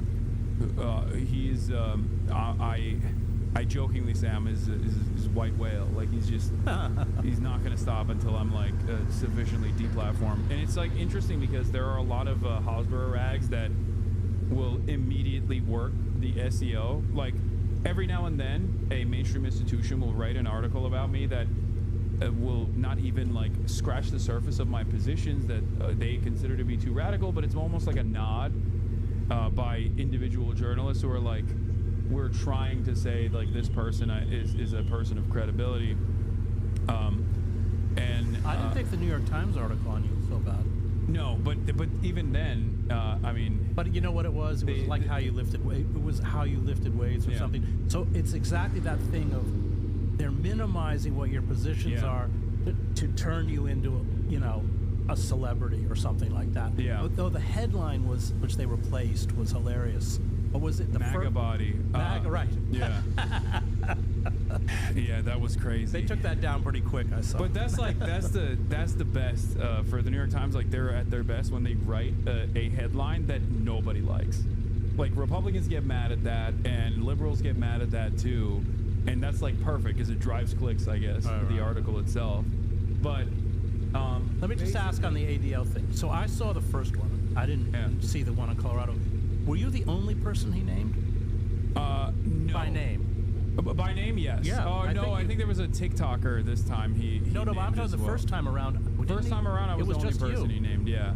This time he named some TikToker named Guy Christensen, I believe, who's gotten a lot of like coverage from the New York Post.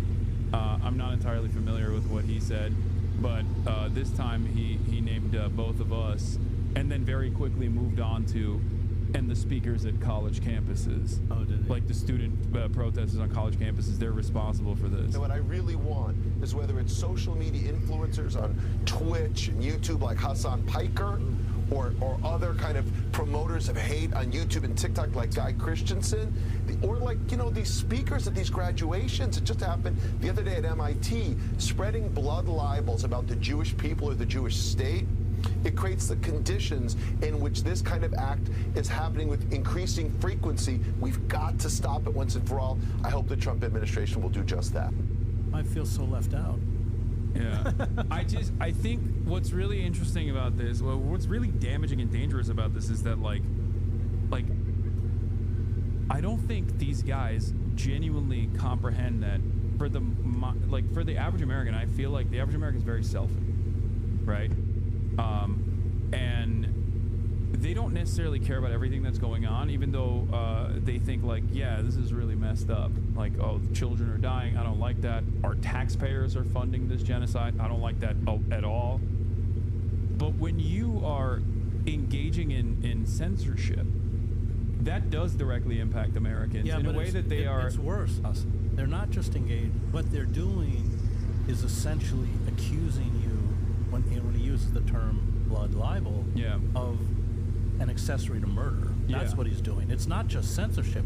And the danger of that, I've dealt with it, is that you just need one lunatic who believes it. I mean, that's how Yitzhak Rabin died. Was assassinated. I covered the Netanyahu rallies when he was running against Rabin, and they were putting Rabin in a Nazi effigy because of the Oslo peace agreement and burning it. There was one rally where Netanyahu walked in front of a mock funeral of Rabin, and when after he was killed, his widow Leah blamed Netanyahu and his supporters. So the danger is you're it's worse than censorship, and what he's doing is essentially greenlighting some fanatic to carry out a revenge act for your responsibility or sanctioning of murder. That's really what's happening. It's far graver. Yeah.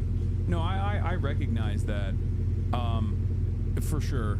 It's, it is what it is. There's not really much I can do about it. But what I was going to say is the other side of this is that for the average person that sees this kind of stuff, and the consistent association from people who are, in charge of powerful institutions that are tasked with combating anti-Semitism on paper, this conflation between Israel and Jews and the simultaneous invocation of blood libel doesn't actually cause people to take a breath as it did once in the past and go, oh wow, I don't want to be anti-Semitic or problematic here. Maybe I'm wrong. Maybe they're right. It causes them to go, oh, blood libel is, I guess, when Israel does something that is actually horrifyingly violent. They start believing that blood libel is fake. They start believing that historic anti-Semitism was actually not real, and this is how anti-Semitism manifests and festers. This is going to boomerang. These Zionists are doing a huge disservice to Jews across the world. Absolutely. Because by essentially equating Judaism with Zionism and Judaism with genocide, you are, we haven't even seen the Palestinian blowback yet, and we're going to get it. You have hundreds of thousands of Palestinians whose lives have been destroyed, whose families have been obliterated, who've been forced. And the thing is, the rest of the world, they are very conscious, having just spent several weeks with them in Egypt, they're very conscious of the fact that the world doesn't care, considers them worthless, does not consider them even human. And, we know. I mean, take the three Turkish Ottoman figures, Enver and others, Talat, who carried out the genocide of Armenians in Turkey. Of the three, two of them were assassinated. And so, of course, we're going to get blowback. But my fear is that becomes a gift to Trump and the far right. Because then, the SUVs with the tinted windows show up outside your place, mine, and everyone else. But that they're orchestrating that, they're creating that. And I don't condone terrorism. I covered the horrible bus bombings, and everything else. At the same time, it is unfortunately a natural human reaction when your people look at the Sobibor uprising, which the uprising by Jewish inmates, when that famous moment when they break in and this Jewish inmate is stabbed, by his own admission, stabbing this German, going, this is for my mother, this is for my father, this is for... Well, none of us would act any differently. But that's coming. And we're already seeing, of course, glimpses of it with the Boulder, Colorado thing and the killing of the two young Israeli embassy employees. Of course, but this is what happens. I mean, who was remember one of the things that triggered Kristallnacht was the murder of a minor Jewish French in France, but it was a German diplomat by Herschel Green. Oh wow, you're good. I forget his last name. There's that. There's David Frankfurter as well, who famously went to Switzerland and assassinated a Nazi figure that was in Switzerland at the time. But yes, it's interesting that there are so many parallels between understandable partisan resistance and Jewish resistance against the Nazi regimes all around. Far before far before the final solution, far before like the death camps as well, because of the open suppression of Jews existing in public in Germany and many other places and being sent to concentration camps. When I covered the war in Salvador, one of the founders of Med San Damon, her name was Alina Margolis. She came down for 6 weeks every year to work in the refugee camps. She had been in the Warsaw Ghetto. She had been married to Marek Edelman, who was the deputy commander of the Warsaw Ghetto Uprising, the only one who survived. And they hated the Zion. They were Bund. They were socialists. They were atheists. They were, but it was a Jewish Bund organization. So as soon as Poland was occupied, they went underground to form armed resistance. But the Zionists kept trying to negotiate and kept ratting them out. And after the war, and the big moment for them was they smuggled somebody to Hungary, because Hungary didn't deport its Jews until very late. Yeah. So they smuggled someone to tell them about Treblinka. And what happened was the wealthy Jewish leaders, 1,500 of them, Eichmann actually flew to Budapest, and they gave him a lot of money, and they got to leave to go to Palestine. And they didn't warn the rest of the Hungarian Jews who were slaughtered. I mean, a huge percentage of them were killed, and she never forgave them for that. Yeah. I remember when I asked her how, because they had a ghetto fighters kibbutz. So I asked her, what was it like when you first went to Israel? She said it's a nation run by collaborators. And she and Marek, they never left Poland. And Marek Edelman, this amazing figure, he not only defended the right of Palestinians to resist, he said they have a right to use armed force to resist in the same way that we did in the ghetto. So on the one hand, Israel would dine out on the ghetto uprising, and yet Edelman was a pariah. He was never invited, he was never given an honor, or nothing.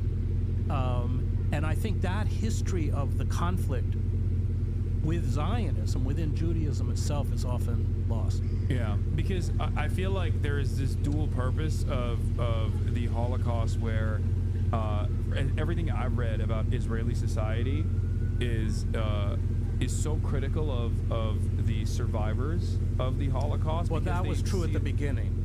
So in the 50s, they were an embarrassment. Yeah. Then what happened was they became a very useful political tool. Yeah. That didn't happen until, let's say, roughly almost 2 decades after the Israeli state was founded. Yeah. Initially, it was resentment, and even then, still to this day, like Holocaust survivors are treated very poorly in Israeli society, from what I understand. Even if the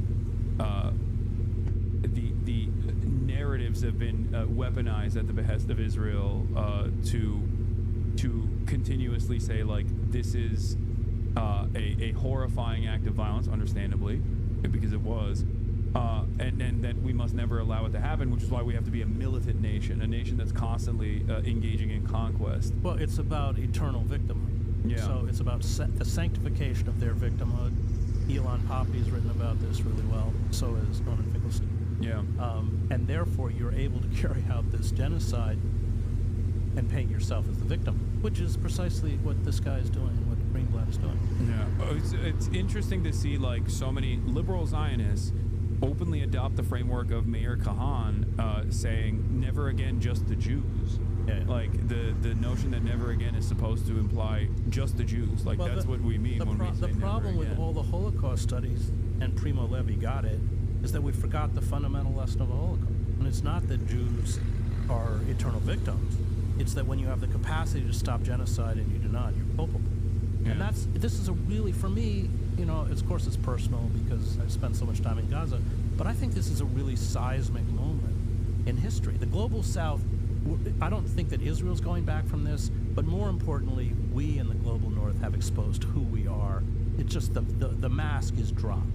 Yeah. And as you see the breakdown of the climate and migrants fleeing, this savage industrial violence, which is perpetuated by Israel, by the UK, by France, by Germany, I worry that this becomes the template, to these global sort of climate fortresses in the North will then just kill with unmitigated savagery, the way Israel and the United States, of course, killing in Gaza. Yeah, no, precisely. That is, I think it's not only just a laboratory of weapons, It's a laboratory for suppression techniques by the state, which then, ironically enough, even Israeli Jews experience in times of discontent, like they did in 2018, I believe, when they were protesting against the Supreme Court decisions, and the same like skunk sprays that they used in Palestinian villages in the West Bank were now turned on them, and yet. And this is the final point I want to make, is that like they do not understand the imperial boomerang, because there is no way in which I think Israeli society will ever recognize that everything is based around the permanent suppression and death and destruction, extermination of the Palestinians, the indigenous population, to the land. And when you don't address that immediate contradiction and you refuse to recognize it, you don't recognize that your society is no longer the liberal bastion that you might have thought it once was. It never really was, obviously, considering that it was still built on top of the Nakba and a permanent continued suppression of Palestinians and Palestinian statehood. But this is a warning that I always try to explain to people, like what Israel looks like right now, a truly fascist society. When people say like, how did the Holocaust happen in Germany? Like, how did German people turn a blind eye to these death camps that were, next door to where they lived? And you're watching it unfold. Yeah, of course. Well, there were two great Israeli scholars, Zev Sternhill and Yeshayahu Leibowitz, who wrote precisely. And Yeshayahu Leibowitz, I think, wrote in the 80s, got it all. He said, if we become an occupier, then all of the methods that we use for occupation come back into and that's what, and you go back to Thucydides, when he talked about the disintegration of the Athenian Empire, he said the tyranny that Athens imposed on others finally imposed on itself. That is true for Israel, but it's also true for us. Yeah. So, having worked on the outer reaches of empire, I watched all this stuff get tested: drones, wholesale surveillance, militarized police, night raids. I mean, what's the difference between a night raid in Fallujah and a night raid in Oakland? Not much. Yeah. And that's what happened. These military entities hollow the country out from the inside, and then they use the tools of suppression that have been tested on black and brown people mostly overseas, but it comes home and hits the rest of us. And that, you're exactly right. That is what's happening in Israel, but it's also happening. Yeah, LRADs, initially used as a crowd dispersal tool, long-range acoustic devices in Iraq. And shortly thereafter, now LRADs are in the hands of virtually every single police. That's how they broke up the protests on WHO. Yeah. Every single police department in the United States of America now has long-range acoustic devices that were previously utilized by the American military in Iraq. So, yeah, it's fascism is colonialism turned inwards. Amy Cesar is correct. He's great. Discourse on Colonialism is a great book. Everyone should read it. So that is unfortunately what I think we are bouldering towards, and I don't know how to make more people aware of this devastating reality. I urge people not to succumb to nihilism, and keep pushing and keep up the pressure, because one day the contradictions will worsen to a degree where people will start recognizing that this is untenable. Do you have any final words? No, I think that's exactly right. I mean, we're not a fascist state yet. I mean, you and I are here. I've spoken to very large crowds in Los Angeles and Berkeley on the genocide, but we're moving rapidly towards it. Read Victor Klemperer's I Will Bear Witness. This is always incremental. We know where they're going. We know what they want. And there's only one way to stop it. That's mass mobilization. I think that, obviously the government is not going to halt the genocide, but we have to halt it. We have to target people who make these weapons in the United States. Dock workers should not be loading ships with weapons sent to Israel. Because if this genocide is going to be halted, and there isn't much time left, it's up to us, because nobody in Republican, Democrat, or no one in authority is going to. Well, thank you so much, Chris. Thanks, Hasan. And people can find you at your Substack if you want to shout it out. ChrisHedges.substack.com. Hell yeah. Thank you. Thank you so much for coming on. It's been a real honor to be able to host you. All right. Perfect. Right. So I'm gonna keep going, Okay. but I'll walk you guys out here. Yeah, of course. And here, chat.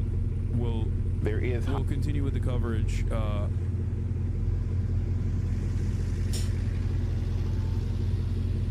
Heightened concern about anti-Semitic attacks in the U.S. Our Chief Justice Correspondent, Pierre Thomas, has more on that. Good morning, Pierre. Michael, good morning. This Colorado case is so chilling, and it comes less than 2 weeks after another suspect in Washington, D.C. assassinated 2 staff workers from the Israeli embassy. And the fact that the suspect in the Boulder case allegedly said, "Free Palestine," which is precisely what the suspect said in Washington, has the attention of everyone in law enforcement across the country. Remember, it was only a few weeks ago that the Pennsylvania governor's mansion was firebombed on the first night of Passover by a man who was upset by Governor Josh Shapiro's stance on Gaza. This morning, police in D.C. and New York responding to the Colorado attack with stepped-up security at Jewish facilities.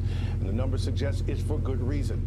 Both the FBI and the Anti-Defamation League have documented a stunning rise in acts of hate targeting Jewish people since the October 7, 2023 terror attack in Israel. The ADL is tracking data showing such a dramatic, whopping surge, 893% in the last decade, with the number of incidents nearly tripling between 2022 and 2024, Rebecca. An 893% increase. That is a stunning statistic. Pierre, thank you. And the attack in Boulder is the latest in a string of violent incidents targeting Jewish communities in the U.S. Now law enforcement is stepping up security at synagogues and Jewish centers nationwide. Ted Deutsch is the CEO of the American Jewish Committee, a global advocacy organization for Jewish people, and is joining me now for a little bit more on this. Ted, thanks for coming on. I'm sure you're busy, and I know it's a tough day.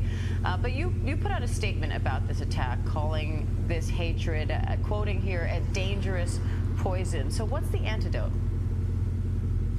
Well, the antidote is, first of all, for everyone to acknowledge that this is a poison, that this isn't just a series of random attacks. And we have to acknowledge that the incitement that we've seen, from the language being used, the lies about genocide, the calls for ending, for globalizing the Intifada, resistance by any means necessary, all of this language contributes to an environment in which violence will, and now sadly twice in less than 2 weeks, has taken place. Everyone in a position of leadership has to say, we're not going to tolerate this kind of language. We will call it out. We will condemn it every single time. And the last thing I think we have to acknowledge here is that this shooter, this flamethrower yesterday, the shooter in Washington just less than 2 weeks ago who killed 2 people there, they've been hearing all of this language. What happened on October 7, 2023 in Israel is that 1,200 people were killed and 250 were taken hostage. The people were murdered, they were burned. It was the most horrific crime to Jews since the Holocaust. Now, people in the United States are picking up that mantle. They're doing exactly the same thing here. These are not isolated incidents. This is a war against people who support Israel. It's a war against the Jewish people, and nobody should tolerate it. What's your message to Jews who might be worried about their safety right now? Well, the amazing thing about the Jewish community is throughout our history, we have always been resilient. We've faced enormous challenges time after time in country after country, and have nevertheless risen above them, made enormous contributions to every community in which we've ever lived. The Jews are resilient, and that's what's happening here. These victims yesterday who were out actually protesting in support of the hostages, 58 hostages who have been held by Hamas terrorists for over 600 days, that they need to come home. These protests are going to continue because the hostages should be released. Jews are going to continue to gather to celebrate holidays. They're going to continue to gather as a group. And the rest of our friends and allies around the country have to realize that there should be no group in America that is afraid or that becomes a target just by coming together. That's what we all have to fight. And again, we have to do it together. The Jewish community can't do this on our own. We'll be strong and resilient. We need strong and resilient friends and allies standing with us. And you talked about growing unacceptable language around all of this. Israel is stepping up its offensive in Gaza right now. There's a growing hunger crisis there. Do you see room to voice opposition to that without inciting the kind of violence that we're seeing? Oh, wow. Great question. Let's see. People have the right to criticize what the Israeli government or any other government around the world, including and especially our own government, does, whatever those policies are. But what can't be taken as acceptable is when lies are spread on a constant basis. The lies about... Oh, so it's just people lying about Israel.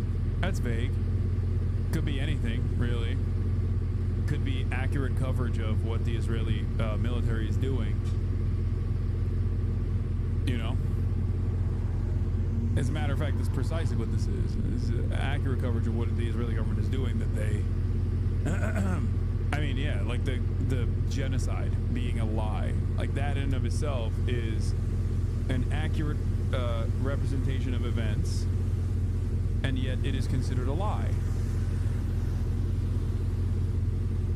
It's actually shocking that even in this 4-minute media hit that the anchor is directly calling into question, well, what can people say? That to me spells a change in attitude. Okay? 100%. Like he is tying it back ultimately to not the violence that took place, not like not the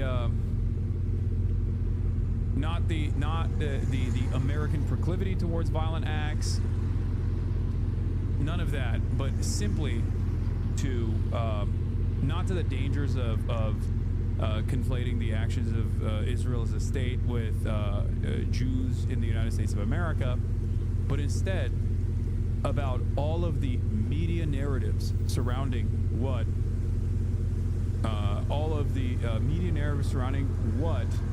Israel is doing. It's crazy. You said it for a moment. It's against those who support Israel, not Jews. He said it, yeah. Genocide. 1.8 million tons of aid has gone into Gaza. This dangerous lie of genocide is meant to yeah, look, I mean, dude, he's saying it. He's freaking saying it, dude. He's sending it. He's like, you know what the real problem is? The dangerous lies being spread about the genocide in Gaza.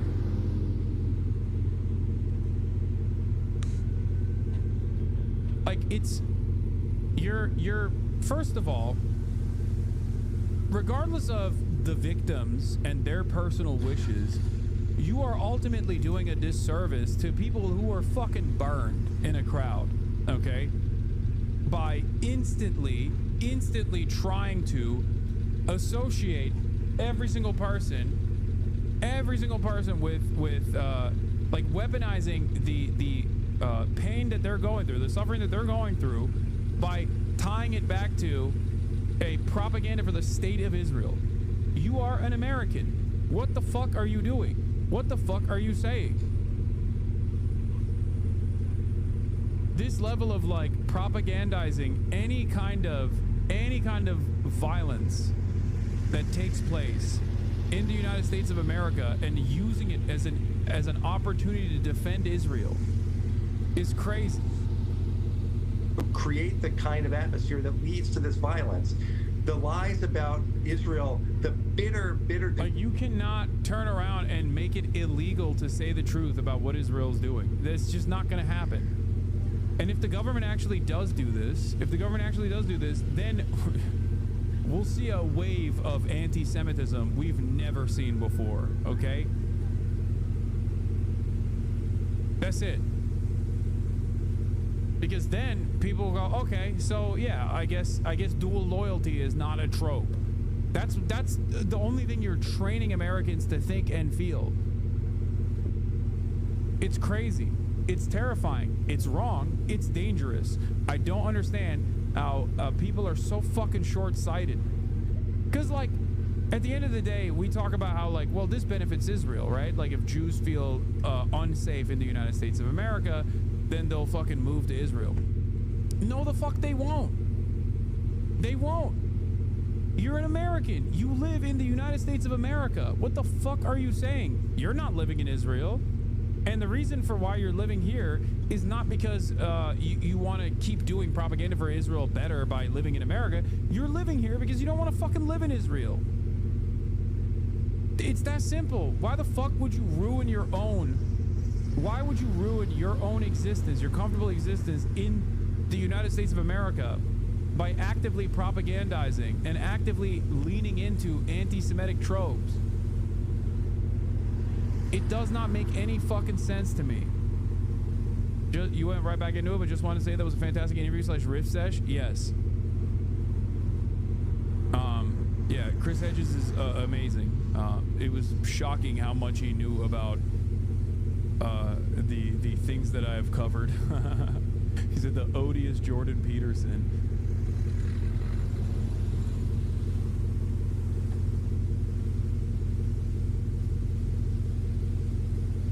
I have one constructive criticism towards you. Offer your guests snacks or something. Drink. No, dude. He brought his own drink. Shut up. Also, I believe Chris is a vegan, if I'm not mistaken.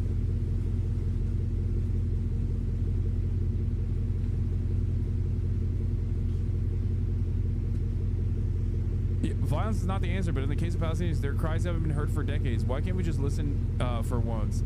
Lies about genocide, please explain. Anyone who's not happy here in the U.S. needs to get out. This guy's from Egypt. They're here on an expired visa. Egypt won't let any Palestinians in their country. Deutsche's takes on things is off base. Terrorist attacks was terrible and unnecessary, but there's absolutely a genocide happening in Palestine. This, I think, is the ultimate position that Americans arrive at. Do they have a shared distaste of undocumented immigrants? Certainly. Do they have nascent Islamophobia that rears its ugly head in times like this? Absolutely. Having said that, it does not change the reality of the far graver violence that Palestinians are subjected to on a daily fucking basis, and Americans are aware of it. And when Americans are aware of this, okay, I think some of them that come to my community or are here recognize America's role in this and recognize that it is not Israel that has bought America, right? But it's vice versa, that America still controls all the cards. But an increasingly dangerous number of people think that our big, beautiful, brave politicians are simply brainwashed, hypnotized, or fucking blackmailed by the Jewish state, okay?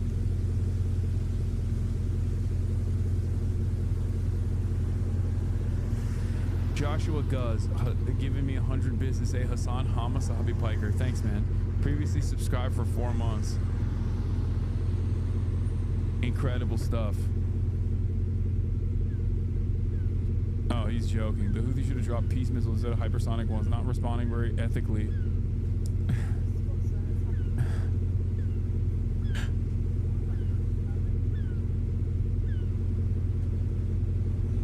Yeah, here's Jonathan Greenblatt, by the way. Things differently. We've got to start doing things differently. And the same goes here in Israel.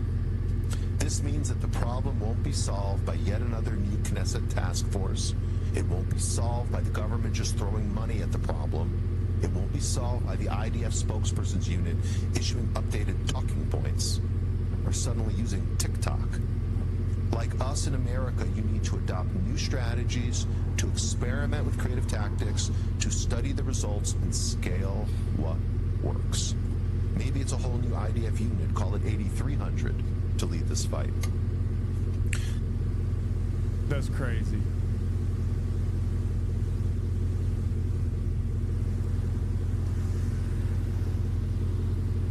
That was truly something, dude. I've followed Chris ever since my journalist dad got to know him in Bosnia, and I've never seen him this comfortable in an interview setting. Devastating conversation topic, but extremely valuable journalistic content. Yeah, Chris is the man. I know that a lot of I know that a lot of slop tubers who have done sex crimes themselves or are aligned with people who have done sex crimes that command the attention of a lot of apolitical people that are lost in the sea might not be my biggest fans, but the people that I care about, the people that whose work I think are amazing, even if I have disagreements with them from time to time, when those people come in and they seem to think what I'm doing is ultimately good, I don't give a fuck. You know what I mean? I don't give a fuck about the slop tubers and all these other fucking dipshits who don't know their ass from their elbow.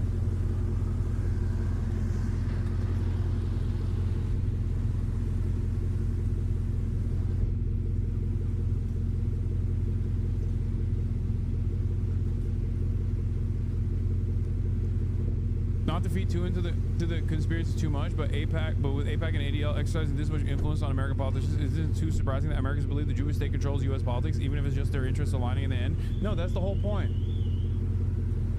No, that's what I'm saying. That's precisely how Americans are led to that position, even if that position is completely incorrect. And that position actually is beneficial for a lot of right-wingers. The reason why that position is beneficial for right-wingers is because ultimately that takes away the responsibility from the American state. It is not the American politicians who are ultimately patriotic that are doing this. There's additional pressure upon them, and that's the reason why they're doing this. Do you understand? That is the issue here. That's why I get so mad.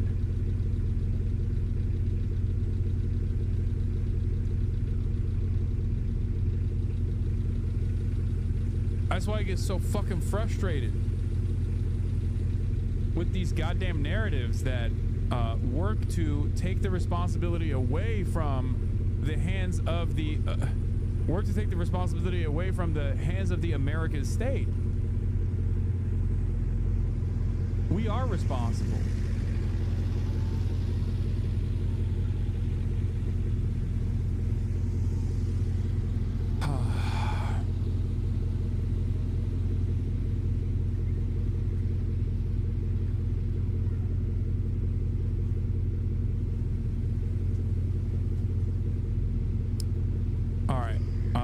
Let's move on from this. Let's finish this. Denunciation of Israel's right to exist as a country, that's what's different. That's not acceptable. And what we've seen, we saw it yesterday in Boulder, we saw it 11 days ago in Washington, D.C., is these terrorists using the same language as the actual terrorists in Hamas, the actual terrorists across the Middle East. That's what they're bringing here. They're not doing anything to criticize the government. They're not doing anything to advance peace.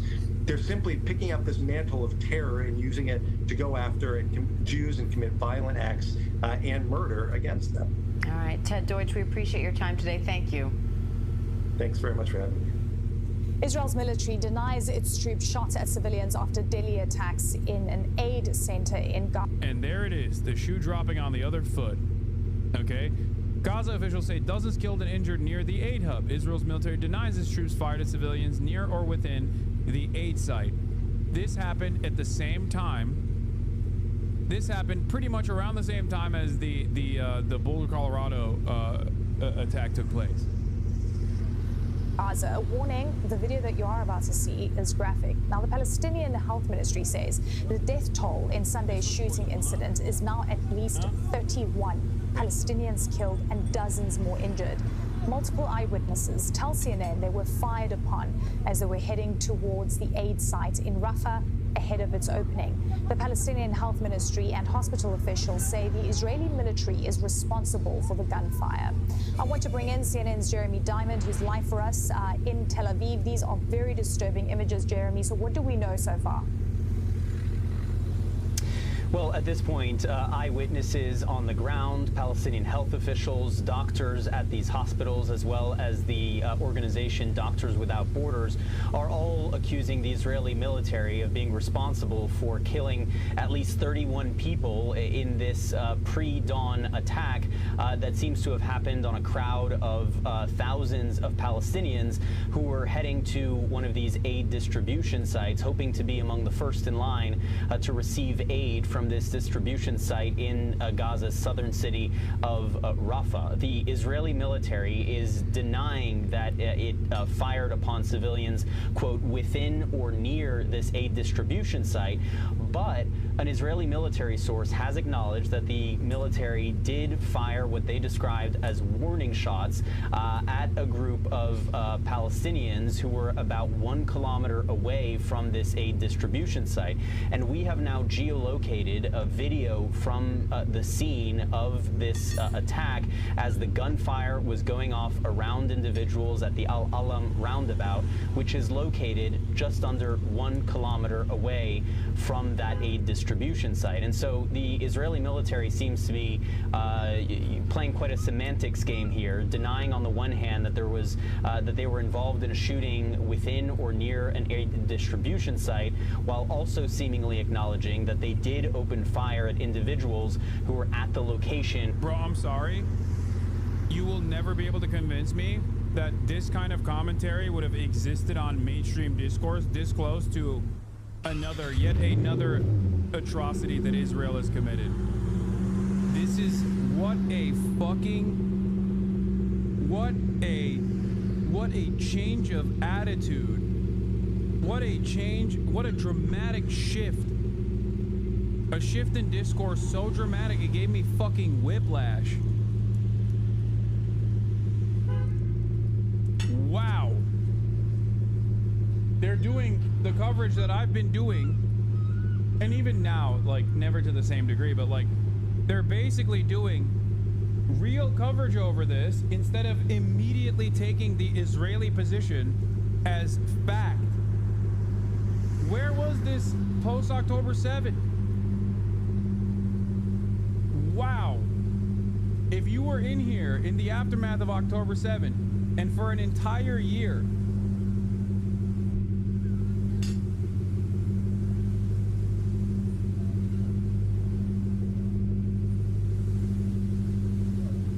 openly stating what Israel is doing is playing semantics games or trying to actively and deliberately misinform the population. Wow.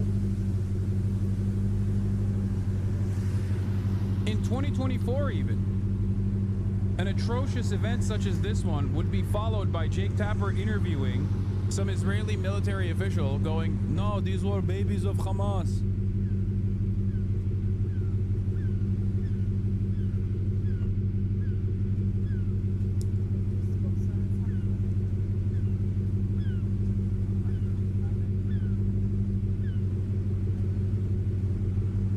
They're not even doing the classic Hamas-run health ministry. Incredible. Of this very same attack. More than 200 casualties have been reported, according to the Palestinian Ministry of Health, including 31 people who were killed. The Palestinian Ministry of Health. This was quite a hectic scene that unfolded over the course of a couple of hours, between the hours of 3 and 5 in the morning, according to eyewitnesses. And we've really heard some very, very disturbing stories from individuals who talked about, you know, crouching down on the ground to try and avoid the bullets. Some people who stood up to try and flee were then shot in the head or in the chest. Other individuals who came to try and rescue the wounded were shot themselves.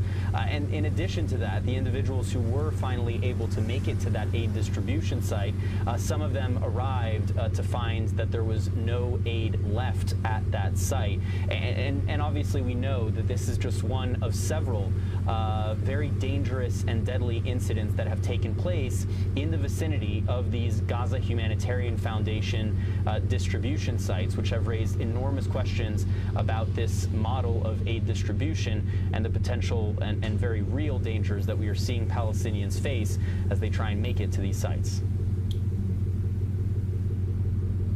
Yeah, I mean, we've heard multiple stories. I mean, the United Nations has said that aid is being drip-fed into Gaza. We heard from President Emmanuel Macron that the aid distribution model needs to shift. There's been a lot of criticism. What are humanitarian agencies on the ground saying in terms of the changes that need to occur to make things more efficient and safer? Well, they have been sounding the alarm on this aid distribution mechanism for weeks now, and those concerns have only grown even more as this aid distribution mechanism has gotten underway over the course of the last week. We have heard from Philippe Lazzarini, the head of UNRWA, which was until not long ago the primary provider of aid in the Gaza Strip. He said that aid distribution has become a death trap, saying that all of this points to the dangers of this new system. We've also heard from Médecins Sans Frontières, Doctors Without Borders, who are saying that this, quote, new system of aid delivery is dehumanizing, dangerous, and severely ineffective. They say that it is resulting in preventable deaths and injuries of civilians, and these are exactly the kinds of warnings that we were hearing from humanitarians. Bro, sounding like Al Jazeera. Wow. What is happening?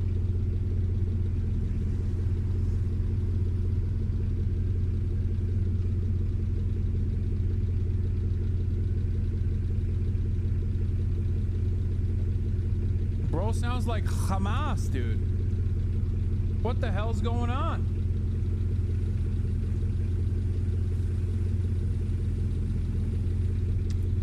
He's in Tel Aviv.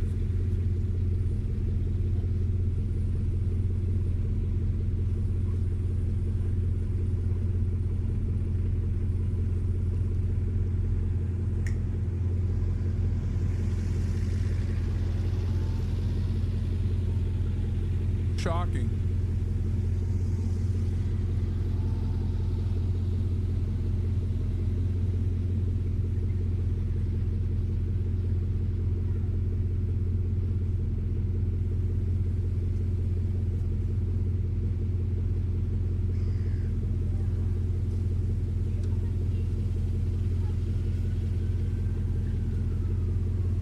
In the weeks before this Gaza Humanitarian Foundation launched, they pointed out that whereas their traditional humanitarian aid distribution systems would have hundreds of distribution points across the Gaza Strip, in very close proximity to where people actually live, in this case what we are seeing is that there are only 4 active distribution sites. Some days there's only 1 site that's open. For example, yesterday there was only that 1 site in the Tal al-Sultan neighborhood of Rafah that was opened, and so you're seeing, you know, huge masses of people having to walk for several kilometers in some cases through these areas that have been designated now as dangerous combat zones by the Israeli military, walking through Israeli military positions, and now, according to eyewitnesses on the ground, as they are trying to make their way to this distribution site yesterday, the Israeli military then opens fire on them. And so it is simply a very dangerous situation on the ground,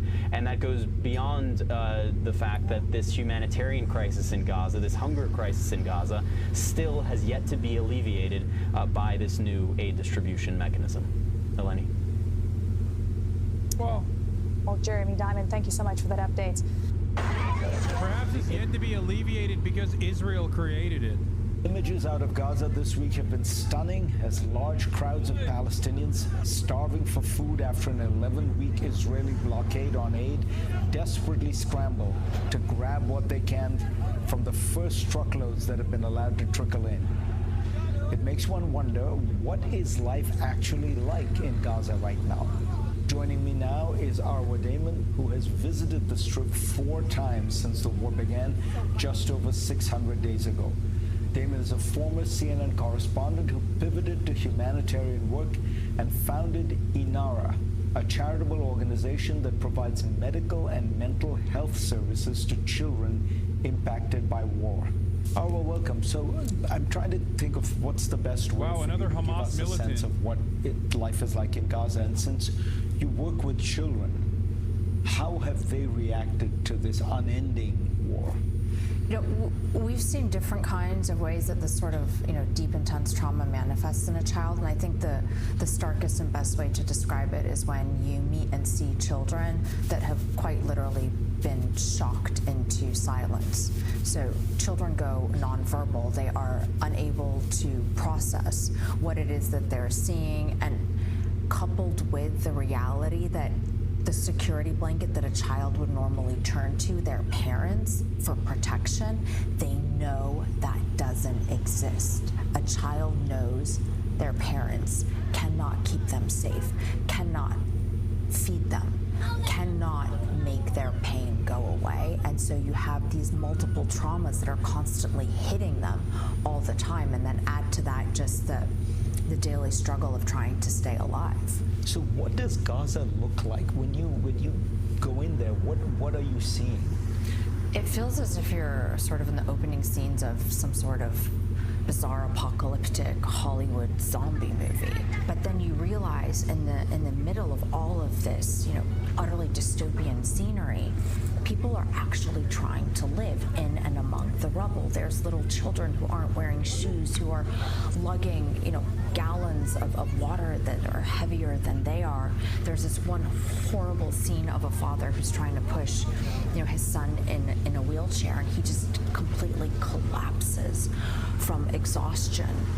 You have the elderly that are trying to crawl along because they don't have any other means of transportation.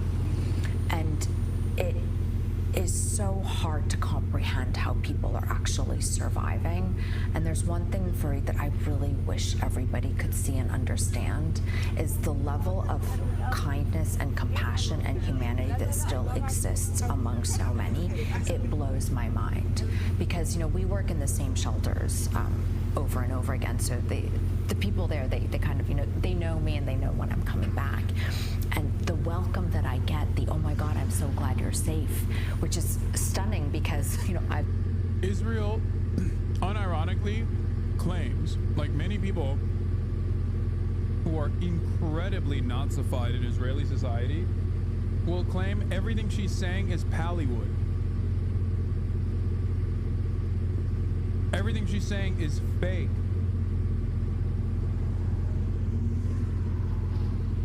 Literally. I've been on the outside. There's a level of kindness and purity that exists to so many people there that I don't think the outside world really understands or appreciates.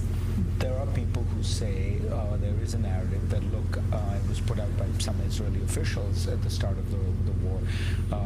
The Gazans voted for Hamas, they support Hamas, they celebrated after October 7th. What's your sense? So if we look at a poll that was done by the Arab Barometer, actually incidentally just before October 7th, they found that if there in fact had been elections, the Hamas candidate would have gotten less than 25% of the vote. Add to that, Gaza's population is extremely young. So the vast majority of Gazans, more than... By the way, the one person that's on that poll, one of the people that's on that poll is a prisoner.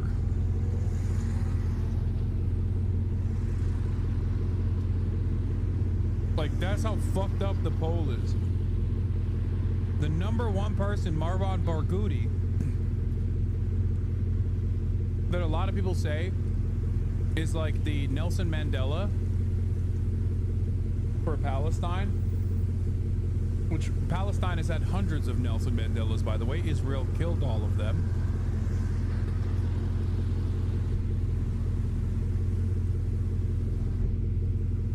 He's in prison. Straight up. 50% were not even born or old enough to vote when Hamas came into power. Let's also remember that before October 7th, twice Gazans tried to rise up against Hamas and were unable to do so. And even if we look at the videos that came out, and I understand, I mean, it horrific. The scenes of, the hostages being pulled into Gaza and people around there celebrating, even if we're generous and say, how many people were in those videos? 5,000? Let's call it 10,000. Let's even call it 20,000. That's 1% of the population. I have not, in my 4 trips to Gaza, heard a single person support Hamas. You say that if people knew what was going on, if the press will let in, the Western press will let in, the war would end tomorrow. I assume by that you mean that even most Israelis have no idea what is going on in Gaza. No, and most people, because it is so impossible to describe. I mean, even when you watch it in the videos, even if you're someone who's watching the videos every single day, it's very different when you see it because the camera shoots straight and when you realize it's 360 around you. And add to that, a lot of the the narrative, we're targeting Hamas, we're not targeting civilians, Hamas is doing this, Hamas is doing that. When you're on the ground and you're seeing it for yourself, you realize that quite simply, Fareed, is not true. There is nothing about Gaza's landscape that says anything other than this is the annihilation of a population and every single aspect of what is needed to actually keep a people alive. Arwadin, good to have you on. Thank you.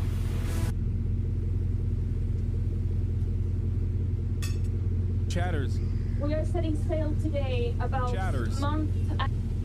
This person is still a white lady that was a CNN broadcaster. Like, she is a very nice person. She's a very kind individual. But, like, yeah, of course, she's not going to fucking get on CNN and be like, Hamas is awesome. And you're not wrong because, like, she's still... The narratives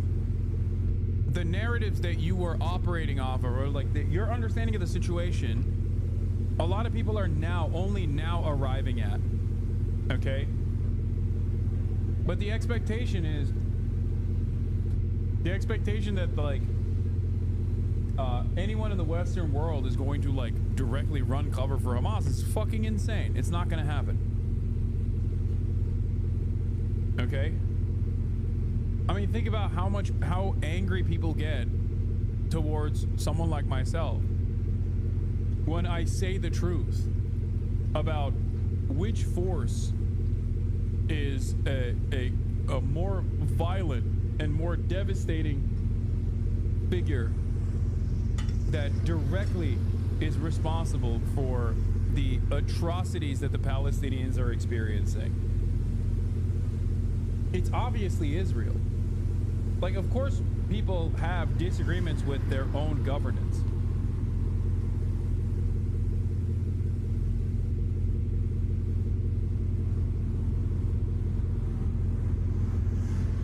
There's plenty of discontent, especially for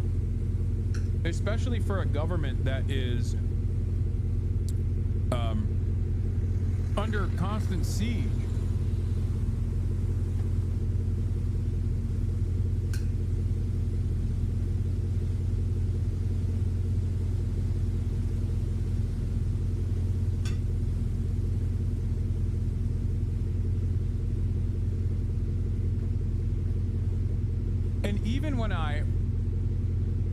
Even when I don't fucking defend Hamas, but simply show that Hamas is not even on the same planet as a devastating force such as Israel,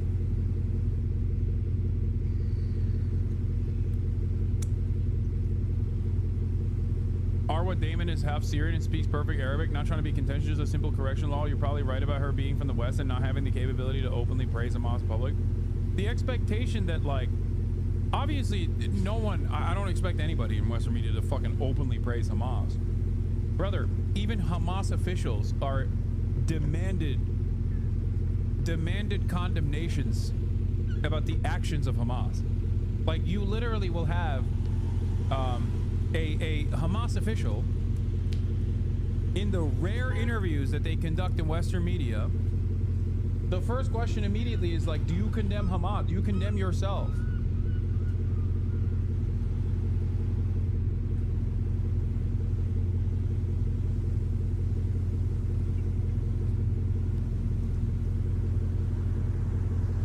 Also, she is the fucking CEO of an aid organization that works in the Palestinian territory. A territory that is directly occupied at all times by the Israeli state. No aid is allowed into the Gaza Strip without the go-ahead of the Israeli officials.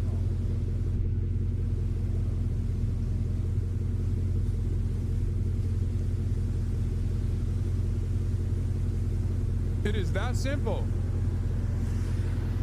After our latest attempt to go on with this mission, the boat was bombed twice. All evidence suggests Israel. And we are doing this because we have to keep our promise to the Palestinians to do everything in our power to protest against the genocide and to try to open up a humanitarian corridor and break the siege. We are doing this because no matter what odds we are against, we have to keep trying, because the moment we stop trying is when we lose our humanity. And no matter how dangerous this mission is, it is nowhere near as dangerous as the silence of the entire world in the face of a live-stream genocide. It is no secret that at this time, academic institutions across the country are shrouded. It's pretty crazy that the moment that Greta went from being a climate change activist to a socialist, she shed so much of her support and so much of the media opportunities that she had. But the death knell, like the death blow, sorry, came after she came out in opposition to Israel's genocide of the Palestinians. It's over. There has not been a singular fucking moment where she has gotten like even an ounce of fucking positive press since that has taken place. Yeah, it became, this is I haven't seen this, but I suspect this basically covers like when the media stopped talking about her, and it wasn't actually before, it was actually before Palestine.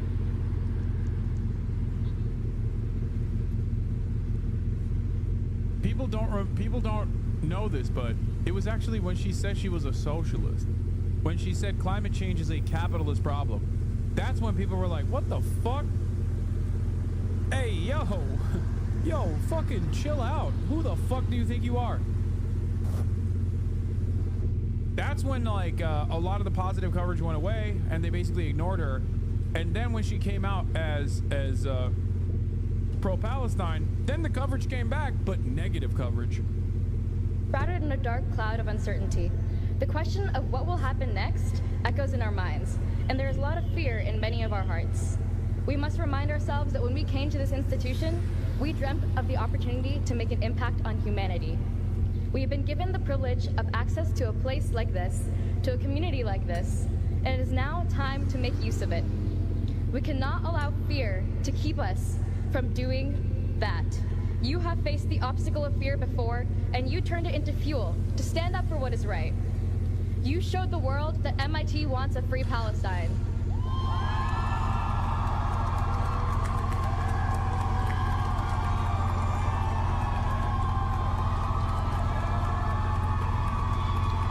Last spring...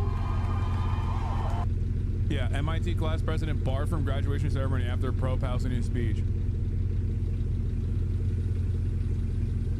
Boom.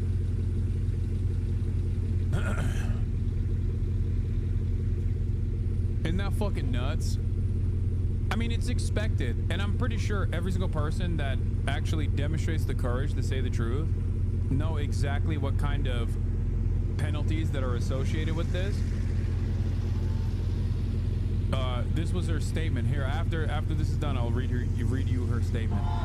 Last spring, MIT's undergraduate body and graduate student union voted overwhelmingly to cut ties with the genocidal Israeli military.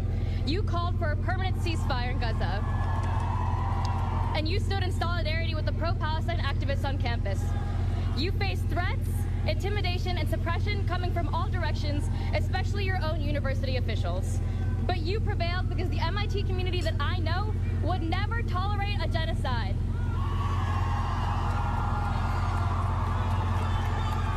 Right now, while we prepare to graduate and move forward with our lives... Don't worry, MIT will apologize 30 years later. Not even.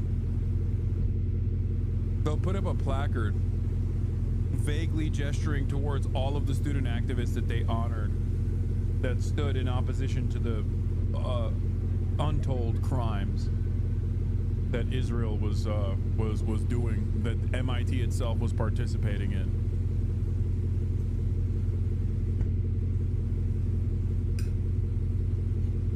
Look no further than Colombia.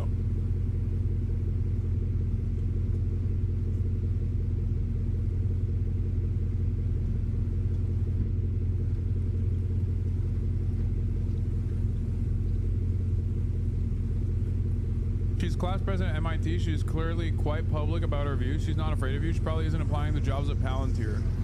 Make that bitch famous. May she never find a career path and be humiliated for what she did and did before that. P.S. Mega, if you want to sound cool, work on your Raza accent.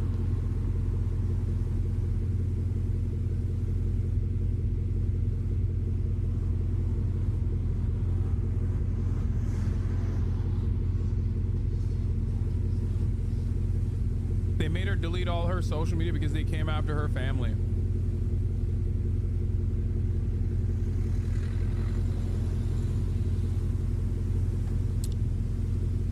Oh man.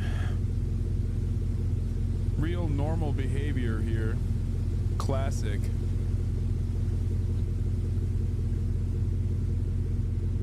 Real cool and real normal behavior.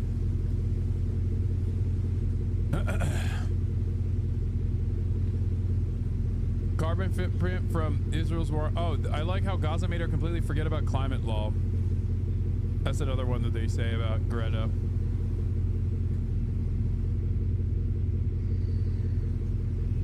Instead, MIT student commencement address speaker decided that it was appropriate to use a moment of hate-filled rhetoric against Israelis and Jews. Oh, stop crying. Stop fucking crying. Oh my God. There are no universities left in Gaza. We are watching Israel try to wipe Palestine off the face of the earth, and it is a shame that MIT is a part of it. The Israeli occupation forces are the only foreign military that MIT has research ties with. This means that Israel's assault on the Palestinian people is not only aided and abetted by our country, but our school.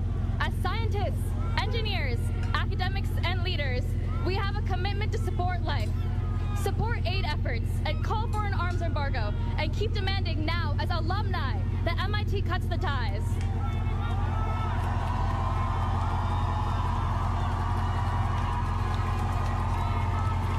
Now, I invite you all to join me in the tradition of turning the ring.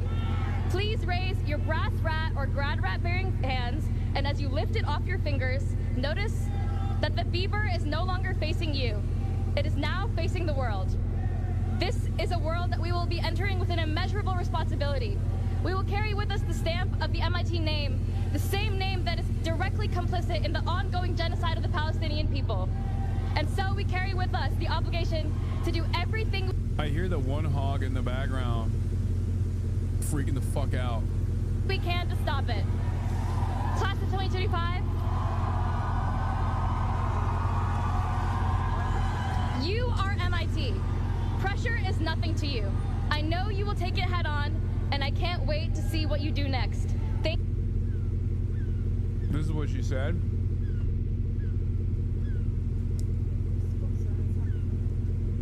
I am not disappointed that I did not get to walk the stage with my classmates yesterday. For 2 entire graduation sessions, over 2 years now, thousands of bright Gazan students should have been able to walk across the stage and receive their diplomas. These students did not get to walk because Israel murdered them, displaced them from their homes, and destroyed their schools. I see no need for me to walk across the stage of an institution that is complicit in this genocide. I am, however, disappointed that MIT's officials massively overstepped their roles to punish me without merit or due process, with no indication of any specific policy broken. These repressive measures are proof that the university is guilty of aiding and abetting the genocide and is scrambling to quell dissent while hypocritically claiming to protect free speech. They want to distract from what is happening in Palestine and their role in it, and instead shift focus to punish students of conscience. MIT and all complicit institutions must know that they will have no peace until they cut ties with the Israeli military. Clearly, their divestment from Elbit was purely performative. Yeah. It's crazy because they're like, come on, what do you want? We divested from one Israeli weapons contractor. Overseas now. Like, what more do you want? Shut the fuck up.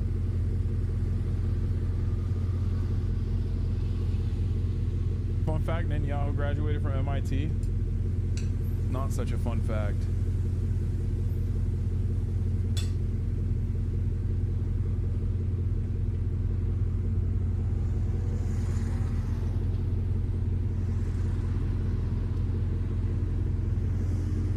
In July and August 2023, there were large protests in Gaza against Hamas's economic policy.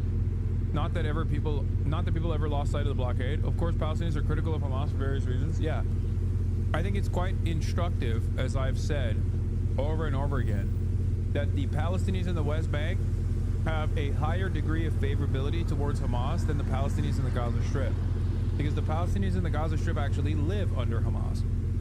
And with that, there is obviously a lot more of a critical approach to Hamas's governance. Part of that is directly a consequence of mismanagement, corruption, violence, right? But another part of that is, of course, the Israeli blockade that makes it virtually impossible for good governance to take place. But make no mistake, Palestinians that don't live under Hamas like Hamas more than the Palestinians that do live under Hamas.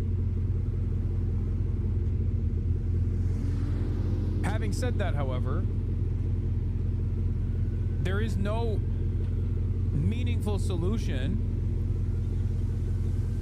to this issue that goes through a fucking ethnic cleansing campaign.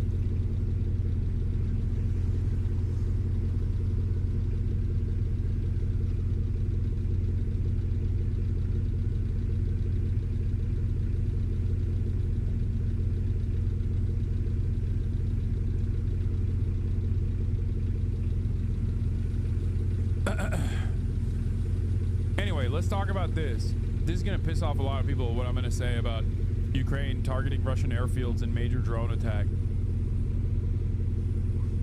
Are you guys ready? Let's start. To Ukraine's drone attacks that targeted military air bases inside Russia, leaving dozens of aircrafts in flames. Marcus Moore tracking the latest. Good morning, Marcus. Well, George, good morning. This was an extraordinary operation. Ukraine successfully infiltrating deep inside Russian territory and launching this attack. And this escalation comes just as a new round. No, my Ukrainian heart can't take it, Lamont. No, you're not going to be mad. No, listen, I'll just start off by saying, will I say even anything remotely critical of Ukraine for doing this? Fuck no. You can say lib take all day, every day. Is Ukraine completely fucking armed to the gills by every single Western nation? Absolutely. Okay? Is Ukraine completely in the right to fucking blow up Russian bomber planes? Oh, hell fucking yes, they are. Okay? Not even remotely questionable. 10 toes fucking down. I hate NATO. I hate American intervention. I hate what Russia has done, obviously, in Ukraine. There is no fucking remote possibility that I would ever criticize Ukraine for doing this right now, especially right now. Why? Okay? Why? Because not only did Zelensky basically get on his fucking hands and knees, okay, and say, yes, master, I will do whatever the fuck you want, as Donald Trump, being the fucking moron that he is, that was being guided by Vladimir Putin into attacking Zelensky and humiliating him, embarrassing him, weakening his position as within the leadership structure of Ukraine, while also forcing him in to cutting a horrible deal for the Ukrainians after so many people have died. Vladimir Putin very clearly does not give a fuck about doing a ceasefire. He recognizes the position on the ground. He recognizes that his forces in eastern Ukraine are dialed in, and he wants to try to decouple Ukraine from America while simultaneously advancing further into Ukrainian territory. I'm sorry, check out Civil Lawyer on YouTube, maybe, Big Dog. I want to hear your take on his content. What is happening with this Civil Lawyer shit? What the fuck? Anyway, having said that, it is very obvious to me that these past 3 years especially have shown that as America's power on the global stage is waning, we are now firmly committed to regional powers behaving with might is right politics. Okay? And one thing that I have seen from what Israel does and what Israel gets to do and how Israel retaliates, okay? Israel only responds to more vulnerable populations that it holds captive. Israel's response, for example, to Iran was incredibly limited in comparison to its response to Gaza. In comparison to response to even Lebanon, which was still infinitely more violent than what it did to Iran. But why? But still significantly more restrained than what it does to Gaza. Why? Because, I'm sorry to say this, but everyone is on their own. Okay? Everyone is on their own. And Russia, just like Israel, will only be forced to the table to engage in the act of bargaining when they realize that they've incurred penalties that are far too costly for the Russian government, for the Russian military. That's just true. So this act from the Ukrainian military was a last-ditch effort to try and show Russia that they still got some smoke, that they can still make this costly for them. Okay? At this point, I go so far as to say this is, it's a way to get Vladimir Putin, if this is a way to get Vladimir Putin to recognize that this is too costly, okay, and more of this could potentially happen, then then great. Hopefully they can get to the ceasefire, get to the table to do an actual ceasefire proposal.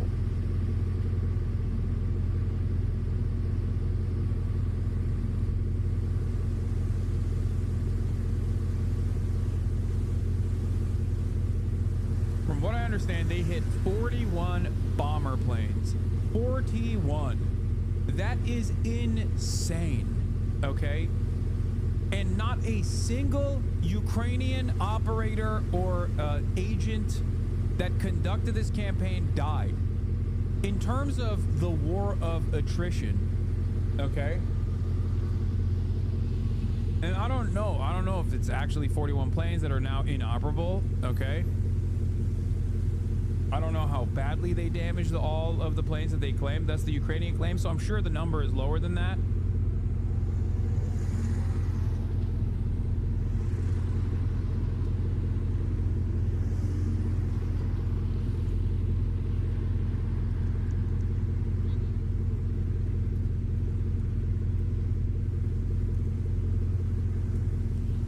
All I'm saying is,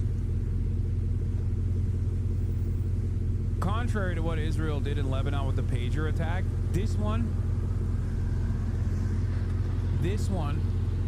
I think is infinitely more valid. Regardless of who is giving total backing to Ukraine, which is the entirety of the Western world. Well, not as much anymore. I'm telling you right now, it would be unimaginably hypocritical of me not to praise what they did while simultaneously talk about Hezbollah attacking Israeli military targets. Okay? In an effort to cause some kind of penalty to the state that is conducting a genocide.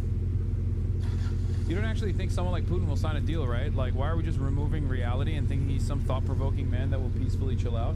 Did I say that? Did I say he'll peacefully chill out? No, I didn't say that at all.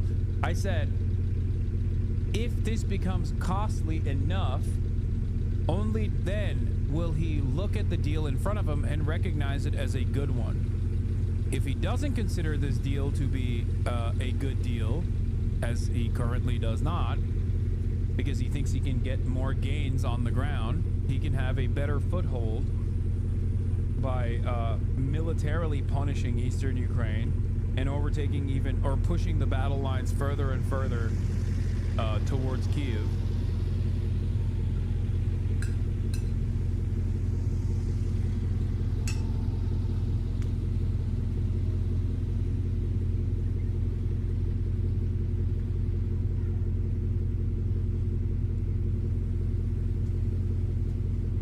I think it's a valid one, hopefully in the direction of a ceasefire. Now the peace talks is set to get underway.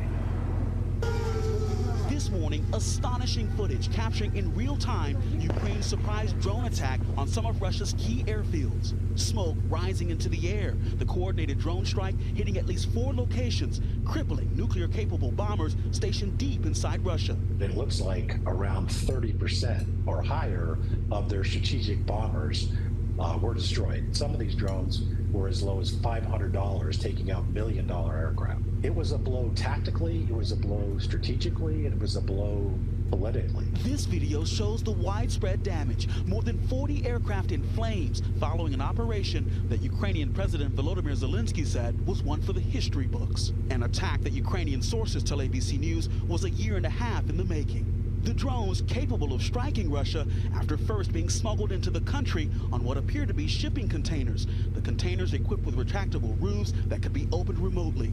And when the timing was right, Ukraine struck. Drones seen here in video shared online flying out on their mission. The Ukrainians did not inform the U.S. ahead of time. The apparent escalation in this war comes as President Trump... Cap. I guess the only reason why I would believe that is because they just don't trust the Trump administration not to leak the details to Vladimir Putin ahead of time.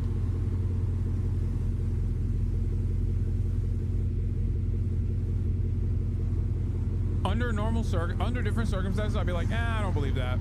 I would go so far as to say that America had a hand in this operation, but I feel like that's giving too much credit to the American intelligence agencies and not enough credit to where the responsibility is, which is, like, I'm more willing to assume that they were in cooperation with, like, the European intelligence communities.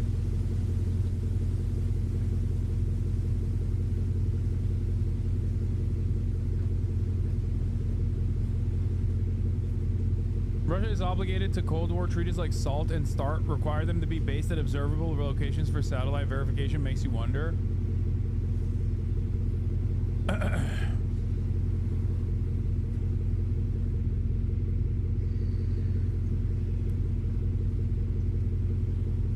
CIA established 15-inch bases in Ukraine designed to do operations in Russia. I mean, I still think that America had a hand in this, okay? I do. And nothing that Ukraine does, America has a hand in everything that Ukraine does, okay? However, the reason why it's more believable than ever before is because of America's current posture. Like, I could see the CIA not informing Donald Trump.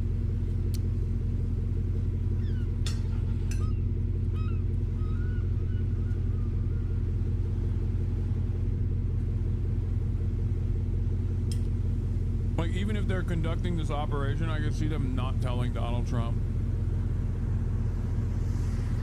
until after the fact.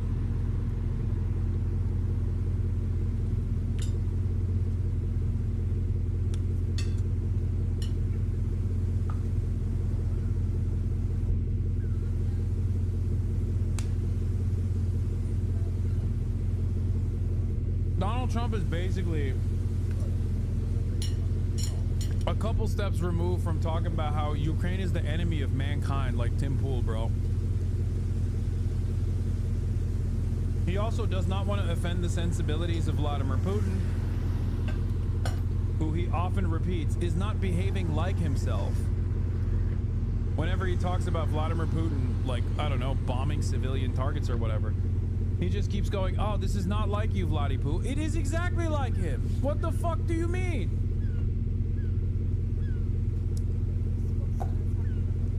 What is he like if not this?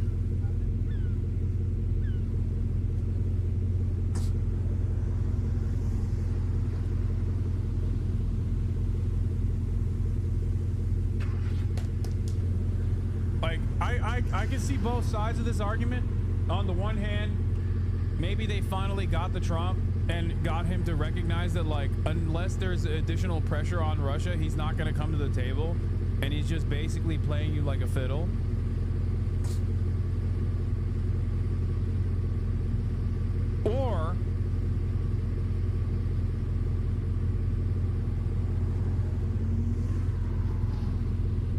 Or he's basically stating, or they just didn't tell him at all until after the fact because they were worried he would still leak it to Vladimir Putin, because Donald Trump knows Vladdy gets mad when, you know,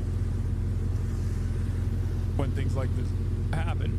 And I'm sure Vladimir Putin, with the remaining fucking bombers that they have, will probably punish the Ukrainian civilian population for this.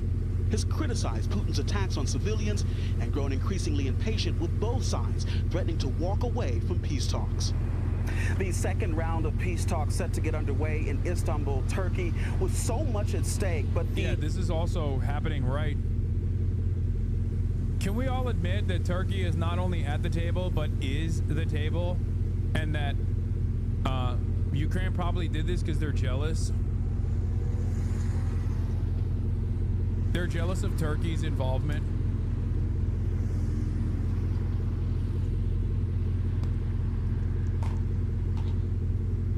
They did not want Turkey to be so prominently featured in this peace process. Isn't Erdogan a Georgian? He is, yeah. The volley of attacks we saw this weekend, including Ukraine's surprise strike, I think shows that both sides are capable and are prepared to keep fighting this war that's been on now for 3 years. Michael. Yeah, they've shown that, Marcus. Thank you so much. The Ukrainian and Russian delegations are in Istanbul for peace talks. The real story, though, this unprecedented and audacious drone attack by Ukraine on Russian airfields and bombers. Ukraine attacked bases deep inside Russia, thousands of miles from the front lines, in what they're calling Operation Spiderweb. Ukrainian officials said that dozens of Russian warplanes were destroyed. Let's get right to CNN Chief International Correspondent Nick Payton-Walsh. This is quite a backdrop for these talks, which take place shortly, Nick. Yeah, I mean, absolutely startling, the sophistication of this raid. One of these air bases hits almost halfway across Siberia. The Ukrainian security service able to use mobile wooden homes. Essentially, the roofs of them seem to have opened up and allowed these clouds of drones remotely piloted to target some of Russia's most important long-range strategic bombers. 41 damaged, according to Ukraine's security service, at air bases that must have thought they were basically far enough away to be impregnable. Ukraine very keen to announce that all the people involved in this year-and-a-half-long operation have since left the country. And yet another sign of how Ukraine's able to use its outsized use of technology to inflict significant... Ain't no fucking way. If Taco Trump is already folding on Iran, the American people need to know about it? Oh my God. Oh my God. Remember how I was joking about, like, let's talk about Taco Trump and how let's use Taco Trump to get a ceasefire negotiation? Remember when I said that? This fucking piece of shit, this goddamn demon, turned around and is like, oh, Taco Trump, gotta nuke Iran. You better nuke Iran. He's doing it for evil. He's doing it for evil. God, I hate these fucking animals, dude. damage on Russia's enormous military, something which, frankly, Kiev has always felt would be impregnable, but is increasingly showing its vulnerability over time. What does this mean? We don't know exactly what damage it's going to do to the nightly horrors inflicted on Ukrainian civilians by these long-range bombers. Some of them, indeed, were old enough they were still using propellers. But it's another sign that Ukraine is able to sometimes upset the balance. And as you mentioned, too, a remarkable backdrop for these talks in Istanbul. Here's what I'm going to watch it afterwards, after I'm done. Ukraine's President Volodymyr Zelensky at a NATO summit in Vilnius today had to say.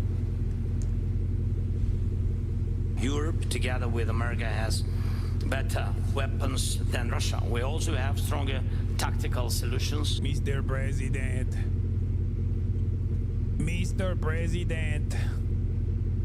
you have to allow us to blow up the Russian airplanes. Mr. President.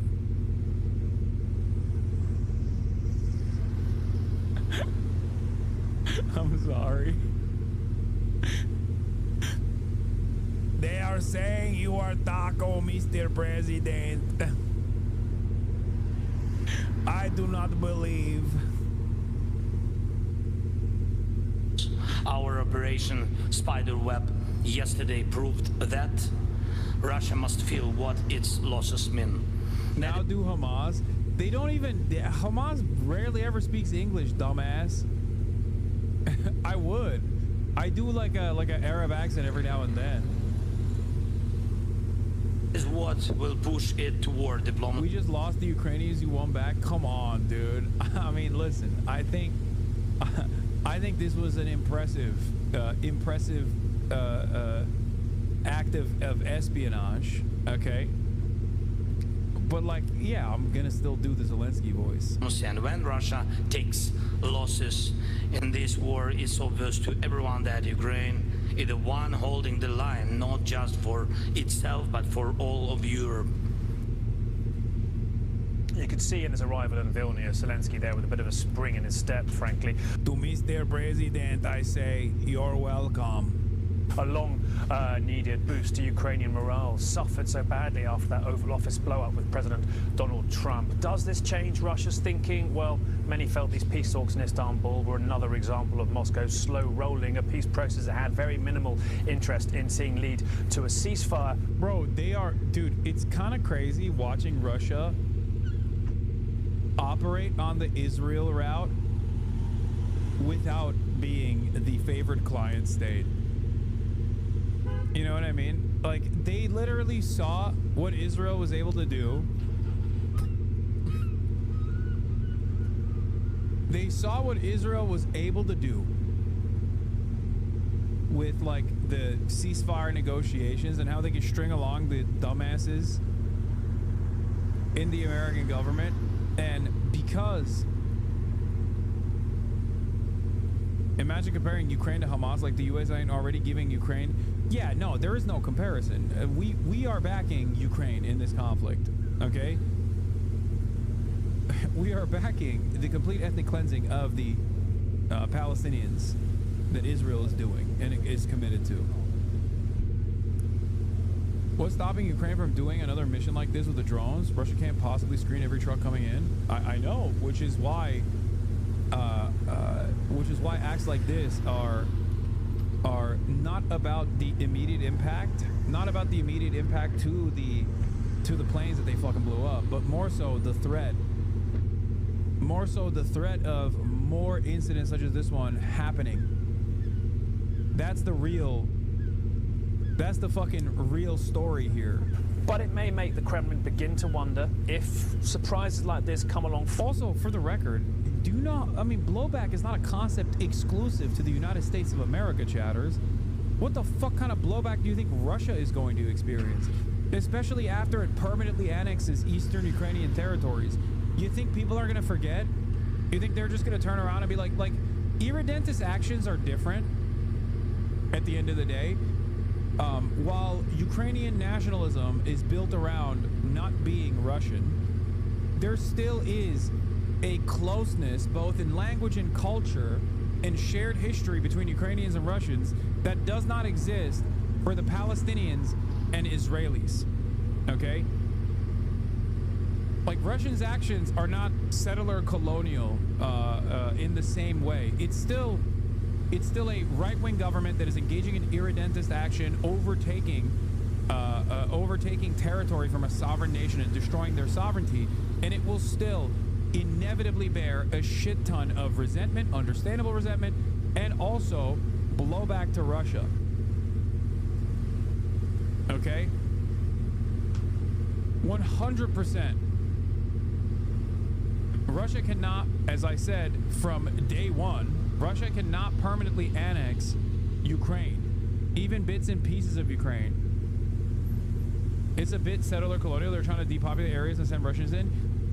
Yes, that is also true. I mean, that's the USSR also did Russification in numerous places, including but not limited to Crimea. But what I mean is, there will still, like, Russia thinks that there are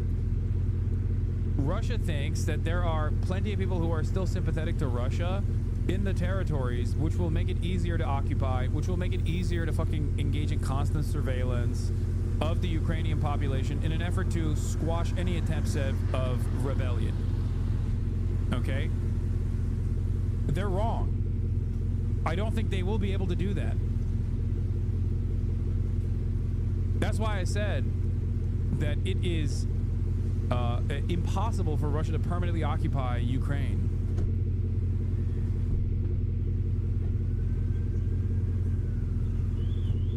Frequently enough, how long they can sustain this conflict, and it may really do practical damage to their war effort too, John. So a remarkable weekend. I should point out too, record number of drones launched by Russia over the weekend, and a startling number taken out by Ukraine's electronic warfare too. So technology increasingly on Ukraine's side, John. Yeah, Ukraine very much trying to increase the costs on Russia and what impact that could have on discussions going forward. Nick Payton-Walsh for us. Thank you, Nick.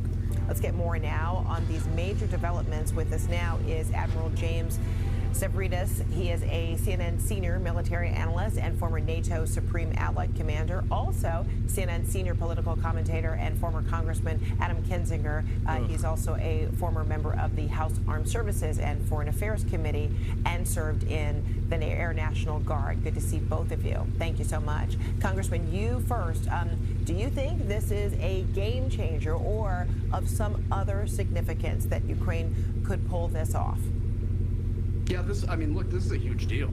I think no matter what happens, they are going to overstate its importance, though.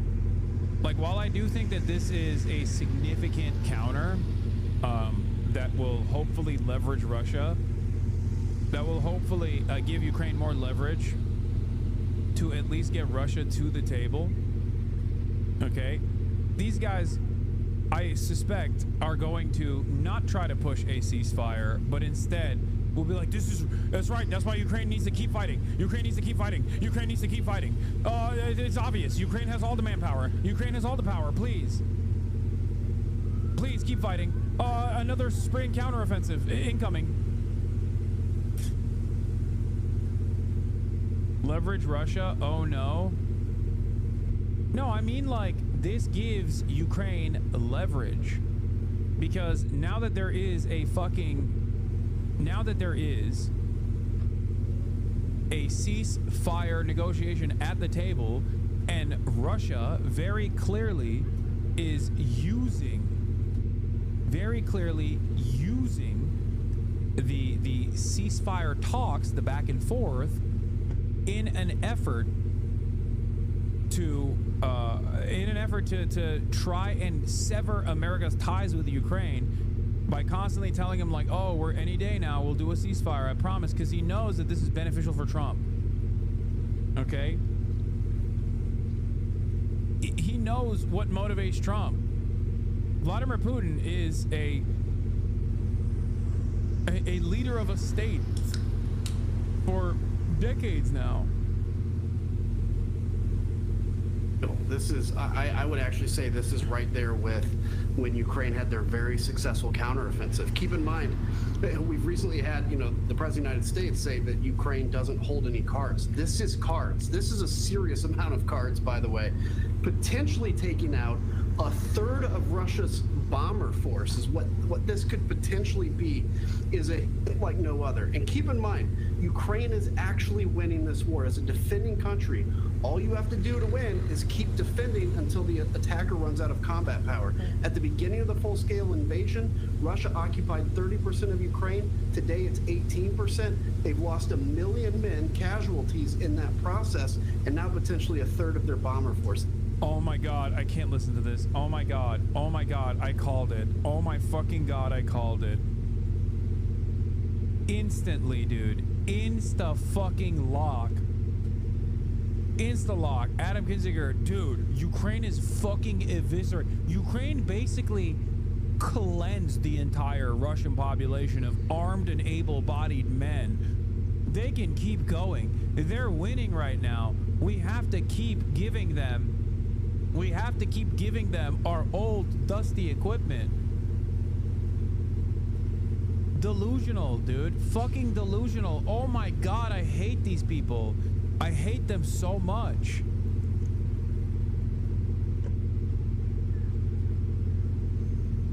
What a fucking crock of shit.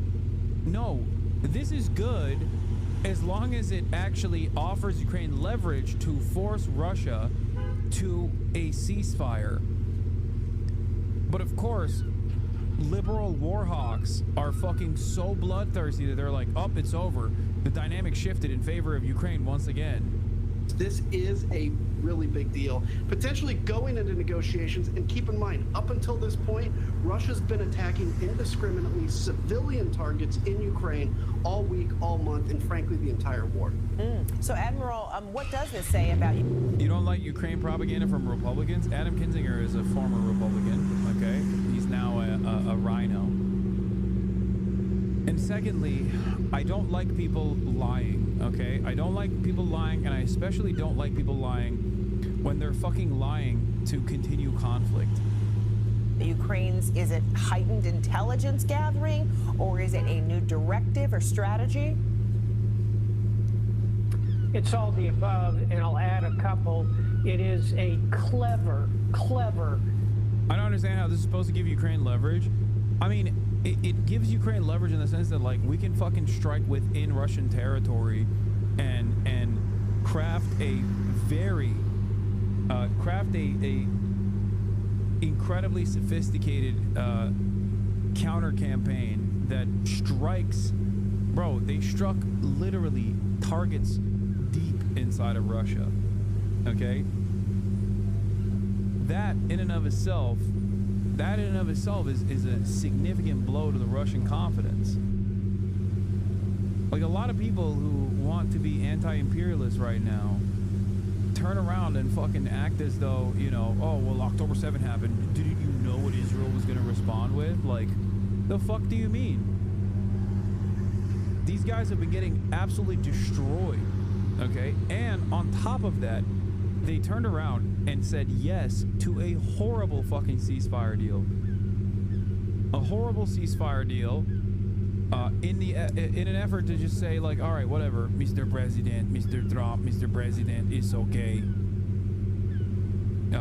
Sure, we'll fold. We'll do a ceasefire. Only to fucking turn around and have Vladimir Putin use the ceasefire negotiations to basically try and undermine the relationship that America has with Ukraine, despite Ukraine being a fucking proxy for the United States in this endeavor. Tactic. What they did was put these drones, quadcopter drones, into trucks. They got them deep inside Russia. A way to think about these strikes, this would be like launching from Washington, D.C. and attacking... Look, anyone that tells you this is a tide shift and that Ukraine is now winning is a fucking delusional monster, okay? If liberals predictably use this as an opportunity to fucking bang the war drums harder, then, you know, that's fucked up. Yeah, send Adam Kinzinger to the front lines, dude. Ukraine clearly is lacking in manpower. It's not just about arms. It's about men who can hold said arms. Send his ass to the fucking front lines, dude. targets in Los Angeles. I mean, this is, Russia's a huge... Remember the incursion into Russia? How did that go? No, that was the Kursk counteroffensive is entirely different than this. This is an insurgency. Okay? The Kursk counteroffensive was utterly meaningless at a time when Ukraine did not have any fucking resources to defend the eastern Ukrainian territory from Russian encroachment. That is completely different than being able to pull off a attack such as this one deep in Russian territory without having any Ukrainians fucking die in the process.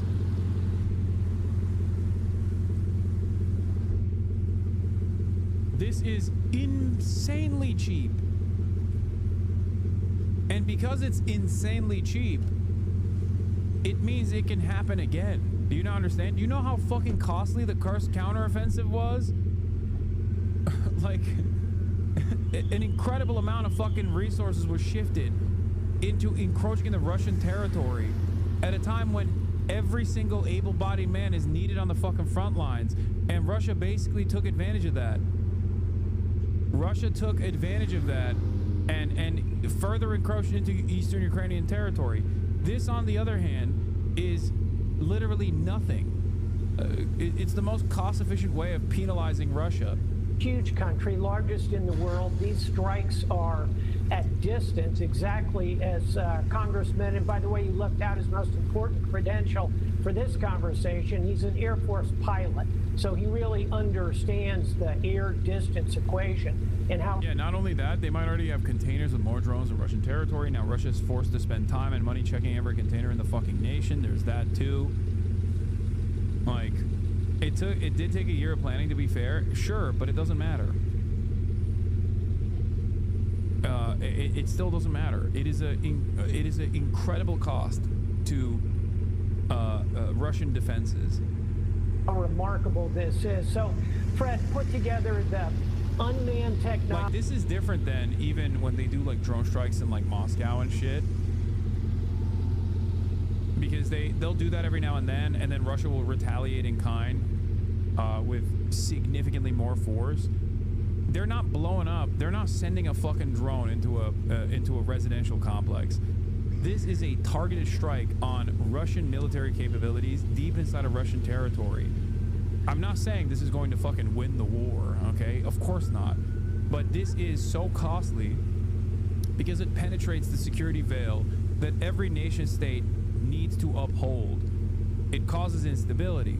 It causes fear.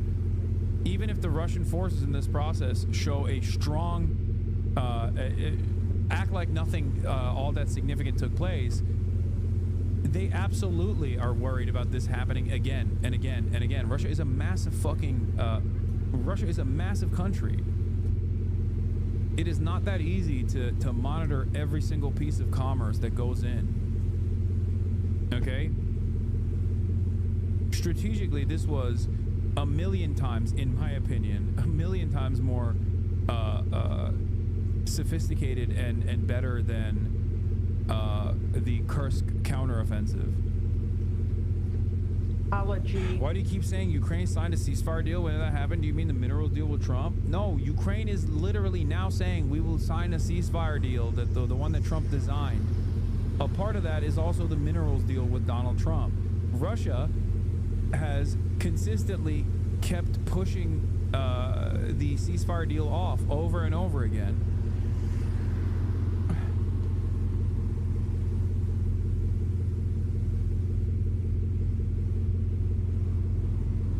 The intelligence of the locations and the military savvy to load it on trucks, get it across this vast country, launch it at scale and at distance. I think it's a remarkable strike. I'm Greek American, so I've got to give you this. It's kind of the Trojan horse. It's these wooden crates that got pushed into the country, and suddenly sprouting forth from it are these warriors destroying all of these planes, none of them human beings. It's really quite a remarkable military feat. Russia says they want a peace deal, not interested in a 30-day break to rearm Ukraine. Okay, dude. Come on, guys. That's literally the same shit that pro-Ukraine NATO Andes would tell me when Russia did not have the upper hand, or rather, Ukraine had the highest position of bargaining. That literally is the same shit. People that want the fucking war to continue just basically say that, okay? They say that. They say that lie. Oh, we don't want you to re-up and rearm. That was, for the longest time, what the fucking globe Twitter dipshits used to say to me when I was like, Ukraine should do a ceasefire deal. Ukraine should do a ceasefire deal. Russia has the upper hand now. You want Ukraine to fight another year and lose more territory? Wait, what? What are you saying? I want there to be a fucking ceasefire deal. What the fuck? I don't want Russia. I don't want Russia to continue encroaching into Ukrainian territory. So then, Congressman, I also don't believe that any kind of real fucking commitment to ceasefire could take place without, I think, involving China in the process. But clearly, Ukraine is likely preparing for some sort of retaliation. But at the same time, what does this kind of successful, attack from their standpoint do to the morale for Ukrainian fighters? This is huge for Ukrainian morale. This is devastating for Russian morale. Now, keep in mind in this process, we're going to see, so Ukraine is going to see how Russia responds to this. They've seen how Russia does or does not, in this case, does not defend their military bases, and they're going to adjust from that. There may be more, there likely could be many more attacks like this kind of on the perch, ready to go in Russia. And now all of a sudden, Russia has had to go from defending its air bases and its military stuff, basically, within whatever, 500 or 1,000 kilometers of the front line to the entire amount of Russia. And keep in mind, they're already almost out of air defense as it is. They had to move almost all their air defenses to Moscow just to defend their parade. So this is a big deal. And for American... Oh, my God. Oh, my God. Shut the fuck up, dude. Holy shit. Oh, brother. Yeah, dude. Any day now. Remember when I was talking to Chris Hedges about this, when I was like, you can always be wrong as long as you are directionally in line with the American State Department and their ultimate goals? This is an example of that. Guys like this have been so fucking consistently wrong throughout the entire conflict. Okay? And no one turns around and goes, dude, remember when you said the spring counteroffensive was going to fucking destroy the Russian forces and purge all the Russian orcs from Ukrainian territory? This is it. This is what I mean. These guys can get away with just being wrong all the fucking time because they're wrong at the behest of the State Department. Do you think that these NAFO idiots actually believe this shit, or are they intentionally exaggerating? I don't think they give a shit about Ukrainians. That's it. I don't think they care about Ukrainian lives. That's not a part of the calculation. The only calculation they care is about unlimited weapons contracts for the people that pay their salaries. It's important to remember this. We have a choice. We can either help Ukraine defend itself, and if we do, we'll have a bit of a say in how Ukraine defends itself. If we don't, Ukraine's got to do what they can do. And again, it's important to keep in mind, every one of these targets today was a legitimate, under the rule of war, legitimate target for Ukraine to strike. What you will see in the Russian response is an attack on schools, on hospitals. Oh my God, just tell the truth. You literally know better. You know they don't actually believe Ukraine will win. Stop pushing this narrative. It's ridiculous. Wait, what? I never said Ukraine is going to win. What the fuck are you talking about? What? I'm saying that Ukraine actually making this as costly as possible for Russia will, at the very least, force Russia's hand into coming to the most favorable ceasefire terms that Russia will get, barring Russia directly murdering more Ukrainians and encroaching further into Ukrainian territory. I already said liberals are fucking stupid for claiming that this is a real tide shift and that Ukraine is going to win now. They always say that, and they're going to keep saying that over and over again, despite the fact that they are constantly wrong. on civilian infrastructure, because that's what Russia does. Ukraine fights fair, Russia goes after civilians. And then now, Admiral, all this taking place, you know, on the eve, you know, give or take a few days of, you know, this meeting that is supposed to be taking place in Turkey between Russia and Ukrainian representatives. How might this either change the dynamic, apply more pressure, or might it mean a complete retreat from even having talks like this, meaning Russia retreating? I wouldn't be surprised to see the Russians put a freeze on things. On the other hand, more likely they'll try and kind of brazen their way through it and say, we caught all the people who did this. There'll be a bunch of roundup, the usual suspect operations. Ukraine, by the way, was very careful to point out that everybody involved in this is already back in Ukraine, so anybody you arrest Russia is wrong. I believe that, frankly. And then secondly, again, the innovation on display here, I think, is really what you have to focus on. And so I would say the talks probably freeze momentarily, then they'll move forward. Hey, final thought for you, as I watch this, as a former Supreme Allied Commander of NATO, people ask me a lot, you know, hey, do we really want to take Ukraine into the alliance? You know, when this war is over, this is going to be a country manufacturing 2 million, maybe 3 million drones a year. They'll have the most highly blooded, motivated military force on the continent. Do we want them on Team NATO? Man, I do. Yeah, dude, totally. Okay, idiotic. Face to fucking idiotic, dude. Like, no NATO in Ukraine is a perfectly reasonable red line for any regional actor that is directly in contest with NATO. Okay, and also, oh God, liberals are so fucking stupid. All right, let's continue. The face in Istanbul, but with a gulf still between them. The setup for the latest peace talks serving to emphasize just how far apart the two sides are. Ukraine's delegation was again dressed in military fatigues. The Russians were in suits. While both sides wore stony faces, there is clearly no love lost. The talks ended after barely an hour. The only concrete outcome, another prisoner swap and the return of dead soldiers, even though the plan was to discuss each side's blueprint for peace. A few days ago, we shared our documents with Russian side, but there has been no communication from them regarding their document until today. Only during the discussion today, Russians handed over its document to our delegation.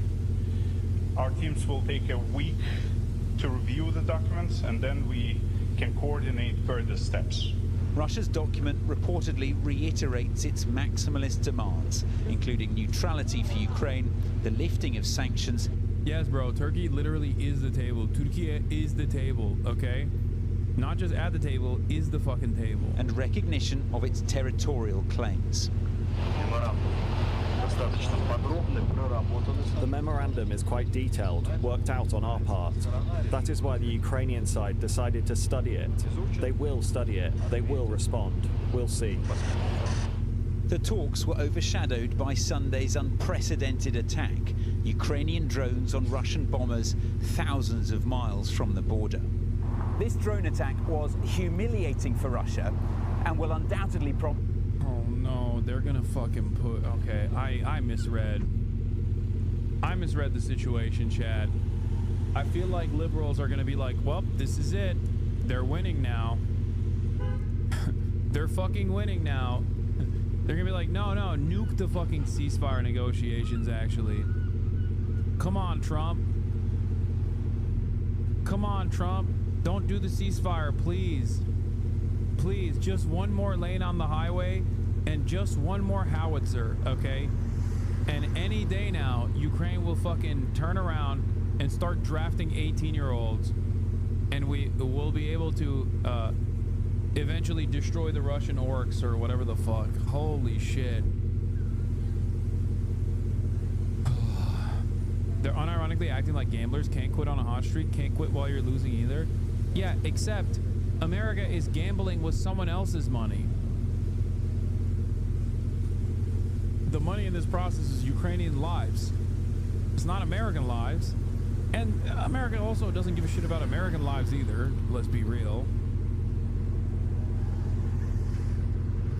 A response. Now, the Kremlin hasn't said what that might be, but plenty of hardliners have been offering their thoughts, with some even calling for a nuclear attack on Ukraine as retaliation. Not the kind of rhetoric you'll associate with a country that claims to want peace. But on Russian state TV, there was no mention of the attack ahead of the talks. Moscow's keen to play down its impact. And on the streets of the capital, opinions are split over its significance. I think it's exaggerated because these planes are very old and hardly anyone needs them. Besides, they're firing from submarines. I think there should have been a response already yesterday, and it should have been quite harsh. So despite the talk of peace, the mood is one of war, and a full ceasefire still feels like a long way off. Ivor Bennett, Sky News, Moscow.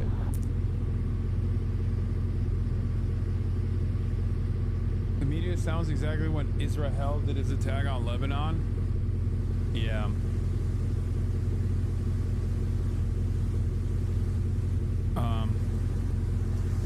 Elon Musk on Doge? Wait, hold on. Hello. Die. Hello. Die. Fuck. Oh, Hasan, you're here. What up, brother? Oh my god. What's up, boys? Are you playing NITEREIGN right now? Oh, we're playing NITEREIGN. Yeah, we're in one, but we'll be done soon. Okay, hit me up when you guys are done. Okay. All right. Good luck. Yeah, we're on like almost the last, like I'd say like 10 minutes maybe. Damn, you guys are that good, huh? Oh, holy shit. All right, you'll carry me. Yeah, we're good, all right. You'll carry me. You'll carry me. All right. Did you do the tutorial? No, I did not. Should I do it now? Yeah, don't freak out, chat. It's real. Gaming is real. It's not a fucking joke. Not only did I have a banger, a banger interview, I also have a banger gaming sesh lined up. Anyway, let's hear what Chuck Schumer has been using the fucking Taco Trump attitude and Taco Trump narratives for. Because if you recall, I talked about this, you know, Taco Trump, maybe we can manipulate Trump and his sensibilities into pushing for a ceasefire in Israel, in Gaza. Well, it turns out that's probably not going to happen. Liberals, on the other hand, are more predisposed with using the Taco Trump narrative for evil, because liberals are fucking evil, okay? Holy shit.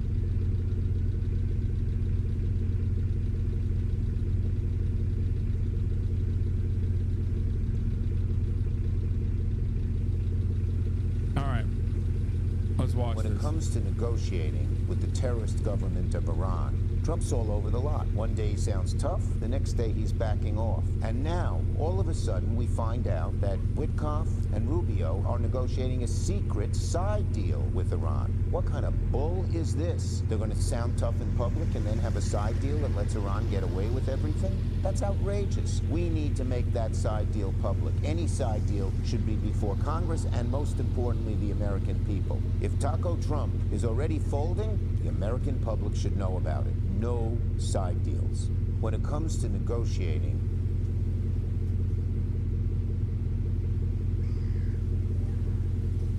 nah. This party is over. It's over. The party is done. Throw it out. Throw it in the trash. The Democrats are done. They're so done. Oh my fucking God, dude. Oh my God. They're using They're running to the right of Trump on Middle East issues and trying to push a war with Iran. It is fucking insane. Holy fuck. Democratic leadership apparently wants to be the pro-war against Iran party, a position held by a mere 14% of Americans. Dems refused to learn a thing from 2024 when they came across as more interested in overseas wars than fixing the problems at home. A policy and political disaster. Oh my god, I want to die. Oh my god, it's fucking so stupid. Highest ranking Democrat in Congress. Least popular politician in Congress. What the fuck is going on?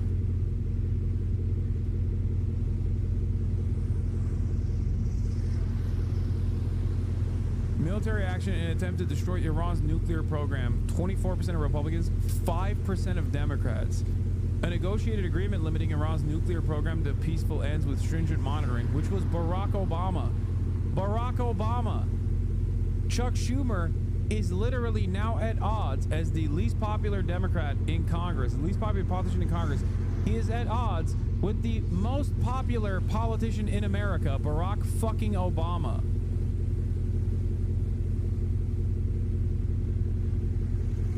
Jesus Christ.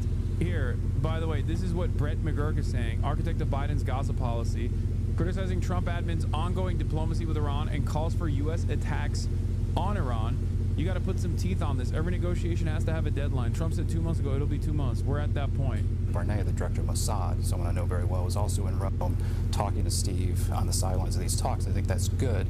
End of the day, President Trump has a lot of power here because he's got political force in Washington to do a deal. There's only Bibi has limited maneuvering room with Trump. But you have to get a good deal. And I think to get a good deal on these issues, you know, everyone talks about enrichment. It's not just the enrichment program. It is, since Trump left the JCPOA in 2018, Iran has installed or produced new generations of centrifuges. You have to take care of the centrifuges, the stockpiles of highly enriched uranium. It is a very, very complicated set of issues. It takes weeks and months to negotiate, of constant negotiations. So I'm a little concerned here we're being strung along. Brett McGurk, by the way, was the one who was urging Israel to bomb Lebanon. And I think you got to put some teeth on this. Every negotiation has to have a deadline. And Trump said 2 months ago, it'll be 2 months. We're at that point. So we're now at the point where this can just get rope-a-doped, and I just... Like, American foreign policy is uniparty, but I never actually thought I would see the day where Democrats were actively trying to, at least in communications, outflank Republicans on warmongering and like nuking Iran.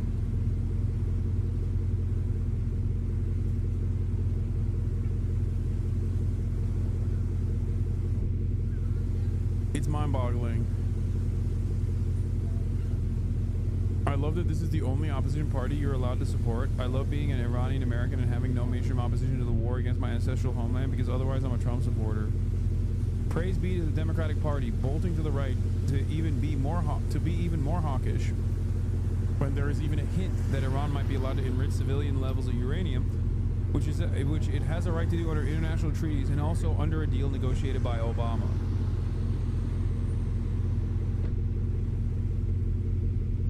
What the fuck, man? What the fuck are we doing?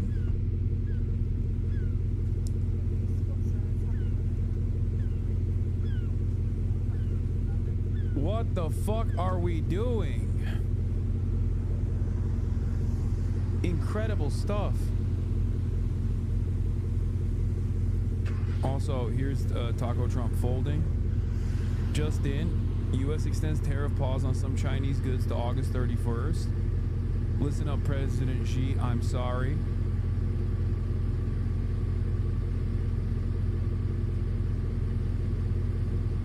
Speaking of Democratic Party failures, there is a major, big, beautiful bill that is utterly devastating. Okay? Utterly devastating for the working poor. The Democrats have done very little media coverage on this. with the limited amount of time remaining in the legislative session. They have countered it very little. As a matter of fact, most of the media coverage surrounding the big beautiful bill, which is ginormous taxes for the super wealthy, by the way, have come from Republican town halls. Republican town halls, where Democrat voters and Republican voters alike are yelling at their politicians. Democrats have not used this media advantage they have to regularly rail against the Republicans for their defense of the super wealthy. On top of that, obviously, the Trump administration is weaponizing the Justice Department and trying to prosecute Democratic congresspersons. This time, a Democratic congresswoman, Hakeem Jeffries, repeats the line twice. Let's take a look at how Hakeem Jeffries is talking about Trump using the Department of Justice to prosecute Democratic congresspersons. Congressman Jerry Nadler said that DHS agents entered his congressional office on Wednesday without a warrant and handcuffed a member of his staff.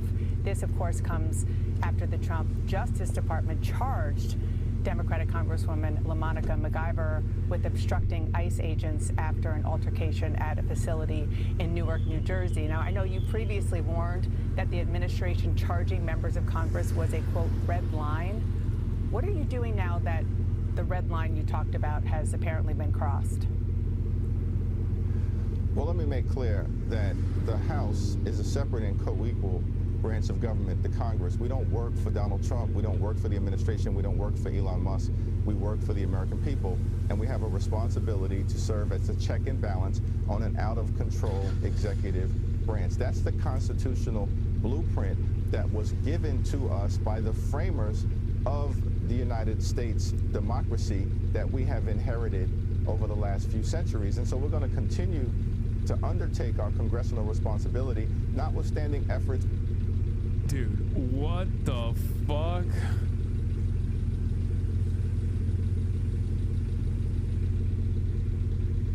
He hit him with the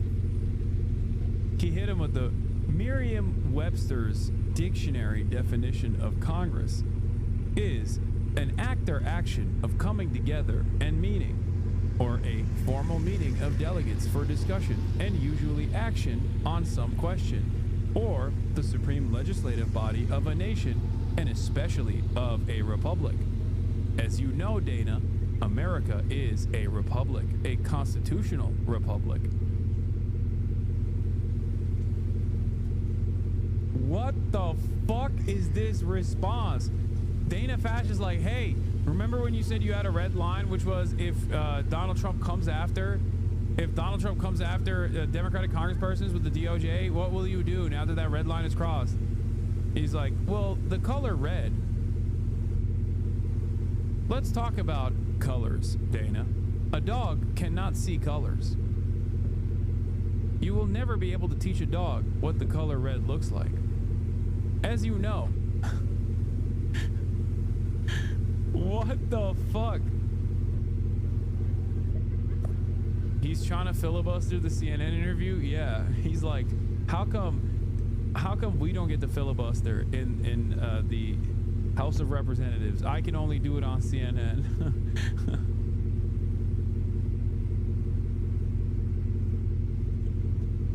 What the fuck? By the Trump administration to try to intimidate Democrats. It's unfortunate that our Republican colleagues continue to be nothing more than rubber stamps for Trump's reckless and extreme agenda. And the American people, I think, will ultimately reject that next year when we will take back. Dog, you're not making it to next year. There is no midterms, okay? He is going to arrest every single one of your colleagues, okay? God damn, you are so stupid. Oh my God. Oh, well, the Americans are going to reject this by voting against the Republican Party. It's like, bitch, there's not going to be a fucking election, dude. What then? What now? What now when there's no midterms? Who are they going to vote for when half of the fucking opposition party is jailed? What do you mean? What do you mean by this? These guys have to read German liberalism in the build-up to Adolf Hitler being appointed chancellor. Like, this is just playing that. Maybe they read it and they're playing that role, I guess. This is crazy. At control of the House of Representatives. Yeah, they read it and they took the wrong lessons from it. They were like, oh, the liberals were great here. In the meantime, in terms of how we will respond to what Trump and the administration has endeavored to do, we will make that decision in a time, place, and manner of our choosing, but the response will be continuous and it will meet the... Dude, oh my God. Hakeem Jeffries doesn't get talked about enough. He is so fucking bad. Oh my God. Oh my fucking Lord. What a bot, dude. He is a straightforward NPC. Fuck me. All right, I'm moving. It's Elden Ring time, okay?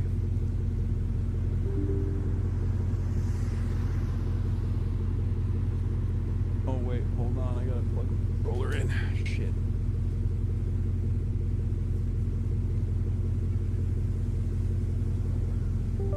Okay. Aunt Effa, thank you. The moment. For the 25 gifted subs. God damn.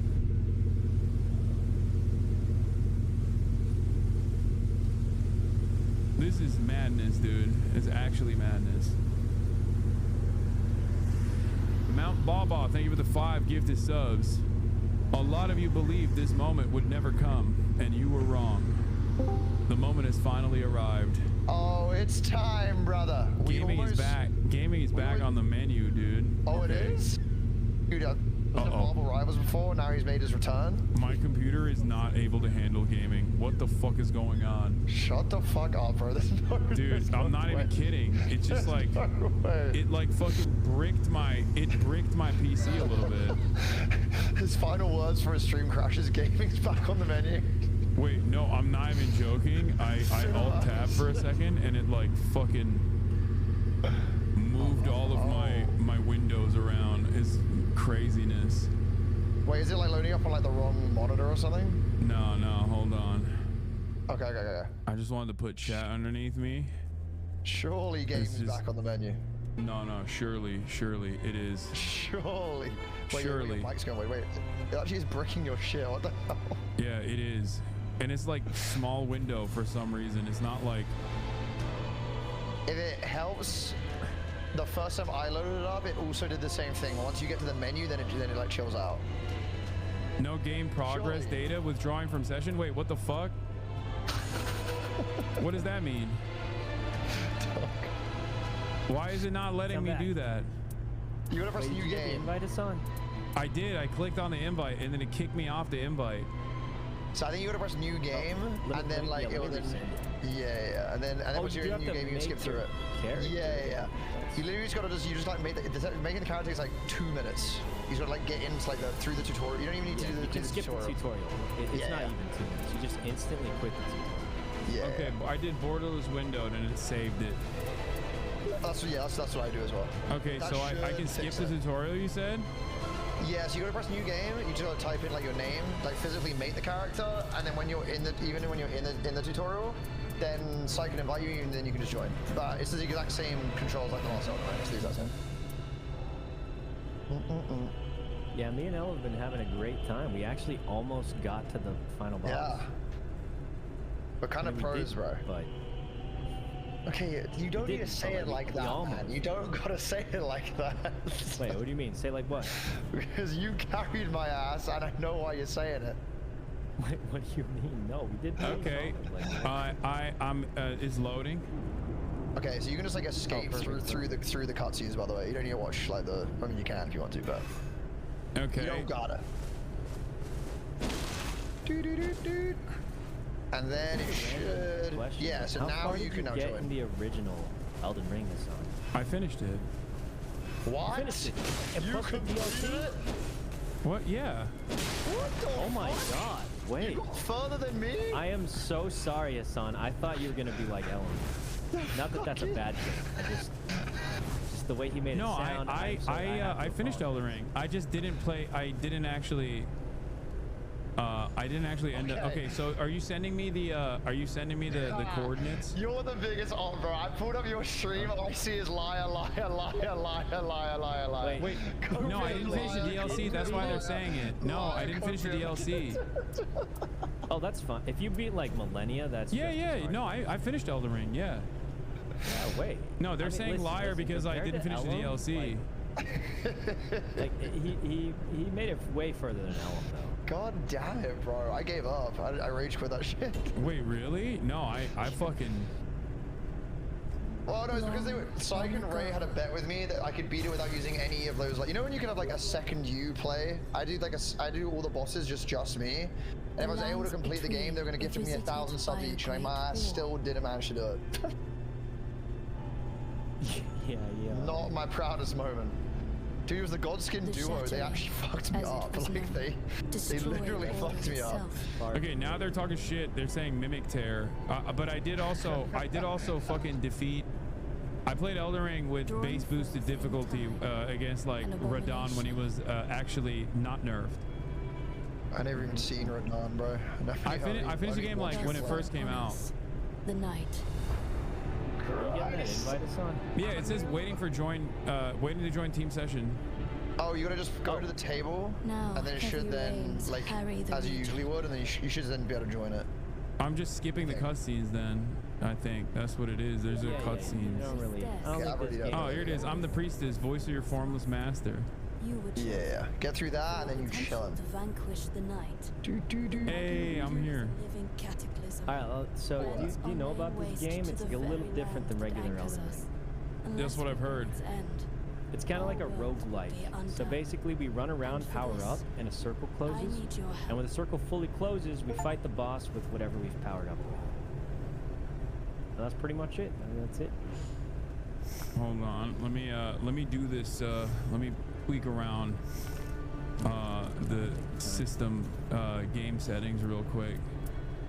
Because the master volume's a bit too high and I can't hear Saikuno. Okay. I'm just really quiet on Discord for some Yeah. All right. Where do I go now? I'm in the round table. Right, commence table in the middle. Commence expedition. Are you on controller? Yeah. Yeah. Just go to the big table in the middle and just commence expedition. Team expedition. Launch a team expedition. Is it? Are we? Is the target Tricephalos or whatever? Yeah. It doesn't matter what you choose really. Well, I guess you only have one. Here. Yeah, this will be awesome. If we can beat the first, like if we one-shot this first try, we're actually it'd be. No. I haven't played any Elden Ring in a minute. Oh, so these are the different characters? Yeah, I've got to be the big bud, bro. That's my guy. I can't do any range. Safe, I played a Dex build always. Pretty good. What build did you use?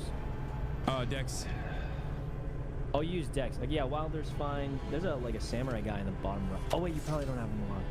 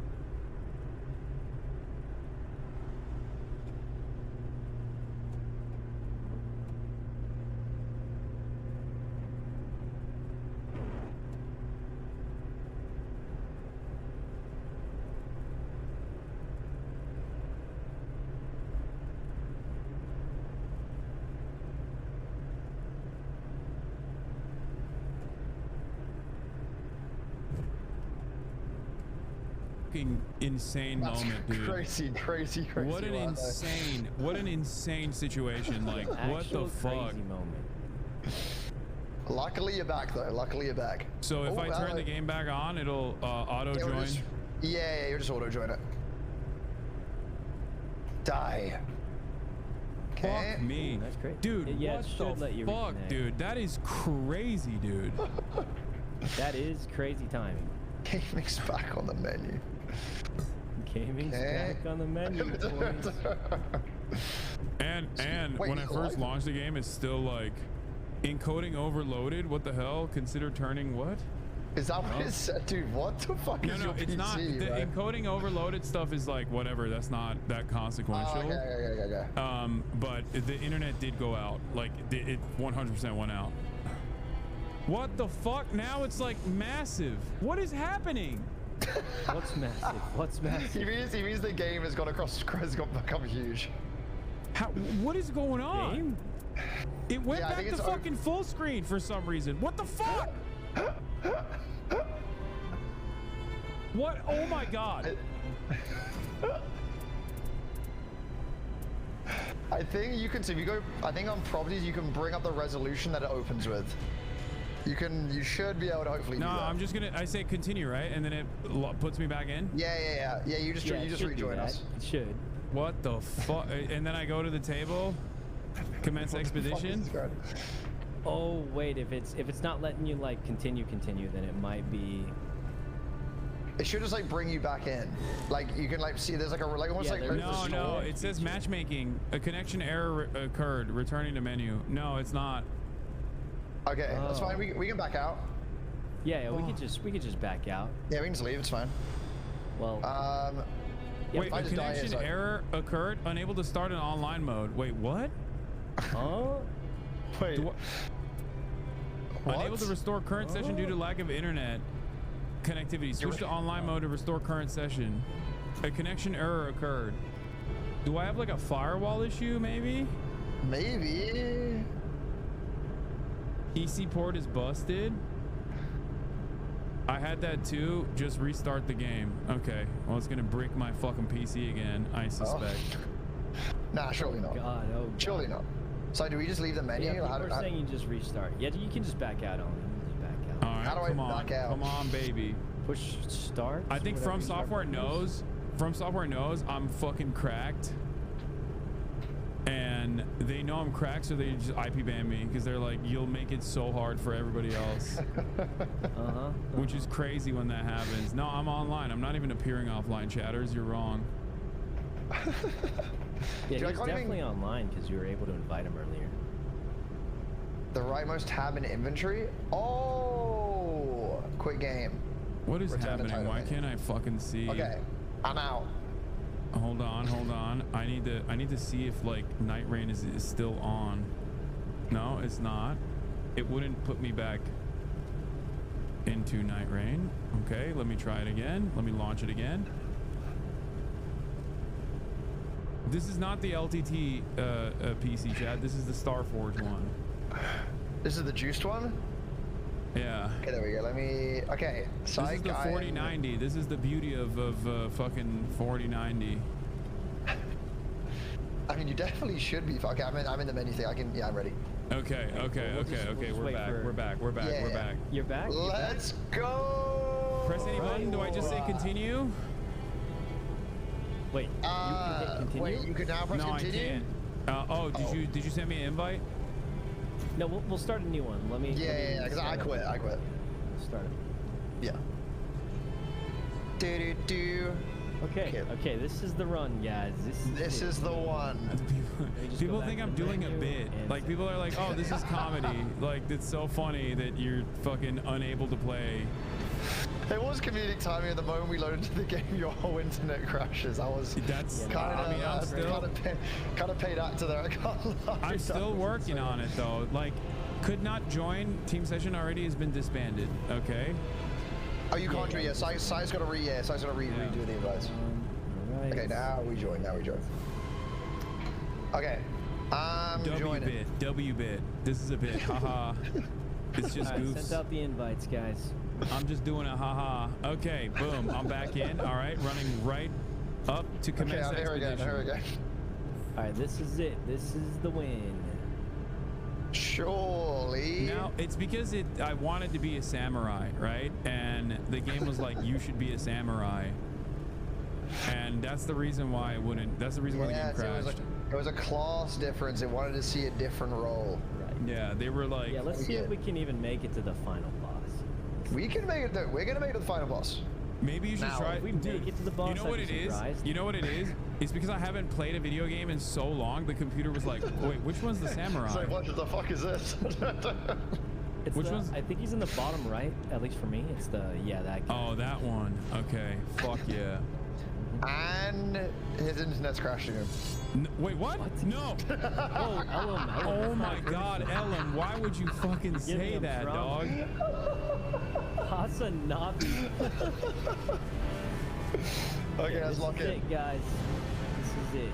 Wait, so okay, this is where it crashed before. This is where it crashed last time. I didn't make it past this point last time. Run. Ellen's buying us all race tonight. Wait, why is his voices go in? Is it normal that there's a loading screen in front of me? Okay, or did I... There's usually a loading screen. Oh, thank God. Okay. Bro's got actual trauma from this, bro. Okay, we're in, boys. All right. We're in. I will try my best to guide us around. Oh wait, I can fly around. Evergold, Mansion, and then Church. Okay. Where are we going? Guys, I am follow Sakuna. Blue. Oh, I fell off the fucking bird. No, that's good. Okay, guys, I am blue. Get the levels. Get the levels. Keep blue at the top middle. Just go wherever blue is, and we'll get it. Okay, get you guys levels. Let their levels. Hasan, there's levels behind you, bro. Wait, what are the levels? What the glowy thing? We gotta level up. There was like levels back then, huh? You can't. We haven't killed anything. What the fuck was that? I just used some shit. Oh, okay. Never mind. Ignore everything I said. Ellen, why are you misguiding me, brother? What is happening? I'm IGL, bro. Yeah, you're fucking. Listen to Ellen. He's trolling you. He's trolling you. Okay, so we kill everything in this tower. Die. I haven't seen a single dang person yet. They're all in this tower. They're all in this tower. Okay, don't rip them so fast. I need to. Oh shit! I kill this thing. Kill this thing. Ellen can guide you on some of the basics. What the heck is this thing? It's a giant vase? What the? Is it dead? Ah! Wait, what's happening? Wait. Wait, do we get back up or no? How does this work? How did all of us die? Oh God. That's so fucking I forgot. I'm playing it like Sekiro. That's the last time I played a fucking game like this. Wait, do we just get fucking squad wiped instantly? That wasn't even a real boss. It wasn't even a real boss. Squad wiped, bro. Oh God. Okay, so just like in usual Elden Ring, if we go back, we can pick up our runes and we'll get all our stuff. And then we're fine. So yeah. Wait, what's I'll in tell here? you what, if we win this on the first Wait, what's try, this? I'll give you guys each 100 subs. Oh, you can like different weapons and stuff. Neutralizing boluses. Don't worry about the consumables. Like they can help, but can you help me, Psych? I'm fighting for my life up here. He's becoming a Beyblade. Can you help me? Help me! Help! What do you mean? I'm helping. You motherfucker! Oh, bro, he's cooking my shit. Oh, he one-tapped me so hard. What? The 2 hours, bro. Just make sure you pick up your room. Pick up your room. I did. Dead again. Use your shield, Ellen. Use your shield, bro. Hit me, Hasan. You can revive me. Wait, hold on. We got him. We killed it. We killed it. Hit me, damn it. Hit me. Okay, that crushed. All right, nice. What does he have? We beat our first guy. Serpent Bone Blade. Like we can. I just kind of choose what we use. Should I take these? Yeah, take it. It's individual use. So oh, what the fuck? Someone is bolting me. Oh my. How do you get blood back? I mean, how do you get life back? I press 1. I'm on my keyboard. Go to the Grace. You're playing with a keyboard? Yes, motherfucker. Yeah, he's kind of crazy, man. He's a little crazy. I always have been. Yeah. Okay, we did it. Keep going. Wait, where are you guys at? I've lost you. On the top. Second floor. What else? A pickled turtleneck. The fuck is this? They give you stamina regen for a short time, but I wouldn't worry about that too much. Okay. I didn't level. I think I leveled up, but I didn't level up. If that makes sense. That yes. How do I? Okay, I acquired a local clue. Okay, everyone come south. Come south. This way to the south. I marked it. You marked it? I'm just gonna follow you. Blue marker, everybody. Oh, I saw. Wait, did you always play Elden Ring with a keyboard? Yeah. Oh shit! Wait, hold on. Why are you judging me? I'm a freak. Okay. How do I level up here? Do I just hit above? Like that's it? Yeah, just go to the grace and mash X or A. Oh, okay. Wait, I didn't even see the grace. Where the hell was the grace? You don't have to worry about choosing your skills anymore, so you can it just does it for you. Okay, I'm here. I made it. I'm with you, brethren. Die. Perfect. All right, this is the one. Is this the one with the hole in it? Yeah. Oh, it's a golem. What? Oh my god, this thing is huge. I'm gonna walk it. Wait, oh shit! There's little babies here. Wait, Hasan, come to us. What the fuck is this? Hey yo! Oh shit! Yeah, these are the little. These guys are pretty easy to kill. Slice his dang legs. That's good. We're just fighting a big golem. We're just fighting the big guy. Oh, nice. We did it, guys. We did it. Shit. Wait, guys, we're popping up. There it is. I use my ult again by accident. What is a Night Raider glaive? That sounds awesome. A fire katana. Okay, we level up, and then we want to go to here, and then we go. Do I pick up? Oh, the katana! Is this better than mine? Yeah, get it. Yeah, get it. That's awesome. Oh shit! Hey guys, we gotta get going. You almost, Ellen, you were getting clapped by some fucking monster. You weren't even looking. That was you, Jesus Christ. I think it's worth running into the circle for a second to get the. Where's the circle? We'll probably do that. Hey, where did you go? Oh, dead player. Over there. Wait, there's other players? No, not really, but. Ellen, you're surrounded, big dog. Just run, bro, run. You can use the jump thing to get away. The big blue portal thing. Just press space in the direction you want to go, and you fly into the air. Okay. All right, guys. Let's go grab the church first. Whoa! What the hell? La-da-doo. So this church will give us more potions, which is... Change your weapon or dual wield. Can you? Whoa! Wait! There's a portal here. Wait, there's a portal there? Open Evergo. We do Everjail. Yeah, we're gonna do it, but come grab this potion first. Okay, first. where are you? Wait, is the potion where you marked? Yeah, the churches, just like in regular Elden Ring, you know. What kind of potions? Oh, you get those flasks. Oh, there's talismans. Oh, there's a thing here. Yeah, wait, do we have a key for this or not? Oh, I got a key. Oh, you do? Hop on, boys, hop on. You guys all got your thing. Help! Kill him, Ellen. Kill him. Ult attack. Wait, I can't even ult. I can power you. Where are you guys? What is this fucking fire? What is top? That's the circle. Wait, what does this fire do? Yeah. Wait, is that fire gonna kill me? No. Yeah, it's gonna kill you. Wait, how do I get up? How do I get back up there? Climb on the jump. Right. You just keep jumping up. Yeah. Oh, there's a fucking horseman here. There's also a giant guy throwing his ballsack at me. Oh my god. Ellen's down. Revive me, Sykkuno. Revive me. That has that much range. Sykkuno, please. He's killed him. Sykkuno's dead. What? I'm coming. Oh yeah, I'm chilling. Well, I'm dead. How do I get back? You'll just have to walk back. Yes! Wait, was that you or me? I crit him, right? Dang! Wait, Hasan's actually. Where the fuck's Ellen? I'm here. He died. Oh, I died a long time ago, but I'm back now. I ulted again. Wait, I can't level up yet. Back, and then we go. I get 10,000 runes. 10,000 runes. Madness. Oh shit! I can level up now. I think I got 10,000 runes. We need to find the thing. As soon as possible. As soon as whenever. Okay. I'm running. Where's the past the trash mobs? We gotta farm the bosses. So there should be a boss somewhere in here. Triangle L2 R2 for your abilities. big chunkus. Look, Oh there he shit, is. this thing's huge. This guy looks like a boss. Oh, to attack! Wait, the health didn't come up. Oh, what the fuck, Frenzy Flame Troll! He's cooking my ass! I'm by myself, boys! Oh, he's stamping on me. Oh no, that's not a Frenzy Flame Troll. You guys are fighting him. Help. Never mind, I was wrong. Anyone critting in the front? I'm fucking up his ass. Oh, nice. Dang, we kinda, okay. Oh, thank Christ, thank So if Christ. we kill these bosses, we get these cool upgrades. Oh, that's what I needed to get as well. Maximum FP raise. I still can't level up. What the fuck? I mean, you don't always level up. Let's go straight north, maybe north. Okay. Onward. Wait, I forgot how to use two hands again. Yeah, same. How do I do two-handed? R1 or R2? Or L1? Chad, does anyone know what it is on keyboard and mouse as well? Okay.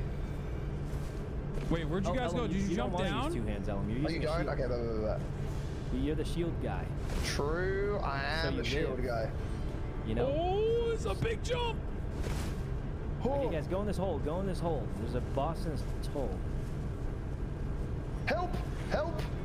Where's the hole? Where's the hole? Where's the hole? It's the same place as before. The same. I don't. You think I know this map? Oh, here I found the hole. I saw the another same hole. place Another hole. as before, Elon. Oh, here, I'm with you, brethren. Wait, where is the hole? I don't know where the hole is. Thank God Elam's here to guide you. It's on the left of you. Thank God Elam's here. He would never leave you. Wait, did you guys? Oh, you felled the enemy before I was killing. Are you good though? Ooh, when we level up. Wait, I don't know where you guys are. Where the fuck's the hole? Elam, why are you just laughing? Where's the hole? Elam, show him the hole. Show him the hole. Man, or what's up? I'm having a hard time with the hole. Wait, I got a stone sword key. Come to me. I'm trying to show you where the hole is. Hasan. What the fuck? I'm going to. I mean, you can just come around. The circle is probably close. Over there. This is the hole. Oh. That's not very much. That's not really a hole, is it? What else would you call it then? Oh God, the thing's coming, guys. Okay, I think we should go straight. Yeah. Don't worry about the treadmills. You gotta get out and then leave. Get your items and go. Okay, we've got to go to the tree. This is where we fight the first boss. Okay. Wait, are you getting out of the hole now? Where are you guys? So follow through the door, but you should loot and then you can get out the hole. If you can. But now I'm leaving there. Yeah. What is on this icon? Wait. This talisman? Level up. You got the runes for it, guys. You use it. Auto levels up, guys. Okay. Right? I think I press it and then it just. I just walk out of the hole. I walk out of the hole. Is that what I'm doing? Yeah. And then you just coming over to us. This should just level me up, right, chat? Oh. Wait, there's hella enemy. I'm still in the dungeon. I'm stuck in the dungeon. Oh my fucking God. Elam, I thought you guided him. I thought you guided him. Elam, you did not guide me out of the dungeon. I guided you, motherfucker. What do you mean I didn't? You guided him, man. I'm coming back. I'm coming. Operation Save Hassan is Where on the way. fuck? Where I'm coming. Wait, do I just jump up? Coming. The circle's coming. You gotta. I'm coming. Wait, Dude, hold on. I think I got out. I got out. I see him on the map right now. What do you mean you got it? I got it. I'm out of the hole. Okay. This way. I forget that you can unlimited jump in this fucking game. There's a big tree, and that's where we fight the first boss. We're gonna have to loop around and beat this circle, or we're gonna get cooked. Okay. Guys, this is a weird question. What level is everybody? Level 6. I survived. Okay, level 6 isn't bad. Like, this is doable. I'd say, you know, we're a little bit behind, but like, it's not like it's all over. Make sure you level up as well on the way, Hassan. I already leveled up, maxed out on 6 level right up as now. often as possible. So it's always a good thing to level up. Okay, I'm here. Now what? The boss spawns. We've done it before. This is a boss? I mean, it's gonna spawn when the circle finishes closing, which is gonna be in like 10 seconds. Okay. Oh shit. Where is he? Here they come. Kill them all, guys. Die.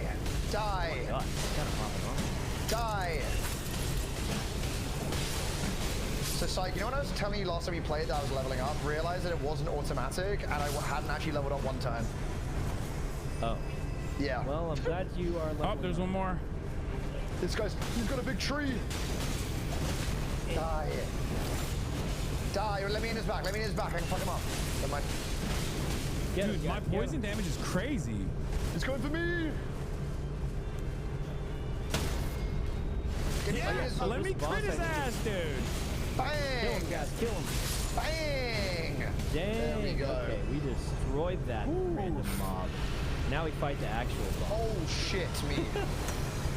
Oh. Going invisible. Go crazy on offense now. It's we're invisible. It can't see. I'm ulting. No, that doesn't mean it can't hit you. It just means it can't see. I fucked it up a little bit though. Second ability. Oh shit. Wait, how do I do the? Ow. Is this a dragon? What is this thing? Oh, what the fuck am I? I'm a bird. I'm a fucking furry. That's your ultimate. Just attack aggressively. Attack aggressively. Did you say I'm a furry? I'm a furry. What? Okay. Oh fuck. It's going for me. Help. Whoa. Yo, God. What the hell is that thing? Okay, we live. Oh shit. Okay, we're chilling, guys. When do I know when I can ult again?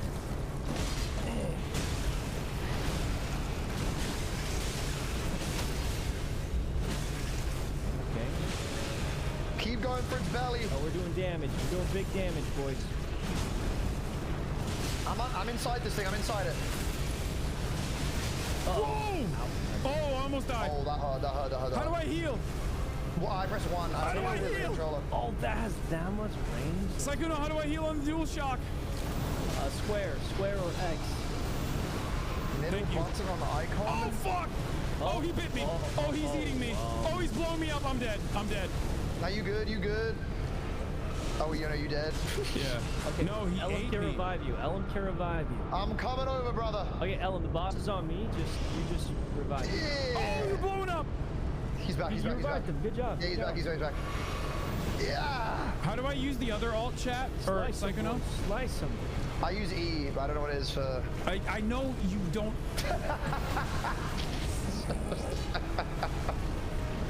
That was very useful. Okay. Holy.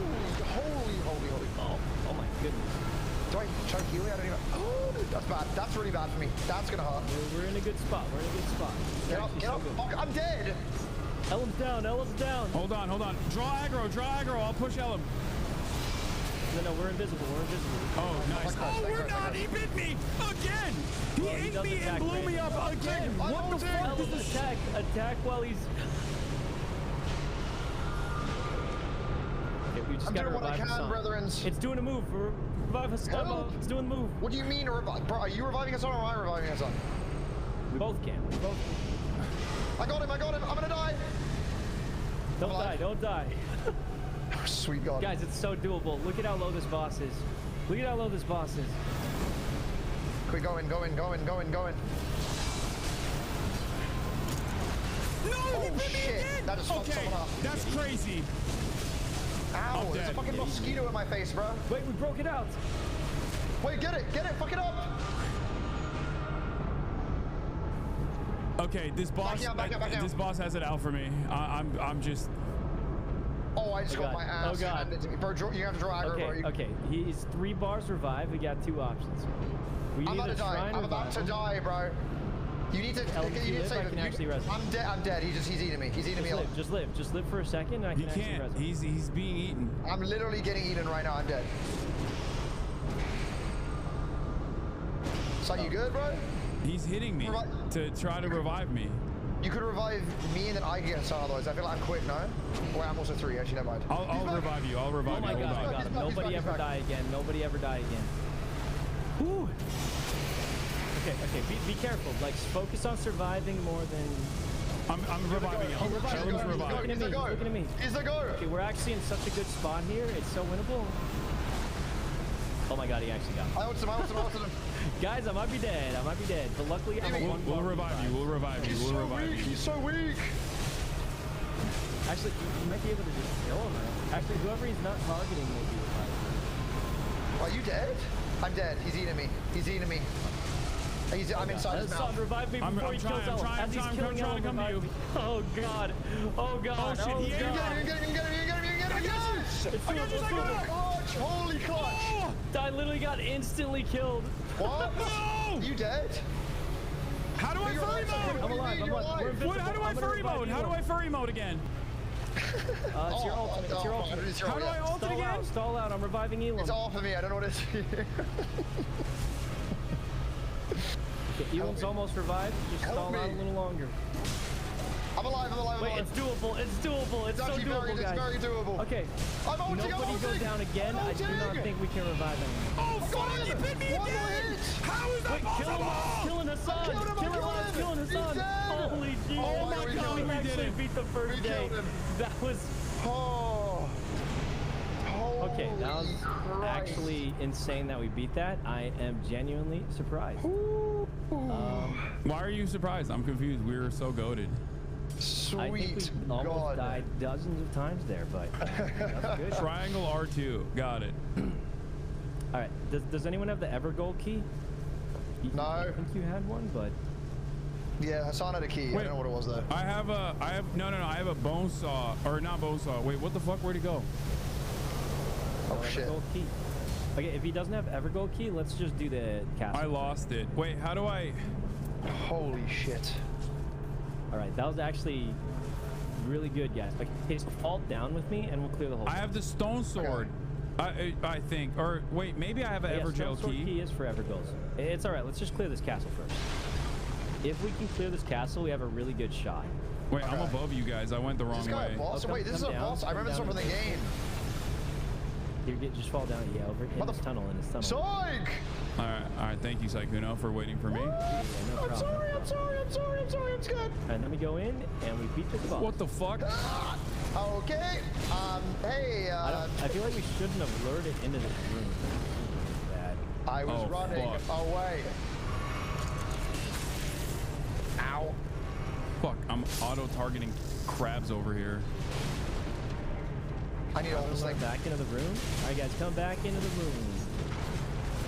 Okay. Now we have space. Now we have space to fight it. Okay. Yep. Crit. Wait, let me crit him. Oh, you got it. Big critter. Huge.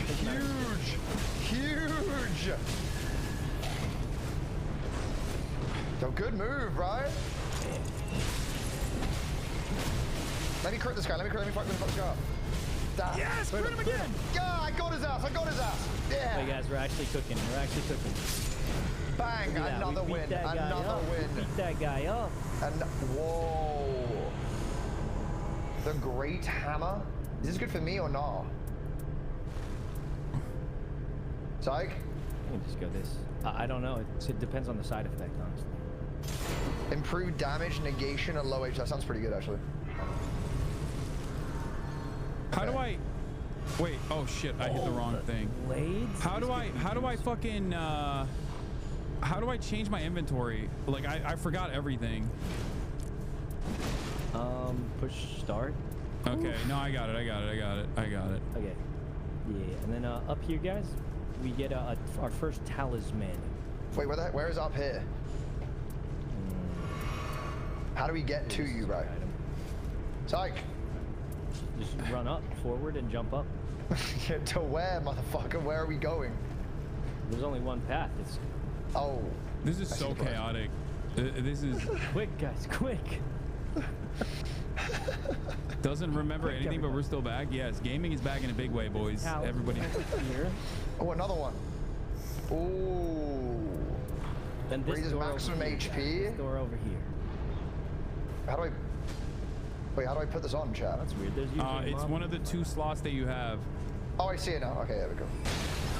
Don't use default weapon in right hand. It's the flaming trolls. Okay, don't stay still and follow over this one. Okay. It's the flaming trolls. This is kind of the most annoying one, but if we can kill it, we farm 1 per troll. Okay. Right here, kill this guy. Oh my Christ. I don't know where you guys are at. Ow. You should be able to see us on the map. Oh shit! I just ate that. Did you guys leave the castle? No, we're at the top of it. You can just climb up the side. I just fell back down. God damn it. That's fine. That's fine. You just Why am I so? Why is this hitting so weak? You might be low on stamina. Usually, if you're low on stamina, it's better to let it return. Oh, that's what the issue is. Okay. Oh, I fell. Okay. Oh, what the fuck? Oh, I'm eating it. I'm eating it. Oh, I died. Wait, what do you, oh my god, Ellen, go help him. Go help him. I'm coming, brother. I'm coming. Fuck me. The pot killer. Hang on. Wait, it's the pot friend. What the fuck? No, it hit me. No, the pot. No, the fucking from the top. Yeah, he's just tossing them pots at me. Watch out, he's coming again. I died. You're back, right? What do you mean? Nope, I died. Are you fucking kidding me? God damn it. I completely died. We'll go take care of the pot guys. Just try and get your runes back. Wait, level lost. Back up here. We got to kill this pot guy. Okay. I'm coming. Okay, we're going to go for the pot guy first. Wait, can I just jump up this, chat? Okay, I did. Oh, you just fucking wasted my you can spam jump and parkour like that. Okay, if we can clear this whole castle. Wait, where's my fucking... It says level lost. Where's my runes? They should be like a... Down here is a pot wielder. Like a bunch of like golden seaweed looking thing. Oh no! Oh wait, I think I got it back. Never mind. Woo! I think. Ow! Look at compass. Oh wait, the runes are in the hands of the potter. No, I gotta go up to the. I gotta go up to the pot giants. Potter, we can help kill him. Ow! All right, we go high ground. Kill this potter first. Okay. Oh no, I got it back. Why is the rune still on my map then, chat? Sometimes a monster can steal the runes, so you might have to kill the monster. But they should be like massively glowing yellow. Okay. Oh no. No, I'm pretty sure it's in the hand of the potter. Okay. But I don't know how to fucking get up there. We're killing them all anyway, so it's actually not bad. Oh, it's a different symbol. Okay, never mind. Maybe it's not in the hands of the potter. I'm wrong. Oh, I need stamina. Oh, I need stamina. Let me tell you that. Coming in. Bang. Bang. I got my runes back. It's good. Oh. I'm trying to get to you guys. Crit it, Ellen. Crit it. Die. Die. Wait, what the heck is this guy doing? The troll's dead, right? Motherfucker. We're doing pretty good. Okay, another one down. A black flame increase. He's coming at you. Oh! Jesus. Awesome. Winged scythe. Okay, there's a few more pot, like this guy. Kill this guy. This pot guy down here. Come back down. And then we'll get the other one last, and then we kill the top of the tower, and then we win the game. Okay. Lock in. Uh-oh. I just ulted, I didn't mean to. Oh, Sakuno, what the fuck happened? Oh my god. Oh, what the fuck? I'm trying, bro, and you stupid. I'm gonna die. Oh, hello. I'm gonna try to save you. Hold on. Stop, revive one of us, quick. I'm trying. Thanks. Run! He just keeps griefing me! Alright, I'm gonna go invisible, and let's try and burst down this guy, and then we'll kill the other pot. I'm ulting him. I gotta get out. Oh, fuck! I ran into his fucking fist. Anger of the stamina. Okay. Wait, what? I dodged it. I am not He's so weak. He's so weak. He's so low. Nice. What? No, I fell off. Oh no, I didn't. We're okay. All right, we got one more pot thrower left, and then we clear the top of the tower. Then we're all set. Just move quickly here. Come on, improve jump attacks. He's throwing a pot. Watch out! What? Oh god! All right, everyone up here. We got one more pot thrower, and then that's it. Oh shit!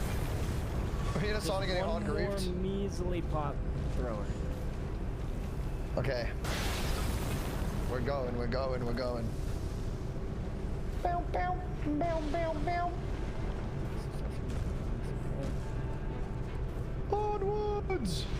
I got anything for me? Oh no. Excuse me. Okay, I'm here. Come this in. Is like someone described this as like Dark Souls on meth or Elden Ring on meth, and I agree. Yeah. Yeah, it's quite accurate. Okay, how much time? Okay, I'm up top. We kill this last pot thrower. Wait, and then what do if you we mean? can beat this one boss at the top of the castle, I think our hopes will be extremely high. Where's the last pot thrower? Are you down or up? The last Potter is up top. He's Ellen, follow me.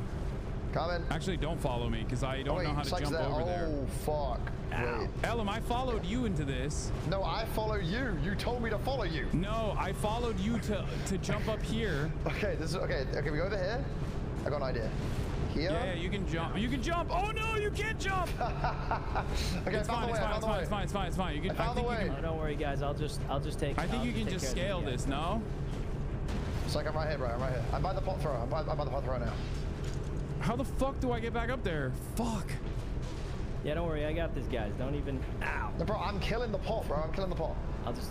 Are you killing? Wait. Are we at different ones? I just killed the pot. I think we're at different pot throwers. No, I'm with you, bro. The pot thrower's dead. I don't know how you guys got up there. I'm not gonna lie. I have no idea how to get up there. It's like I'm stood next to you, bro. What do you mean? I don't know how to get up there at all. I can't figure it out. I've given up. I'll, you just go around this thing. Right? Oh, just come up these stairs over here. Here, come. Yeah, I killed it, bro. It's dead. I killed it. Yeah, I'm trying to show Hasan how to get out. No! Are you dead? Oh. Fuck! Over here, Hasan. Over here. Yeah, we're good. We're good. All right, everyone follow me. We don't. Oh, there's stairs here. I see the problem now. Stairs up for this one. Ow, Wait, fucker! the guy's still alive. Wait, what? I just killed him. Is there another one? This doesn't look like. Oh, there's another one. But I mean. Oh come Wait, on! is it a pot thrower? No, I killed the literal pot. Like what? It definitely looks quite alive to me. But I killed the pot itself, bro. Oh, but not the pot throwing. Oh. Come on now. He dies. He dies. Crit him. Crit him. Crit him. Crit him. Big crit. Big crit. Bang. Motherfucking nail. Okay. Okay. All right, guys. Final boss thing. I did it again. I did it again. If we can beat this guy, we will probably be at least level 11 to hopefully kill the next boss. Do you get the passives from all the weapons that you hold? Yep. Unless it has a hand icon on it, which means it has to be in your primary hands. Oh, I see. Okay. All right, guys. I think we have just enough time to kill this one. All right, level 9. Is that good or is that not good? Oh wait, I didn't level up. Up here. There's a doorway over here. Okay, I'm with you. Wait, go back up to the stairs? Yeah, up the stairs, and you just gotta go just climb to scale the tower. And oh fuck! Keep scaling the tower. I'm just fine. Wait, how do you scale the tower? Okay, oh, up here. Okay. Hold on. I think I figured it out. I think this is so confusing, dude. Holy shit. Yeah, keep going that way. I think you got it. And then one of the worst aspects of this is that like Dark Souls maps have always been confusing, but now you have to do it in like super fast speed. Yeah. There is a dragon magma worm, up top. actual freelo. Wait, this is Dude, this is one of the easiest. This is actually one of the easiest. We should be good. What do you mean he's one of these? He just fucked me up. Come on up, everybody. Come on up. Wait, bro, he's creeping me. Yeah, he's on the top, literally the top of the tower. Just on the top, run up the tower, and then we just kill this one guy. Hey, can you? Yeah, suck it out. If you ult, I can rewind it. I can't ult, bro. Wait, we're out of time? Oh, we gotta leave. Okay, just run to the tree. Run to the tree? We are unfortunately out of time. We did that. Fuck! Okay. Oh, God! Run to the tree. Just run to the tree. Run to the tree. I'm fucking dead, bro. No. Yeah, you're gonna lose everything. No. Oh, wait, maybe we can res him. Go back for him. Go back for him. Nah, he's real far, actually. Oh, no, he's so far. I don't think we can res him, man. We gotta leave. We gotta leave. Oh, man, I'm gonna say our chances of succeeding have greatly diminished. Wait, do we gotta go up this way, right? Yeah, there's a spirit spring. See the blue light? I'm Just fall down to the spirit spring. Oh, fuck, I didn't do that. I went the opposite direction. You can still run. You can still just run normally. I mean, it's not too bad. I can outrun the flames, right? Wait, how do I get up here? I'm stuck down. What? Huh? How do I? If we're really lucky, we'll find a weak opponent to just farm right here. No, I don't think so. I made it. All right, so but this is how many days is this? 2. So if we beat this boss, we will be on the final boss. No way. Have you guys beaten this like already? 10 minutes away from beating our first run. Have you gotten this far though? Me? We did. Yeah, this is the furthest me and Element have. Oh, okay. But guys, no joke, we are 10 minutes away from beating our first run, which would be crazy. All we gotta do is just beat it. Easy. Okay, surely. Do we fight these guys, or what are we doing? Yeah, what are we doing here? Yeah, we gotta kill them. The same as the first night. Same as the first night. Oh, so did you guys die to the second boss? Is that what happened? Yeah. No, these are just mini bosses. I'm so weak, They're bro. quite strong. Holy bejeeb. Oh my god. I'm getting fucking destroyed. Yo, keep that thing away from me, bro. You piss off. I'm gonna get cooked by this thing. Can you stop spinning like a Beyblade and let me heal up? Oh shit. Oh god, oh god. We're actually doing pretty good, guys. To be honest, we're actually doing quite well. Die. Why is he just going for me? He just sees you as weak. He sees you. He recognizes your weakness. Somehow.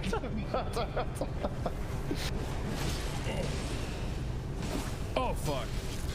This guy's fucking me up. Look, Hasan is slicing you in the back. Why are you still looking at me? He recognizes your weakness. Doing good. Shut your bitch ass up. Oh guys, we are popping off here, like. Fuck. Yeah. Okay. I mean, it's looking really good. Triangle L2 right, guys, Sekiro one mode. boss, and then we're on the final. This is it. Oh, it's just. Oh, we might be done. Okay, nah, we're fine. No, I remember this. Boss, we are on the final boss. We are literally 10 minutes away from beating our first game. Easy, guys. Easy. I'm dead. Something you guys got alt, I would use them. I'm using him right now. I'm dead. Oh, I died. Oh no. Guys. Okay, I revived Hasan. I'm running, and then I'm gonna revive Elam after. And then I can ult straight away. I can literally ult straight away. Oh, it shoots a thing. Okay, it's looking at me. It's looking at me. Just revive Elam. This is good. Okay, I'm back. I'm going for my ult. Oh, that actually hit me. Ult attack! I'm going in! Boom!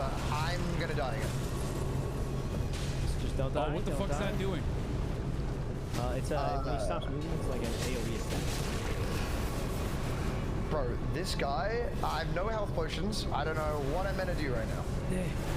Just don't get hit and hit him. I mean, it sounds funny, but that's literally the whole purpose of this game. Don't get hit and hit him. Oh, I'm dead. Oh shit. Bro, this guy is too hard, bro. This guy's... It's kind of hard when he's spinning around. I'm trying to chase after him without using too much stamina, but it's so hard.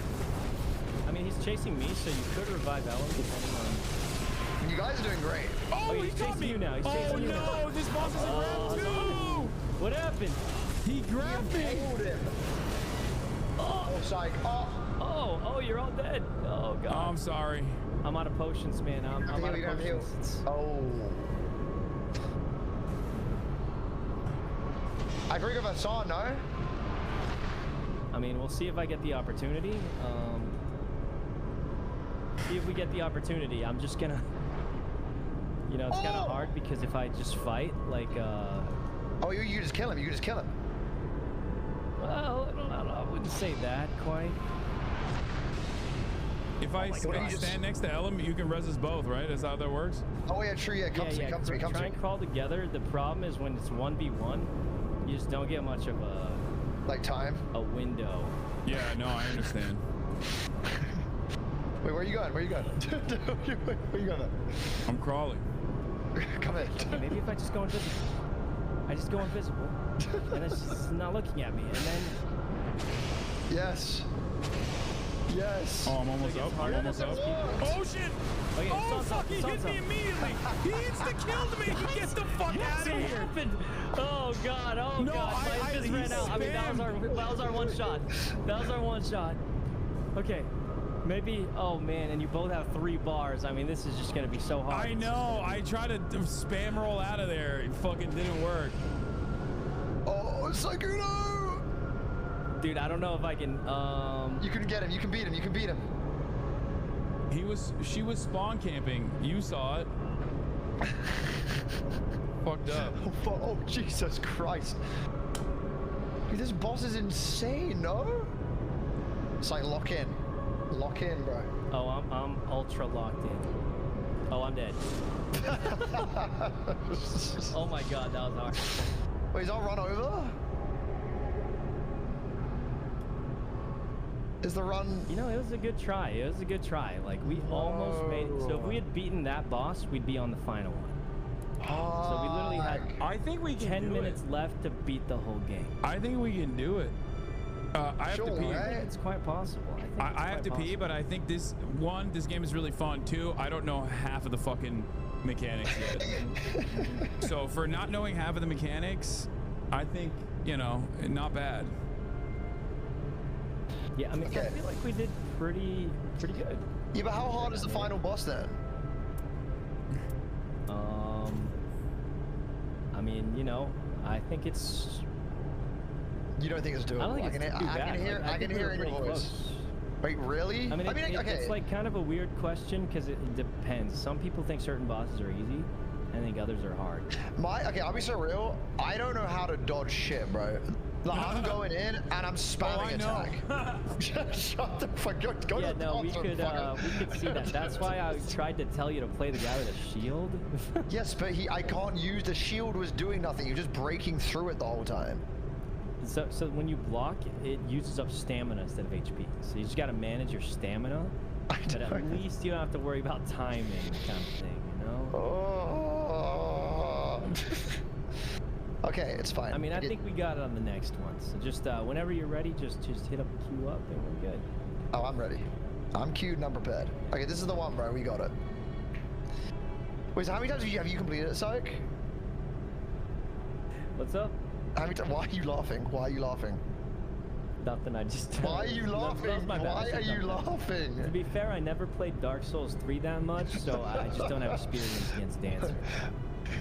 Tyson, dude, you were saying we're cooked. I can already tell from the way you were saying it that you were saying we were cooked.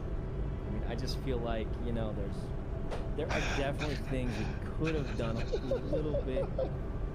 Okay, I just don't know how to block, bro. I hold right click, I get hit, and it just blasts my shield away. Like, it doesn't do anything. So he can't block, he can't dodge. Dog, I shit you not, I am running in, spamming number one, and that's number what I'm one. doing. Okay, are you ready for this? Throw your keyboard and mouse in the trash and start using a fucking controller. This game That's what I'm saying. Is not supposed to be played with a goddamn keyboard and mouse. The only person I know who has played this game with a keyboard and mouse is Doodoo Daff, and she is a fucking cracked gamer. Exactly like me. And you are not. I mean, this guy is a multi-millionaire living in LA, and he can't afford a controller. This guy is Pokemon's roommate. Pokemon's roommate? Steal one of her controllers, man. And guess what?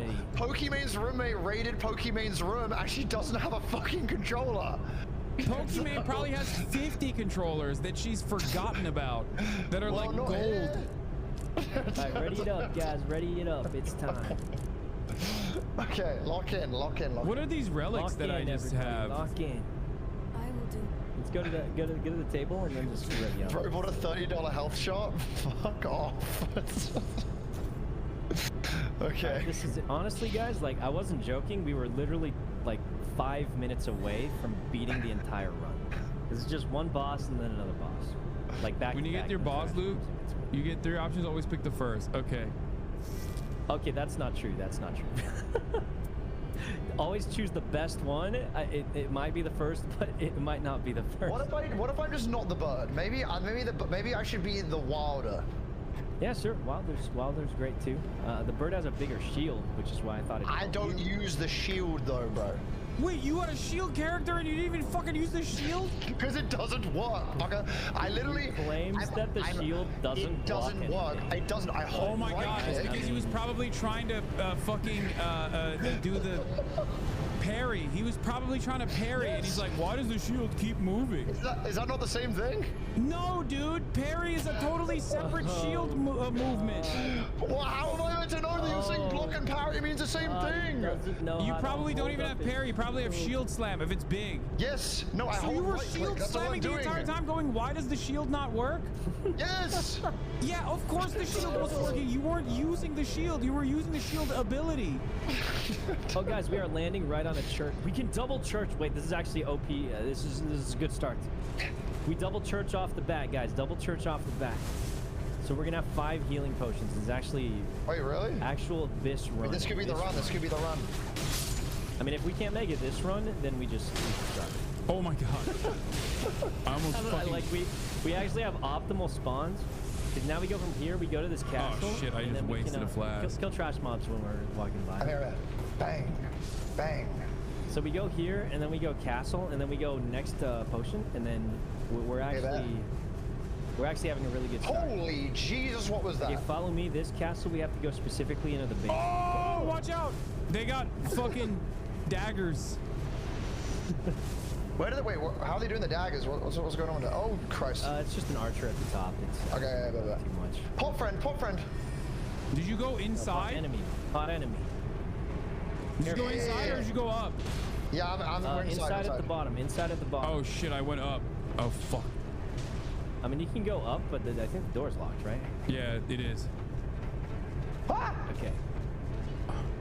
Now we don't normally have to kill all these guys, but since we're kind of under leveled, it doesn't. Boom! Okay, go up, clear out these rooms. We have Stone Sword Key, Ever Goal. Bam, we're set. I say we kill all these guys for now, though. Oh, holy crit! So XP will help out quite a bit.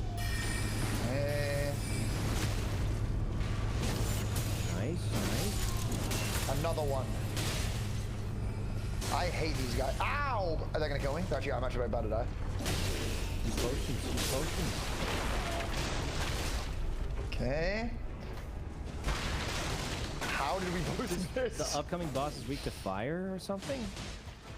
Am I going up? Yeah, you can go up. We're just finishing off these trash monsters. There we go. All right, go up. You guys invading, dude. I'm telling you, chat. I just needed a different character, bro. This is my guy. What is the guy? Are you still? Do you have a shield? Do you know how to use it? Absolutely not. In that case, just two-hand. Just two-hand, man. I don't know how to equip it two-hand. I don't know how to tell you to equip two-hand because you have a fucking keyboard. But to be fair, I don't know how to do a two-hand on my end too. I forgot. Okay, I've got rid of my shield. It's triangle and then right or left. I don't have a triangle, bro. I was telling Hasan. Oh, okay. Oh yeah, triangle and R1.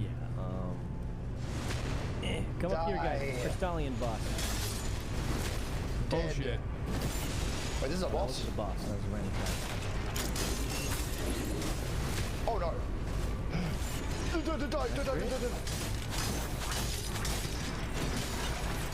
I completely wasted my move. No, this is good. We're actually doing really well. Control and mouse wheel? Oh, it is. You're right. It's control and mouse wheel. I've done it. Bang. We're doing pretty good. I have no stamina. I need to move away. No. Okay. Boom. Okay. Oh, watch out, Ellum. Wait, is he blocking me? There we go. Oh, this guy's dead. Like, holy crit. There you go. Good job, guys. Good job. Wait, guys, I think. Spells drop? Because my character... The Troll Knight Sword. You know what? We take that. Let's go. Level up. Control mouse wheel. Honestly not. There we go. Yo, this sword is sick. What the hell? No clues in here. Level up, guys. Level up. Oh, yeah, I did. I, on the other hand, did not. There we go. All right. This church here. Let's get it ready. Follow me, everyone. We're going Evergoal and then church. All right. Let's go. Okay. I mean, it's just so winnable. It's so winnable. Lock in, chat. Lock Wait, in. this is the boss here, right? Okay, here we go. The God, no! Oh, it's just Godskin. The Godskin duo! I never beat this guy. Ult attack! Wait, why am I not ulting? Hello? It's actual freeload, guys. I mean, it's actually free. Okay. Get my stamina up, and now ult. I'm ulting. What the? Wait, did I was hitting the crit. Oh. Oh shit. Okay. That's fine. What the heck? He turned into a fucking cheese string. Get away from me. Kill him. All right. Oops. Die. Help! Ah! Fuck, I keep missing him. Jesus Christ. Christ almighty. I didn't mean to do that. I just wasted the health pop. He's dead. Oh, Okay, holy crit. Holy good. crit. Nice. 220,000 runes. All right, level up. Oh, level 5. Hello. Are we advancing faster than I feel like we're right? Run to the church. So this is a roguelike, right? So this like oh shit, the church is inside the fucking storm. Yeah, we're Dude, fine. you're crazy, It's fine. you're If crazy, we take you're a little crazy, you're damage, crazy. we're just grabbing the potion and then we leave. Okay. And then we run to right there. All right. Dude, this is actually a pretty solid run, I must say. Wait, really? Yeah, we're in a good spot. We have 2 potions already. Got we're level 5 on the second part. Horse, yeah, thank God. Good. Okay. I mean, in terms of levels, we could get anything, but the bosses you get are somewhat random, so we might just get a hard boss and lose. Wait, it's entirely random? No, not completely. Like, depending on which one you're fighting, there's a chance to get certain bosses. Oh my God, that scared the hell out of me. Okay. There's some randomness to it, usually. Okay, let me out. Don't quote me on that, but I you think good? that's how it works. Okay. Okay. I'm just gonna follow you, bro. Oh, there's mad enemies here. I kind of know where I'm going. Yeah. Oh shit, that guy was. We're killing this guy, right? All of them. All the beastmen. Wait, where's the boss? Oh, these are. Oh, they're collected. Yeah, it's just a horde boss. Oh shit. I critted him. Die. That's crit. Die. Oh fuck. Die. Wait, we're strong. Look at how easy that was. That's what I'm saying, bro. Ooh, what's this? Oh, they improved physical something. Did I get the wrong one, Chad? I got the rare physical attack. Was that the wrong choice? I did that as well. Guys, the circle, guys. The circle stops where it is. Okay. Oh. Let's just go straight north, and then there's a talisman here, I guess. We can go for the talisman. Yeah? Okay. Oh my God, Jesus Christ. Okay. Actually, I don't even see it. Just go to the blue ping. Go the other one? Okay, bet. Wait, I'm just following you, Saikuno. Yeah. Oh, I mean, you could just follow me too. I was just checking for the talisman, but I think it's up the thing, and we'd have to turn all the way over. I see the marker. I'm on the way. So this boss is weak to fire, so if you see a fire weapon, I would hold on to that. But if you don't, I mean, you can still kill it. do not have that. Yeah, that's fine. I didn't see Weapon buffs work as long as they're in your inventory. Yeah, unless it's like a holding one, right? That's what I heard. Come here. I'm here. Yep. The holding one has a little hand on it. The Beastmen. Oh, Beastmen. These guys seem like kind of trash, no? No, we're just actually strong. We're actually on kind of pace for fucking these guys up. Okay. Improved something. Casino 5 ones. Okay. Ooh. You can level up if there's. There we go. Probably either north or west, or maybe this one. This way. Oh wait, is it more Beastmen? Actually, I'm not even sure we can make it there. Wait, what? Yeah, let's just go to the right. Okay. Skirt. Blue ping, everybody. Blue ping. Okay. We're actually on pace for like a really good run. Thank Christ. Wait, so we could actually complete it. Oh, we got to do it. Alt regens? Oh yeah, that's right. I haven't used my alt at all. Yeah, I keep forgetting I need stamina to do my ult. I think that's where I keep dying. Wait, you need stamina to use Wilder ult? I think so. Unless I'm bugging out, but it wasn't working before.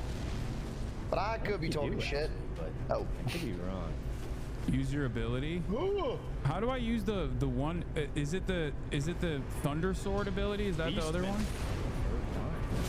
I crit it. Yeah. Oh yeah, I mean, turning into the dog is quite powerful. Die. Triangle L2, triangle R2, right? Guys, we're fucking these guys off, bro. Watch out, enemy coming. Oh, we're level 7? Oh my god. Shit, hold on. Oh god, they're hitting me. Holy, I don't know how I avoided that. Oh god. In fact, I didn't avoid it. Alright guys, forget those guys, we're going. Wait, hold on, I gotta level up, and this guy's bothering me while I'm doing that. Bang! Oh, yeah, I mean, level up and stuff you need too, but... Alright, level 7. Woo! Oh, there's a level up thing down here actually as well. Where are you guys at? What the fuck? Just jump down. Yeah, you can use the blue thing to then boost up. And then look out for the jumpers. The jumpers are yeah. Wait, you want me to parkour on this thing? It's just the jumpers, man. It's one button. Brother. One button, man. My ass is definitely gonna fall here. Oh my god. Oh my god. I made it. I made it. Uh-oh. Jesus. No! Circle's coming in. Okay, the circle's coming in. Oh, we're right by the tree. We're fine. We're fine. Hassan, you didn't fall, right? No, but I'm gonna. What? I'm gonna fall. What do you mean you're gonna fall? There's no way I make it. Wait, what? I'm stuck up here. No, you do it. You got it. You got it. No, I'm gonna fall. I fell. I fell all the way to the bottom. Destroyed them. What? Oh god, there's a crap down here. Nice. Okay. That nothing, bro. Wait, oh wait, this actually took me to a totally separate spot that feels much easier to get to you guys at. Never mind. It was good. It was a blessing. It was a blessing. I'm at the sign. I'm at your call. Okay, so we are. You gotta go to the tree. Go to the tree. I'm at the spot. The which spot? You're already at the tree? Yeah, or whatever this blue orb thing is. Oh. Examine. Well, yeah, just wait. Yeah, it sounds at the right spot. Okay, now we just wait at the tree. I mean, we're actually pretty, like, we're level 7, right? Yeah. I think we're actually in a decent spot. I'd say at best would be level 8 or 9. Wait, I'm not at the tree. Yeah, he's not at the tree. He's not. Yeah, he's away from us. Yeah, but you got the loot, right? Because there was. Yeah, I got something. I got a sacred Nagakiba here. Oh, that's really good. Yeah, that's really good. Yeah, I'm gonna switch my weapon in a second, but I'm too scared because I'm by myself. Guys, how badly do you think we need potions? Because there's 2 potions all the way across the map. Would be worth getting. No, we'll just see after. But guys, I think we're in actually a good spot, like an actual solid spot. Wait, so now what happens now? We just wait. It's gonna spawn in like a bit. It's just that we, luckily or unluckily, we're right by this. Wait, what the fuck? Why can't I use the second-handed? Oh, so you're trying to two-hand that thing? Yeah. Oh. I mean, you should be able to. Are you pushing R1? Oh shit! Here they are. So these guys are kind of weird. Remember to dude, they like, are finish them off. So weird. Wait, what the hell? Why are they kind of tricky? Well, they're weird in the sense of if they fall on the floor, you just gotta. When they're glowing? Yeah, like if you see them glowing blue on the floor, that means they're still. Bang! Bang! Well, that was easy. You can still hit them while they're glowing, yeah. Yep, you're supposed to. Come on! We want it, we want it! Boss is probably showing up around now. Please be easy, please be easy, please be easy. Is this the first night? Yep, this is the first night. Okay, we go. Oh, it's coming, it's big. What the fuck? It's Tibia Mariner. What the fuck is this? Oh god, there's so many of them.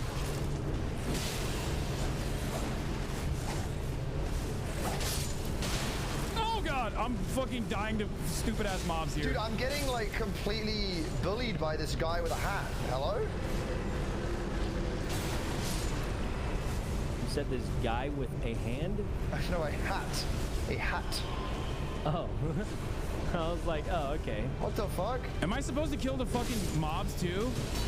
Because I've just been griefing the mobs. I haven't even attacked the boss yet. Is this a boss? I'm gonna fucking him up if it is. I don't think that's the boss. It's a boss. Oh, the boss is the fucking ship. Bang! It's the ship plus one other guy. Oh, this guy's alive still? I'm focusing on the ship though. Wait, where? Oh, here. What if I just ulted him right now? Bang! Yeah, that's actually a good move. You know one of these as well? I'm gonna ult. His ass, bro. Yeah, go for it, go for it. I'd say, I think the trash mobs respawn, but I mean, they're worth Oh, they do? Okay. Wait, what is this giant thing on Hassan? Oh, wait, that's not on Hassan. What is this giant dragon thing? Huh? Wait, oh, that was Hassan. Yeah, that was what me. the fuck? That was you? Yeah, that's Hassan. That's my ult. What? That's sick. Wait, fucking Christ, dude. Double. Where's the goddamn boss, bro? I haven't seen this goddamn boss once. I've been just focusing on the trash mobs for no reason. This boss is actually, in my opinion, one of the easiest ones. Holy. Yeah, we're doing massive damage to it. Wait, where's the other boss? We should probably Those who live in death? Oh, shit. Oh, shit. Oh, shit. Hold on. This guy is jarring as hell. I mean, he's almost dead, honestly. Yeah, but he just moves so much, bro. Yeah, you could say he's running for his life. Shut up. Oh! Wizard, there's a wizard. He's freaking me out. I don't know what he's trying to do.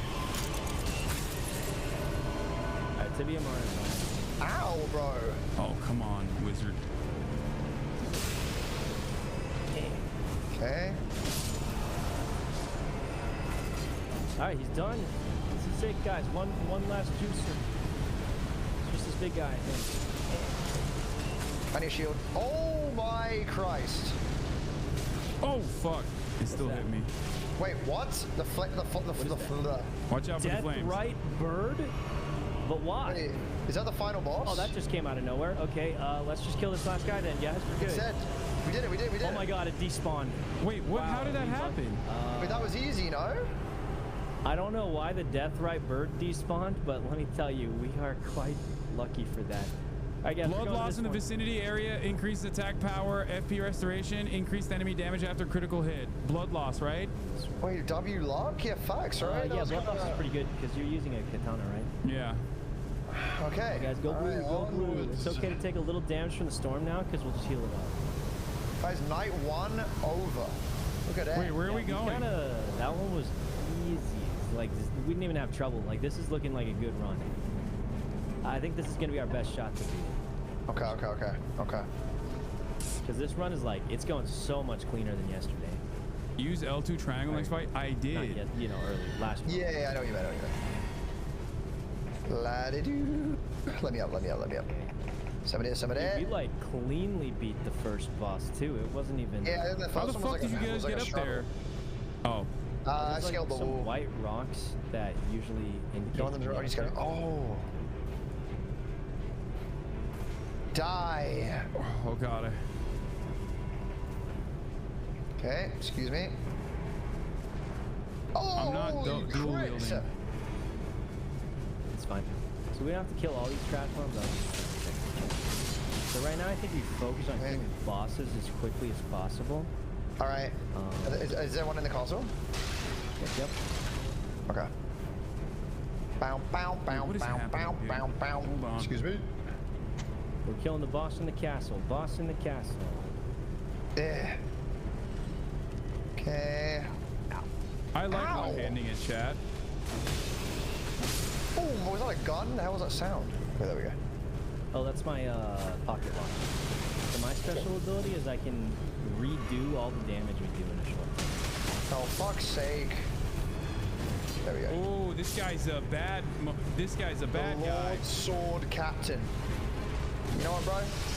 There's no use to make me waste my ult. I hate him. Wasted what? I shot the wrong guy. Yo, we already. He did. Nice. He did. Had complete trash though. Good there. I'm going up. Was that the only boss in here? Yeah, I think so. Did he fell down? Yeah, he came down. Yeah. Ooh, get back here. Glove, not bad. All right, where are we going next? We're going to down over here. Okay. Let's kill this demon head. Okay, so this is going to be our first difficult battle, I'd say. But if we could smoothly farm these demons, then we're chilling. Sweet. Ladded. So I couldn't have got the berserk. I want to fall down here. Wait, how do we get? No, I'm not using that. What the fuck is that? Oh no, we're not finding this guy. Never mind. Run west. Run west. Yeah, we ain't finding this guy. We just run. Wait, which way? Really?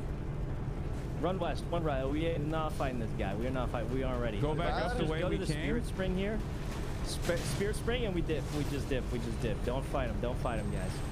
He's going to kill us all. Wait, is he that strong? Yeah. Let's just not go near him. Let's just not go near him. How's that? Kill this plant. How about we kill this plant, guys? I don't know where you guys are. I'm up here. Right here.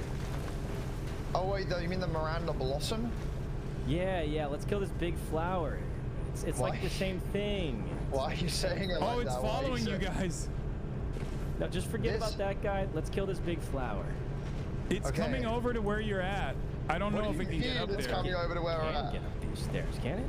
I don't think he can get up there, but... Yeah. Let's just kill this big, nice flower, guys. Dude, why are you saying it like that? Because this is freelo, and that guy was gonna wipe our whole party. Okay. We'll kill this big flower. Yeah. Wait, it escaped me. Nice. Good job, guys. But it's not dead. Oh, it's these things. Oh, yeah, you gotta kill the little chungus. Okay. Drop something, okay. Hey, what the hell? That literally was freelo. Nothing crazy, but that's okay. Increase Mac. Wait, what's this great sword? Bloodhound stab. Trolls golden. Oh, shit. Okay, come to this Evergoal over here. Oh. Yeah, okay. Here you go. Evergoal here, and then... Control. No, right? Our ideal pathing should give us both badges if we do it fast enough. Wait, where did you go? Right? Oh, did you take the thing? Okay. I mean, I don't know if you need to, but... I'm here, brethren. I'm here. Is this a boss? Oh, Jesus. This guy's fast. Yeah, wait, what the Where'd frick? you guys go? I took the thingy. Wait, where the fuck? Is that the blue thing? Oh. I sometimes think the blue thing is actually the poison, the circle. Holy dodge! I have no idea where you guys are. I've lost you again. Use the map. Use the map. Also, there's a compass at the top that will just show what direction. Yeah. Oh, we're in the Ever jail. Yep. Oh, Bloodhound Knight. Remember this guy. Come on. Yeah, his weapon's real good. Yeah, I used the shit out of that in the beginning. No! Oh my god, we're juiced. Like this thing? 10,000. Improved Flask Restoration or Rune of the Strong? Probably Flask, but depends on what you... Level 9. Fuck it, I'm doing runes. 9 right now. Both churches in? Only one. Oh, it's not enough to power up. I should have done HP Restoration. Fuck. Okay, did we do this thing? I don't think we did this one yet, right? And we can do... Okay, there's a second Evergoal by the church. Okay, we do this thing. Wait, where did you go? Ooh. Wait, you're over there? Got a speed run, guys. We're low on time. We're low on time, boys. Wait, we're kind of far away from you, Psych. Second, how'd you get up there? Just catch up. Probably a Spirit Spring or something. I don't know. I'm just kind of... How did you get over there so quick, though? Okay. Yeah.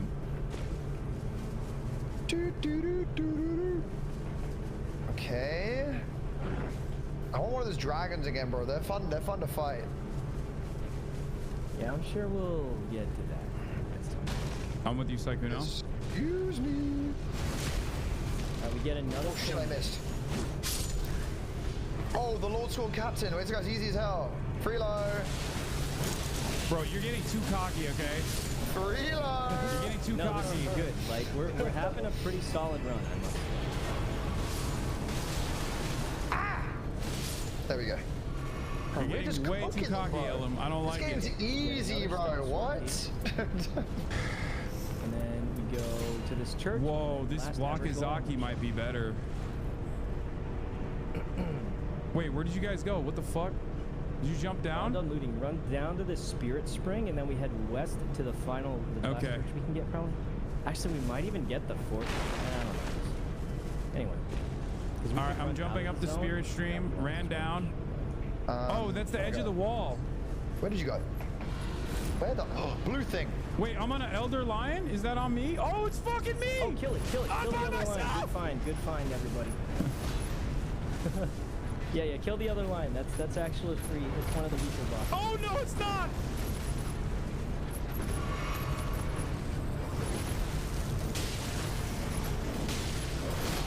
Oh, fuck. Oh, shit. Hold on. I'm lion for lion. No!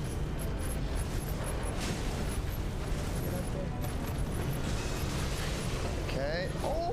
Lion for lion, baby. Ult attack. He's unlocked his first sonar once again. Ah. I'm coming. But you're not here? No, I was going a different way because I was worried about time. Lion for lion. Dude, I feel like I'm watching Twilight right now. Get away from me!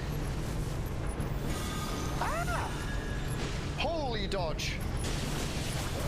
Holy dodge. I didn't dodge. He's done. Wait, we kill him. Attack! Fuck. Dead. Look at that. Look at that. You're welcome, Elam, for saving your ass, dude. That was crazy. Go lion for lion. I just come up and you guys just maximum stamina or meteoric ore blade? I think stamina's really good. All right, I'm stamina maxing. Run this last part, guys. We got. So we got to go to the church here, grab our thing, and then final ever goal. Okay. So excuse me. Church first, then final ever goal, and then we hope that we have enough time. Nice. You max out at 6? Oh my god, we hit double-digit levels, guys. This run is so doable. It's extremely doable. Wait, do I have enough to level up? Surely. I don't know. Level 10, baby. I'm trying to get level 11. Let me lock in. Okay, we got to speed run this because we are on the edge of the circle. So if we don't like do it really quick, we're just kind of cooked. Okay, so we should take the blue jump up, right? Let me. Boom! Oh shit, he's right here. Let me hold him. Nice. Die. Oh shit! Wow, you guys look like you're having fun. What up, Will? Will, is that you? Shit out of me, bro. Hey, how we doing? When we playing Elden Ring, man. Yeah, getting tried, huh? Playing with my boyfriend. You guys didn't message me. So weird. Let's go. You left me for I'm sorry, Will. Better looking streamers. No, it's fine. It's fine. I'm 35. I'm used up. Thumbs are no good anymore. No, I get it. I get it. He blows off pride to play with his sexier friends. No, I'm fine. You guys are having a good time. I hope you're enjoying. I'm having a good time. I'm not having a good time. I'm having a bad time right now. Very bad. You say you was having the best time earlier. Well, not anymore because I'm dying. Holy! No, I just want the two of you to know you're playing with an LGBTQ+ foe. Yeah, in this holy month, the holy month of Pride, they're letting their stance be known. Anyway, I hope you guys have so much fun, and I hope you don't wipe on the boss, because that would be really embarrassing. There's no way I have to come back in and make fun of you. Anyway, good luck! Where are we going? Oh shit, I'm about to die. South, everyone. Tree is spawned. Everyone, come to the tree. Come to the tree. Oh god. This asshole's up my ass. Guys, I like, no joke, this is our best shot we've ever had. I feel like I'm strong, no? I'm sorry we're to actually Will. Strong. Like, we're not overpowered easy freelo, but it's like very, very doable very, very possible. As long as you guys don't somehow die in the next like 10 seconds. Which surely we won't. Surely. Okay, I'm with you, bro. I'm with you. This is the boss. This is Freelo, bro. This guy already basically dead. How old is that? Yeah, I mean, look at how strong we are. This is a boss, guys. This is like a real boss. Well, not the boss, but it's a boss. This shit is easy. I don't like your confidence. Stop being overconfident. Look at how strong we are. We're actually this. Oh, improved jump attacks again. Lightning slap. Oh, this sucks. Wait, do I want Gargoyle's thing? I'll go to this, I guess. Wait, which is better? The Onyx Greatsword is way better. For no reason. Guys, level up if you can. Other than that, we're going to the thing. Oh my god. Level 11. Let's go. Guys, level 11's actual juicer level. Like, we are... Okay. We are extremely green right now, I'd say. Extremely green. So kill any trash mobs you see, but other than that... Oh my god. Boys, we're doing it. We're doing it. I mean, level 11's pretty good. I think if you get double-digit levels, like, that's about all you need to beat a boss. I am looking at the passive chat. Chatters, stop complaining.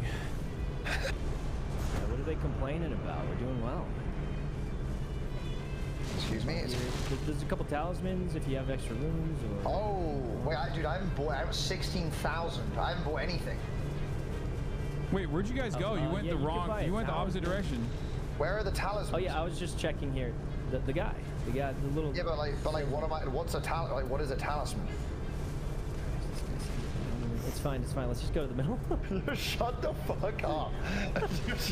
Wait, where are we going? For real.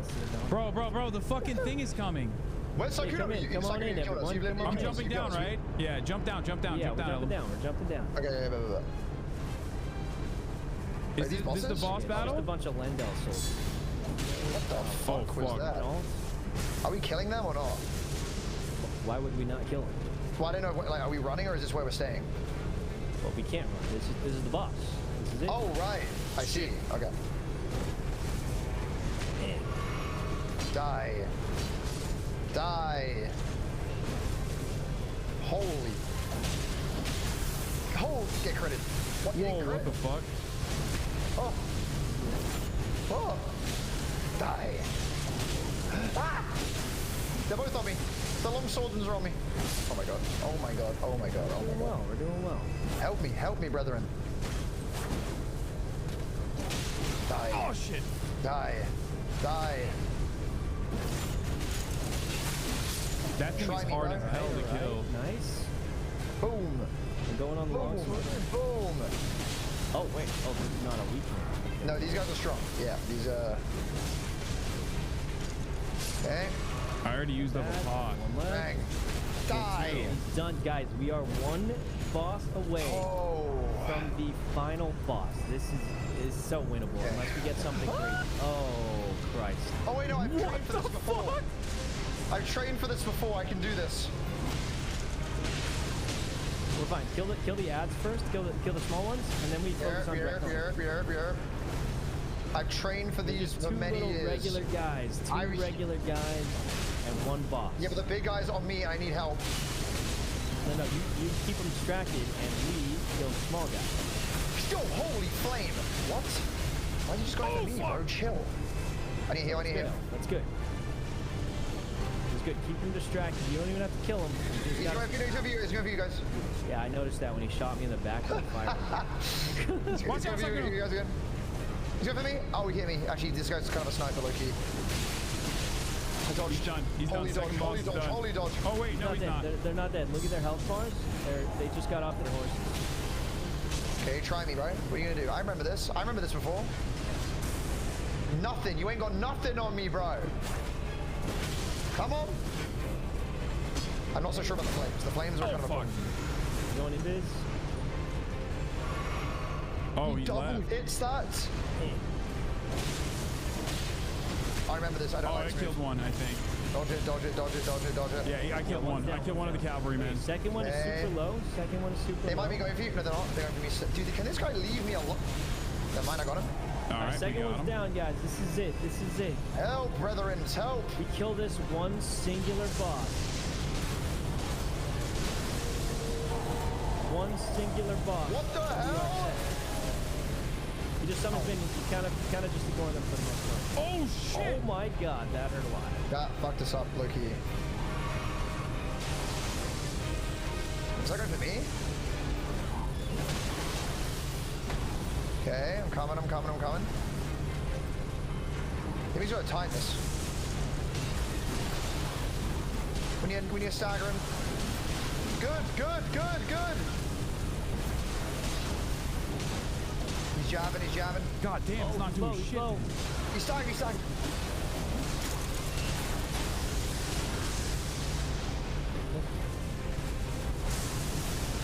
Oh, wait, that hit me?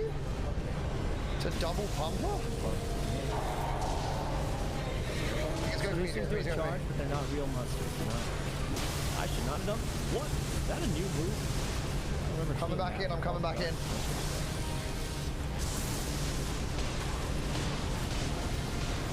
I'm dodging the fuck out of this guy. I am, on the other hand, not. Oh my, I did. Jesus Christ. You bleed.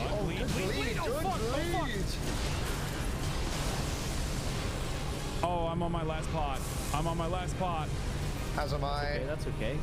I finished my last pot. I mean, I'm done with my pots. Hey, dodge him. Oh,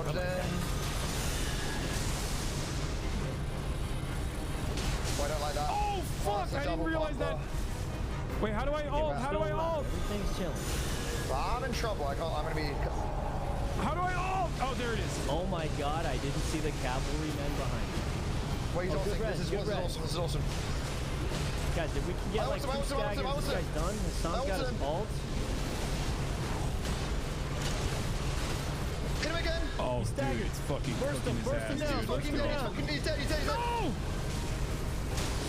We're fine. I'm down. I got you. No, I don't got you. Oh no. I got you. Run! Oh no, I died. I got you. Revive him, Ellen. I got him. Oh, I'm dead. Invisible? You should be able to revive Ellen. We're both invisible here. He missed. I'm off. All right. He's low. He's lit. Careful. Watch out for the dodge. Wait, stay away from me, Ellen. I'm trying. He's got the beat on you. I'm hitting him. Come on, just force it. Force it. Force it. We are killing. Yes. Oh my god, Hasan, we did it. Hasan, we did it, man. Ellen's down. Let's go, bro. It was mostly you, Psycho. Nice. Periodical giant glint blade improves poise, improves charging speed of ultimate arc gauge. Which one, chat? Glint blade, which automatically attacks nearby foes. I didn't mean to do that. I didn't level up. I went to the travel thing. Which one? Glint blade? No, you can level up after. Just make sure you choose your icon. Oh my god. Glint blade? The final boss. Oh god, guys.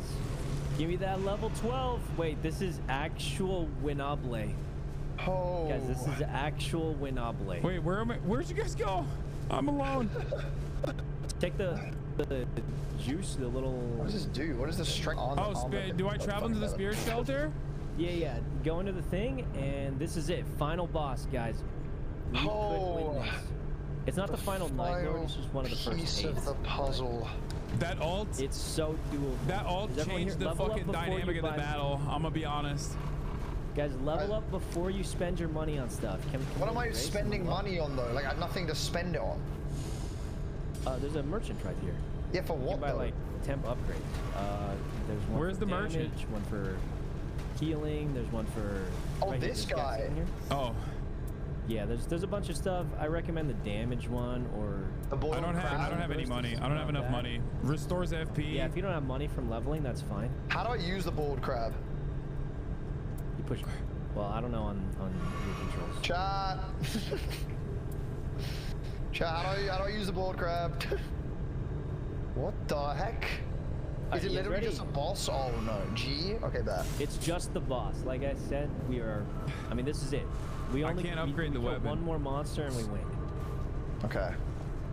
Guys, we killed one singular more monster. Hold on, don't just run in like noobs. We gotta walk in slowly. Turn the camera backwards and everyone walk in slowly. Oh god. Ellum? I don't know how to walk. Oh, he's on keyboard. He can't. Oh, he's doing his best. That's crazy, Ellum. Stop. You are not allowed to use the keyboard ever again. I mean, Ellum was doing his best there. He just, I think on keyboard you can't slow walk. Oh shit. Ellum's not even at the door, by the way. It's just you and me pushing the door. Ellum's still trying to slow walk his way in. Oh god. Oh shit, here we go. All right, this is it, guys. One boss and we win. This would actually be insane if you beat this on your first try. Well, second try, but you know, close enough.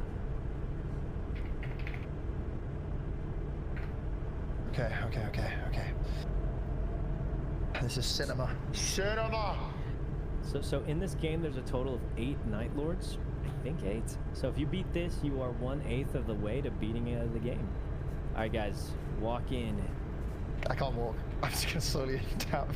You can just do your thing. Wait, hold on. Let me just check something real quick. Okay, I'm using the sacred Nagakiba. And definitely two-hand, but you don't have to. No. I think I'm gonna switch it from the Wakazakis to the Bloodhound. Guys, I can walk. Oh, okay, sure. I can walk, guys. All right, guys, let's go. I'm leading the pack. All right, let's go, guys. Oh no! Final boss.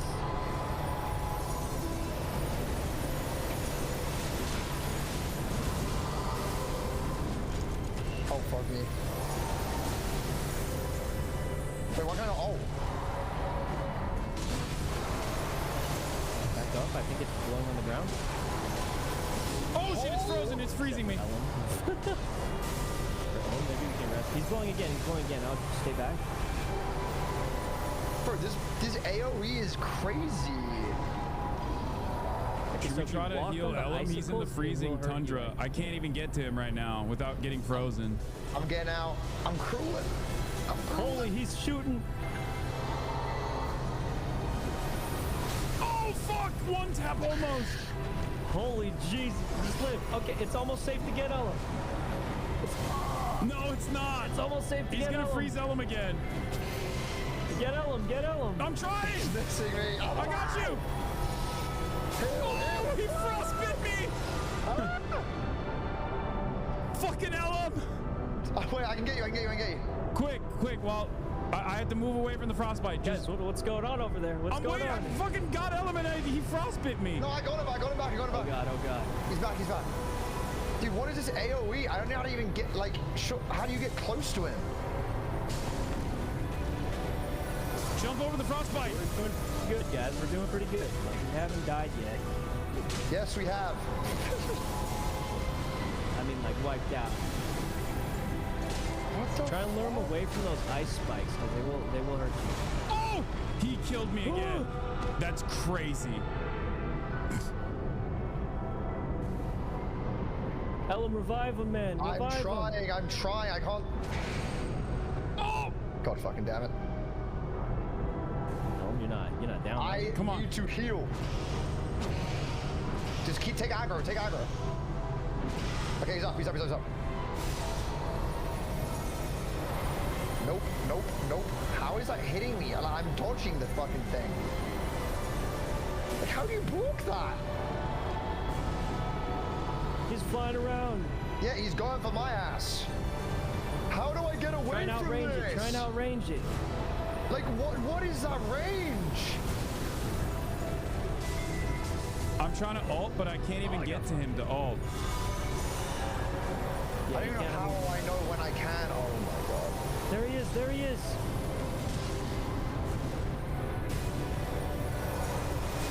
Oh, what the fuck? Holy. I'm coming for his head. Stay close. He's stunned. He is? Oh my god, he is. Huge damage. Guys, we're doing it. Actually huge damage. He's doing it again, Frostbite. Uh-oh, what the fuck is this? What the heck is this freaking move? Hello? Wait. I can spoil it for you, but I don't want to. Just try to live. Try to live. What do you mean, try to live? Look up. Look at the sky. Look up at the sky. Oh, it's frozen. Oh, what? What is happening? What the fuck? This is sick. What the hell? Frozen. Hey, you guys did good. That sometimes catches people up. Oh god. That catches me off guard every time, though. Dare I say? Guys, he's half health. He's half health. It's no, so he's cool. What do you mean he's half health? Bit my ass again. I rounded down. Dude, I don't get how you. I'm dead.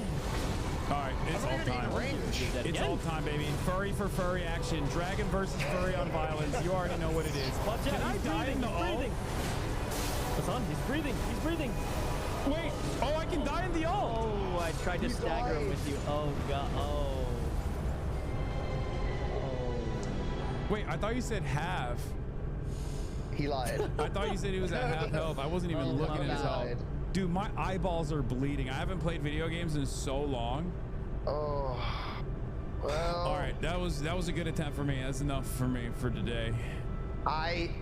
Good try, guys. Yeah, honestly, guys, that was really fun. That was amazing, really though. fun, Holy shit. Thank you for... No, it would have been great if we beat it, though. That would have been amazing. Hey, we'll run it back. We'll run it back. We'll get I mean, it done. that's like... I think we did pretty good, all things considered, right? Like, we got up second try up to the final boss. Yeah, we made it to the final boss. Well. What could have gone better? What did Will say? Second try up to the final boss. Lost my best friend. Oh. It was a good effort, guys. It was good effort. Hey, thanks, Will. Great effort. I appreciate it, Will. It was like our first time. Well, Hassan and Elam's first time, you know, so. Yeah. Hey, Elam. Yeah. Akuno, if you ever need a third that'll use his ult, let me know. I used my ult. I used my ult twice. Oh. Let me know. I used my ult at a pivotal moment, Will. I'm not petty. I'm not petty. I'm not petty. A pivotal moment, huh? Yeah, okay. All right. Your friends down crawling for their lives. Hassan just sitting on it all. Good game, y'all. I'll talk to you later.